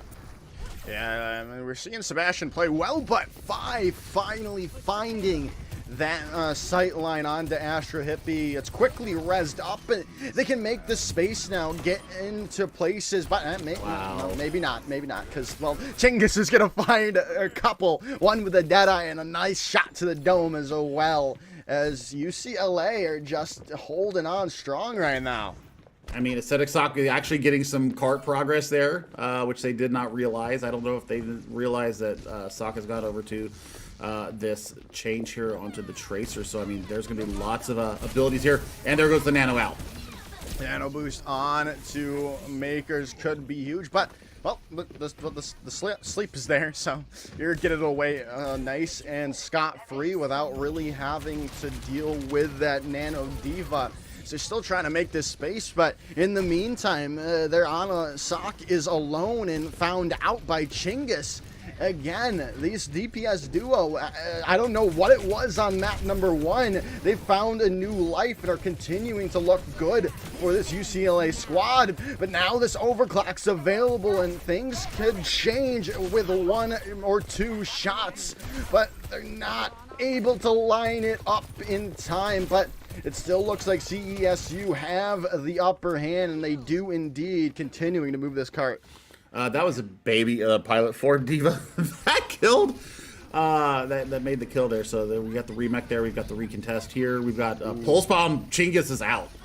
That's huge. And Sebastian swapped over to your favorite hero in the game, Billy Orisa, now on the board as Nave gets a little some exit kills as well with Aesthetic Sock. I mean, this is great swap here for them. They're really making this composition work now. Needs to get those boosters online. Yeah, you need to go in with that. Go in with your Diva. Go in with your Diva and make it work. And Nave almost fell out of mech before a real fight engaged, but it might be Sebastian the one to go down as Aesthetic Sock takes away that health pack, gets the D-mech, and really just has to, the UCLA has to wait now. I mean, that was an important DMX. It's going to give them so much space. It's going to give them high ground control as well. And the self-destruct comes out. Yeah, because they lost their mech again.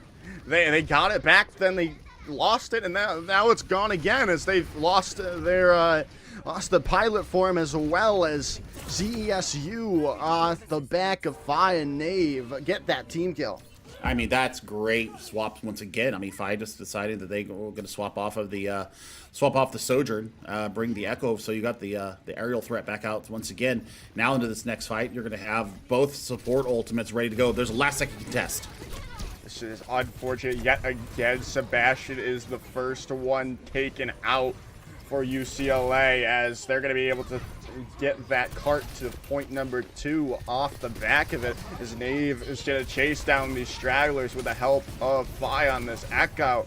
And they're just forcing them back all the way to spawn, but hey, they find a pick onto Astro Hippie, or from Astro Hippie, and are able to come back now maybe. I mean, you know what?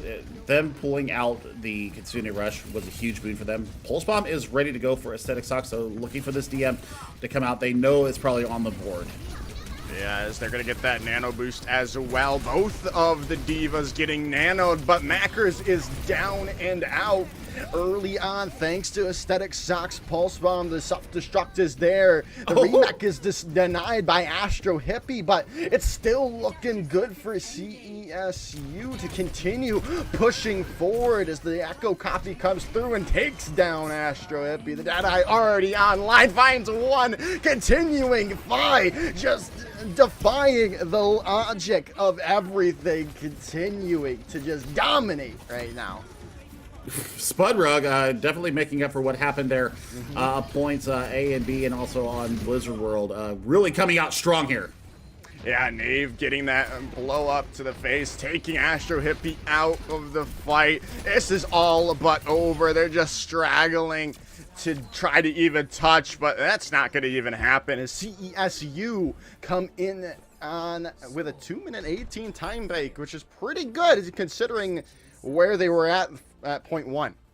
I mean, they really steamrolled through point B, didn't they? That was a rolling rock that gathered no moss, and they really took it to UCLA, and they adapted on the fly. You saw Aesthetic and Fi and Nave, for that matter, really swapping around their compositions to make it work, and that's what you want to see. Here at this ELO that we're in right here, you need to be able to identify and eliminate threats as they come up, and be able to adapt on the fly is also one of these hallmarks that I look forward to. So defensively now, for CESU, we're going to see the Winston once again. We're going to see Fi and Aesthetic Sock once again coming out on the Tracer and the Sojourn duo. So I think that they're going to be very wary of Astro Hippie coming out the gate. They need to get a priority pick right out of the way. This is a great map for Wrecking Ball BT Dubs. Wrecking Ball versus Winston here is going to favor the mobility for Sebastian here on this Wrecking Ball. So it's all going to be about going into these nano engages for both teams. I mean, juggle the Primal with nano on the back of it. Definitely going to be something I'm looking at. Yeah, I'm also excited. Oh, maybe they decided to swap off of Hanzo at the last minute. Back to that Widowmaker who's seen Astro Hippie do wonders with, as they're looking for that shot, looking for an engagement from anyone really, and it's going to be Nave to start things off, trying to burn down this front line of UCLA, but they're the ones getting burned down for the time being. It's UCLA finding all the shots they need, getting this damage down on to CESU as the swing through comes through. Still not going to find anything, but there it goes finally. That secondary fire, that deadly fire from the Sojourn working its wonders for CESU, burning the res as well on to Astro Hippie to get them back in the fight, but there's them. There they go back to spawn as CESU hold on for the time being. High ground is at a premium right here in Sebastian, even though we saw them get the pile driver on top there. The support was there. The healing resources were used. We're going to see Sebastian now come out on this D.Va. So what we saw has now been flipped here for CESU. You're going Winston v. D.Va. D.Va should win this matchup 9 times out of 10. Yeah, but I don't know. I think Sebastian might be more of a main tank person, but hey, they're getting a free cart progress at the moment, so they're gonna go in, but Astro Hippies lost their life already. The res has to be burned to keep them in the fight, and there's the nano boost on to Dave. They're throwing everything at them, but not gonna be able to find enough damage to keep them at bay, as Aesthetic Sock finds that DMAC and continuing CESU are able to hold on. I mean, we've got 2 minutes off the clock here. We haven't even rounded the second corner here under Archway. So, I mean, Pilot D.Va form, overclock online for CESU. I mean, they've only expended one ultimate here and really have managed their economy so well. Astro Hippie, I mean, we're looking at 3 ultimates coming out here for UCLA. They've already invested this Primal Rage going into this. So, really, this engagement should be a win here for UCLA if they play their cards right. Yeah, I was confused by that Primal Rage there, Billy. It didn't really seem to serve a purpose, but that bomb definitely served a purpose coming in. Spudrug out of this fight, who had that Kitsune rush available. That's huge going into this. Fi has to try to turn this off the back with this overclock, but they not seem to line anything up. Aesthetic Shot does get that DMAX, so that is a huge amount of damage now gone, and they're able to get into this fight now without that peel from the D.Va to try to take out the rest as Panzer goes in, but a Goomba stop comes on through from Sebastian, taking Sock out, as UCLA are going to be able to the ones to come out on top. I mean, that self-destruct was so huge there for Sebastian and UCLA being able to clear the point there and get the Kitsune rush off the board. Now, lots of time was taken there, and there is the last-second contest coming in. But the Kitsune rush is used early on from Mackers, and Spudrug yet again not able to use their own rush in the fight, and that seemingly leads to UCLA continuing their push of the cart. I mean, Aesthetic right now is getting so much work done on this Tracer. It has almost built up to another pulse bomb. Wow.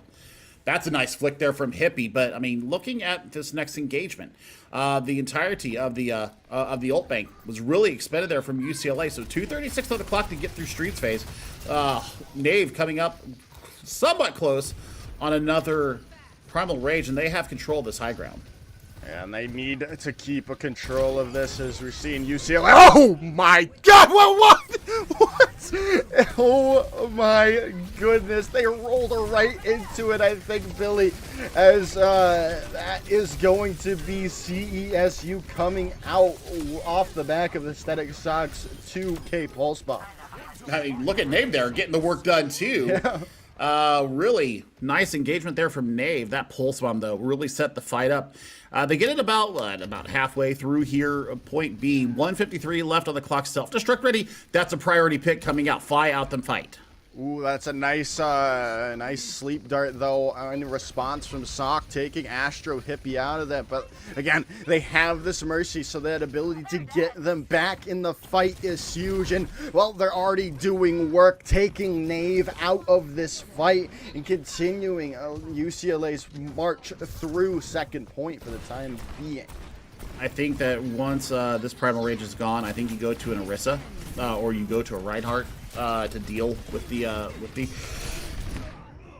Ooh, as there's the Deadeye coming in from Chingus, catching out 5 before they can land that shot. But hey, maybe it doesn't even matter, because Aesthetic Sock on this Tracer is unlocking their Super Saiyan mode, finding another 2-piece in that fight. Sorry, I had to sneeze there, so I had to mute myself. Allergy seasons comes early, but fight goes down once again. This is still a pulse bomb fight, ready to go. Yeah, and we've seen what Aesthetic Sock's able to do with the Pulse Bomb, and Nave with this Primal Rage and the Nano Boost. This is a very angry monkey right now, Billy, and it's working out well for CESU, but now they're super low. They've got to retreat, but they've done the damage they've needed to. And they hold on to Pulse Bomb. So, I mean, that's the next engagement tool for them going into this next fight, plus Kasune Rush. It'll be dueling rushes here coming in for both fights. The big problem right now is that Astro Hippie has this Death Blossom. They really need to be aware of this. Yeah, this could be a letter rip moment from UCLA, but no, not even, as they're going to take them out mid-Death Blossom before they can really get a going, as CESU look to stop this march of UCLA. It's working well so far. Spudrug and Nave getting in the picks they need and wrapping things up. CESU take map number 3. Well, now they're on match point here. What a providential choice there for them coming through. They were able to adapt on the fly. We saw the adaptability coming out from UCLA too, though, Joshua. That was the big moment for me, was seeing, the adaptability. Watching Astro Hippie going over to the Reaper, seeing immediate results out of it. But Nave, man, got so much done. I mean, this duo of Nave and Aesthetic Sock coming in here was absolutely magical for the Canadian squad, and I really do appreciate a good Winston v Diva battle. The supports, though, I mean, for both sides have absolutely laid it on the line. This is not as far apart as people may think. This is actually very close between these two squads, and I tell you what, UCLA on the back foot right now, I'd be very scared about where we're heading to for our push map. Well, there's only 3 choices, and I believe 1 gets banned, so there's only 2 in the end. And that's the question. What are you gonna get to go here, though? Is Billy? I'm trying to think. I don't really know which is the proper choice for these Bruins. I think that first the ban has to come out. I think before we can really make any kind of really intelligent decision. I think if they ban Colosseo, that takes Doomfist pretty much out of the question. Colosseo is so good for Doomfist because of the entirety of the linearness of the map, how straight it is. You can get a lot done with a Wrecking Ball or with a Doomfist there. Also, Wrecking Ball works really well there too. So I think that if you're CESU right now, I think that you absolutely need to ban Colosseo out. That brings up Esperanza and New Queen Street after that. And, I mean, Doomfist, kind of good on New Queen Street. Esperanza, a lot more of a parkour course for a Doomfist. So, I think, if we do see the Colosseo ban come out, I think for me, the pick would have to be to Esperanza. Because you have good sight lines. Astro Hippie can come back in on that sniper. Chingus was getting work done with the Peacekeeper as well. I think for CESU, I think that you're wanting to see Esperanza because you do have the flexibility coming out from Nave. You can see the off tank, you can see the main tank for both for them. Now this also says, if we do go to Esperanza, do we see Jan come back in for the UCL Bruins because they had a pretty darn good Doomfist, and, well, that might be just the pick for them to go. Yeah, that is the question, and it all really lies on the map ban that we're still waiting for. They've got to figure it out. There is, I mean, obviously, it's for the series here. They're trying to set themselves up for the win to get to 500 and set themselves up better down the line for whenever the playoffs start. I mean, we've seen good Overwatch, though. We've seen We have. picks and counter picks. So we've seen composition swaps. They banned Esperanza, so wow. That is interesting. So that leaves us with Coliseo and New Queen Street. New Queen Street is better for, I think, CESU. But we'll see. We're going to Canada. So the Canadian squad is going to be playing on home turf here. For our push map, and well, Doomfist can work here, but you know what really works really well here on the streets of Canada? Orisa works really well here in taking space. Also, the wrecking ball as far as the tanks. So this is going to be an interesting choice here coming through. We're going to see if Astro Hippie is able to get the value out of, say, a Widowmaker once again, or are we going to see a Reaper come out and just start challenging the tank right away? I think it really depends on, like you said, the tank. If they're going with the Winston for some reason on this, I think that Reaper pick has to be made immediately. Make Knave's life a living hell with those Hellfire shotguns, and make them switch off to something maybe they're less comfortable on. Maybe that Orisa. But I mean, Orisa's still so good, even if you're not that proficient on the hero. It's just probably one of the best tanks in the game, probably the best tank in the game. And I know you're loving it. You're a Orisa man yourself, Billy. And I know I'm seeing that smile. You're like, yep, I've been called out. You've been called out.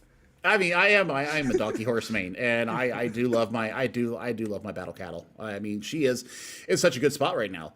Yeah. So it's really going to come down to what choices we have. And I mean, we saw Sebastian bring out the Orisa before, so that might be the way they go. I mean, with damage mitigation coming in and such a linear route, once again, it's a push map, so you have to engage on the point. So unless you're going to have the flankers again, Aesthetic Sock really got the work done on the flanks. So if you're going with the Orisa, you're going to have to be aware of that tiny pestilence that is a tracer. And then we'll see what goes on for the rest of the teams. But I mean, we've seen the support lines. I mean, the support lines have been really, really adaptable and have really changed to meet the moment here all series long for both squads. So, I mean, Kiriko, very strong right now. Still looking maybe a little bit of the speed Kiriko run through here. I think that would be a great boon for anybody, especially if you're running with that Orisa that needs a little bit of extra mobility. I think also having Sound Barrier, having that defensive ult in your back pocket, also going to be good. So there's lots of options here for the push map. We just need to see how we go. Yeah, like you were saying, the flexibility of the support line, I think we've seen all but Moira and Brigitte so far. Yep. So, Yep. I mean, it's showing that they're a very flexible bunch.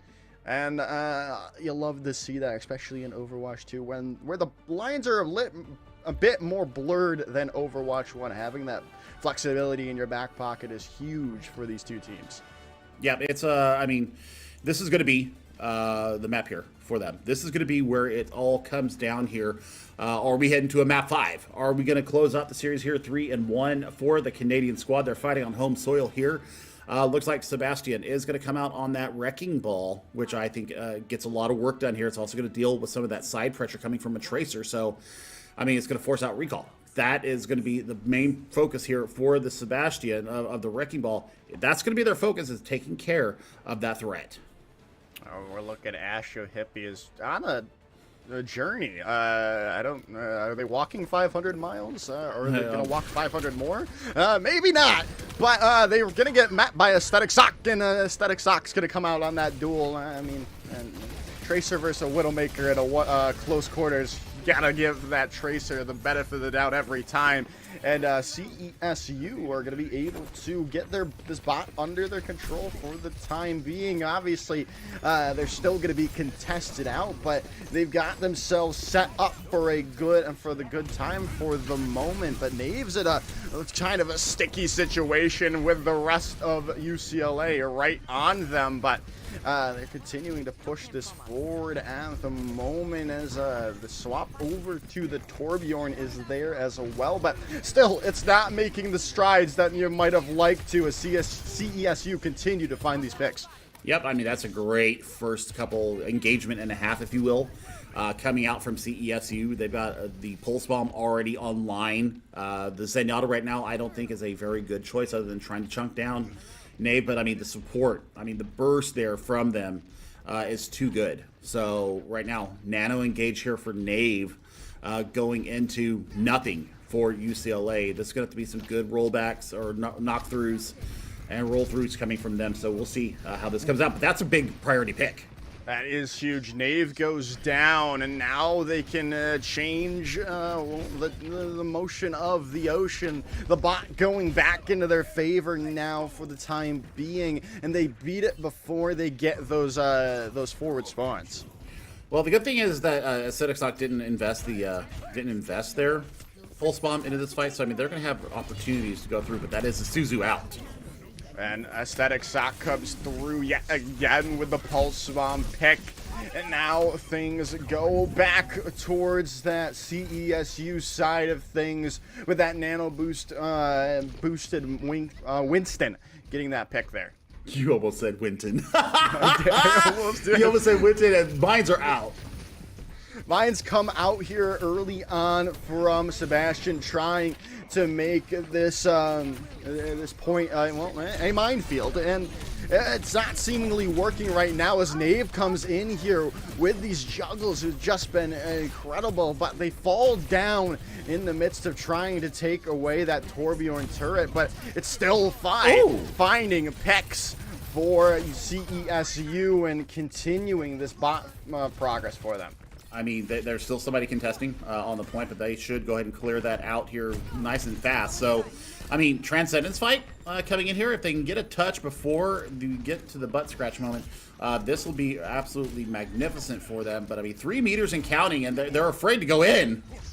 I don't really know why they could have gotten it. They do eventually get it in the end, but they could have gotten it a little bit quicker and a little bit less precariously, as now UCLA are coming back into this fight as the Sound Barrier and Transcendence have been used. Who's going to come out on the upper hand? And it is going to be CESU with those secondary fires from Fly on that Sojang. I mean, that is a great engagement for CESU. They pull out the Transcendence under the pressure of all the forward progress being done here. I mean, Sebastian is in a world of hurt. They're going to go down. What? The Deadeye?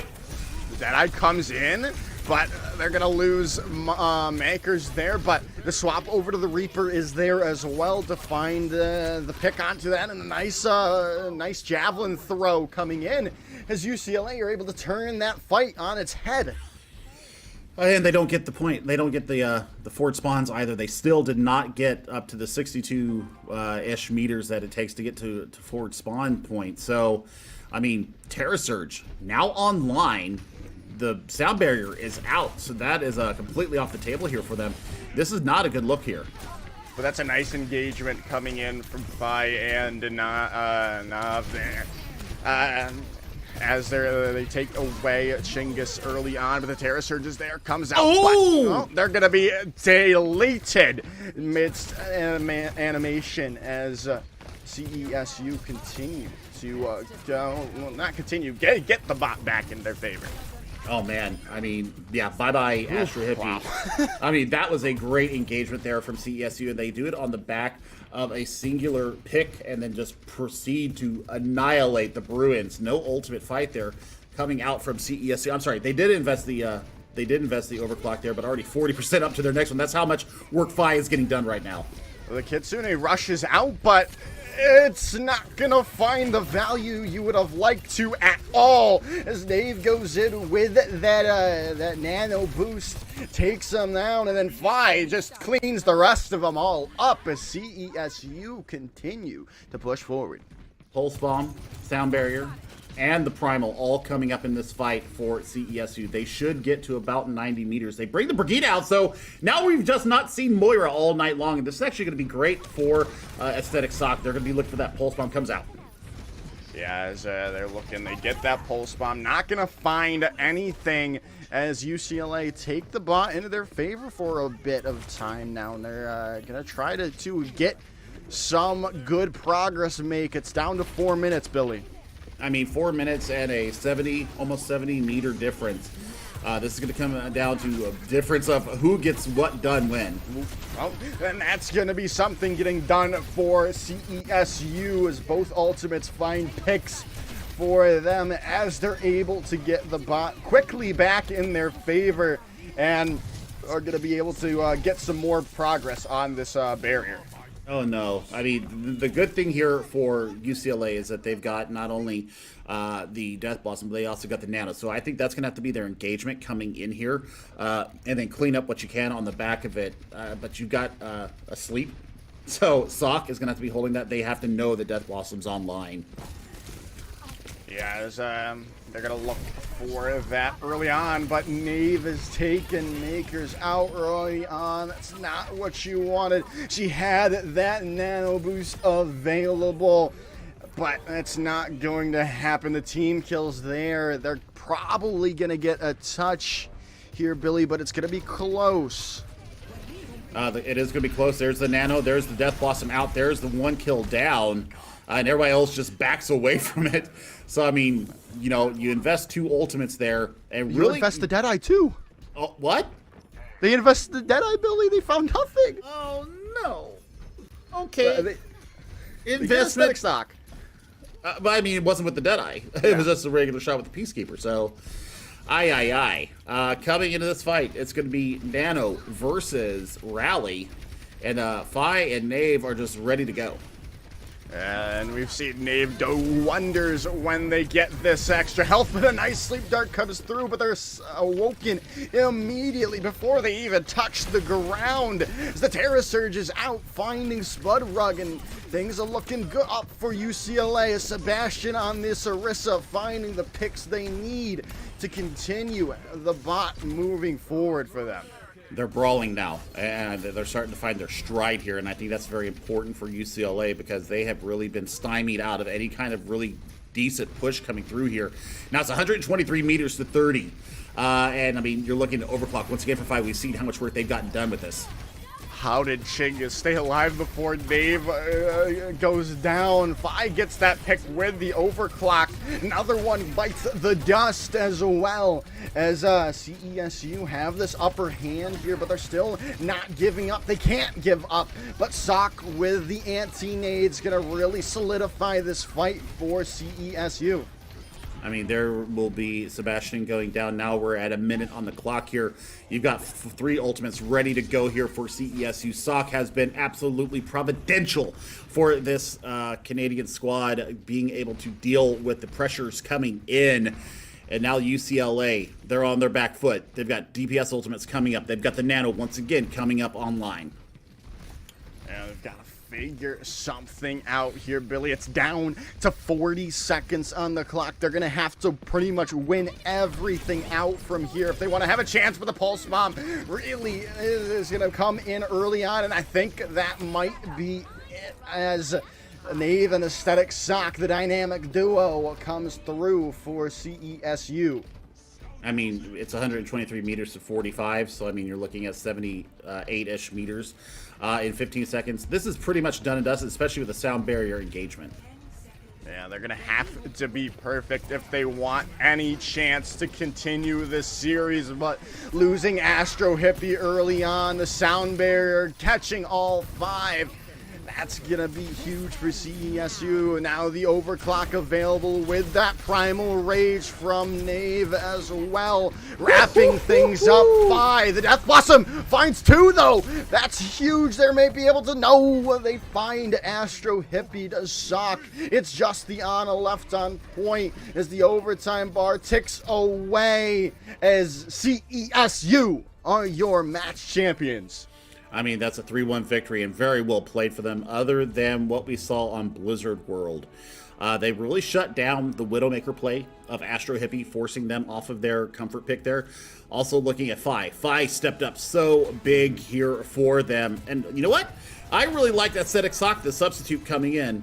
They got a lot of work done there as well. So, for your Canadian squad, CESU, they take the 3-1 victory. They go +2 up now on their previous map difference. So now they're at a -3, but more importantly, they're sitting on 500 for the season. Man, 500 sounds so much better than 1-3 or 1-2, as they're able to come back after a shaky Blizzard World, I believe it was. Yep. And come back and show them they're the top dogs over UCLA. I would say top Bears, but I know it doesn't sound as good. I mean, it was a good performance for both of them. I mean, UCLA had moments of brilliance as well. I think that Jan got a lot of work done on that Doomfist, but I mean, I think map picks started to really play against him. Plus the substitution coming in of Sebastian. Sebastian did the best they could, really turned some fights in their favor. But I just think that the pressure from the DPS coming out from CESU is the real difference maker here. Also, Nave in the tank role, taking space, taking names, putting it back in spawn. It's all good. Yeah, it really is. It really was. And they did fantastic. You did fantastic as well, carrying me through this cast. They as well, Grissom and Hippie making us look good on the broadcast, showing us that it was exciting moments. Thank you all for watching here. You know what? Go get some sleep, especially you, Bill. You need to sleep. You need to sleep, mister. I'm going to bed. I'm going to bed. As that's it for us this week. Thank you all for watching. Peace out and have a wonderful rest of your night.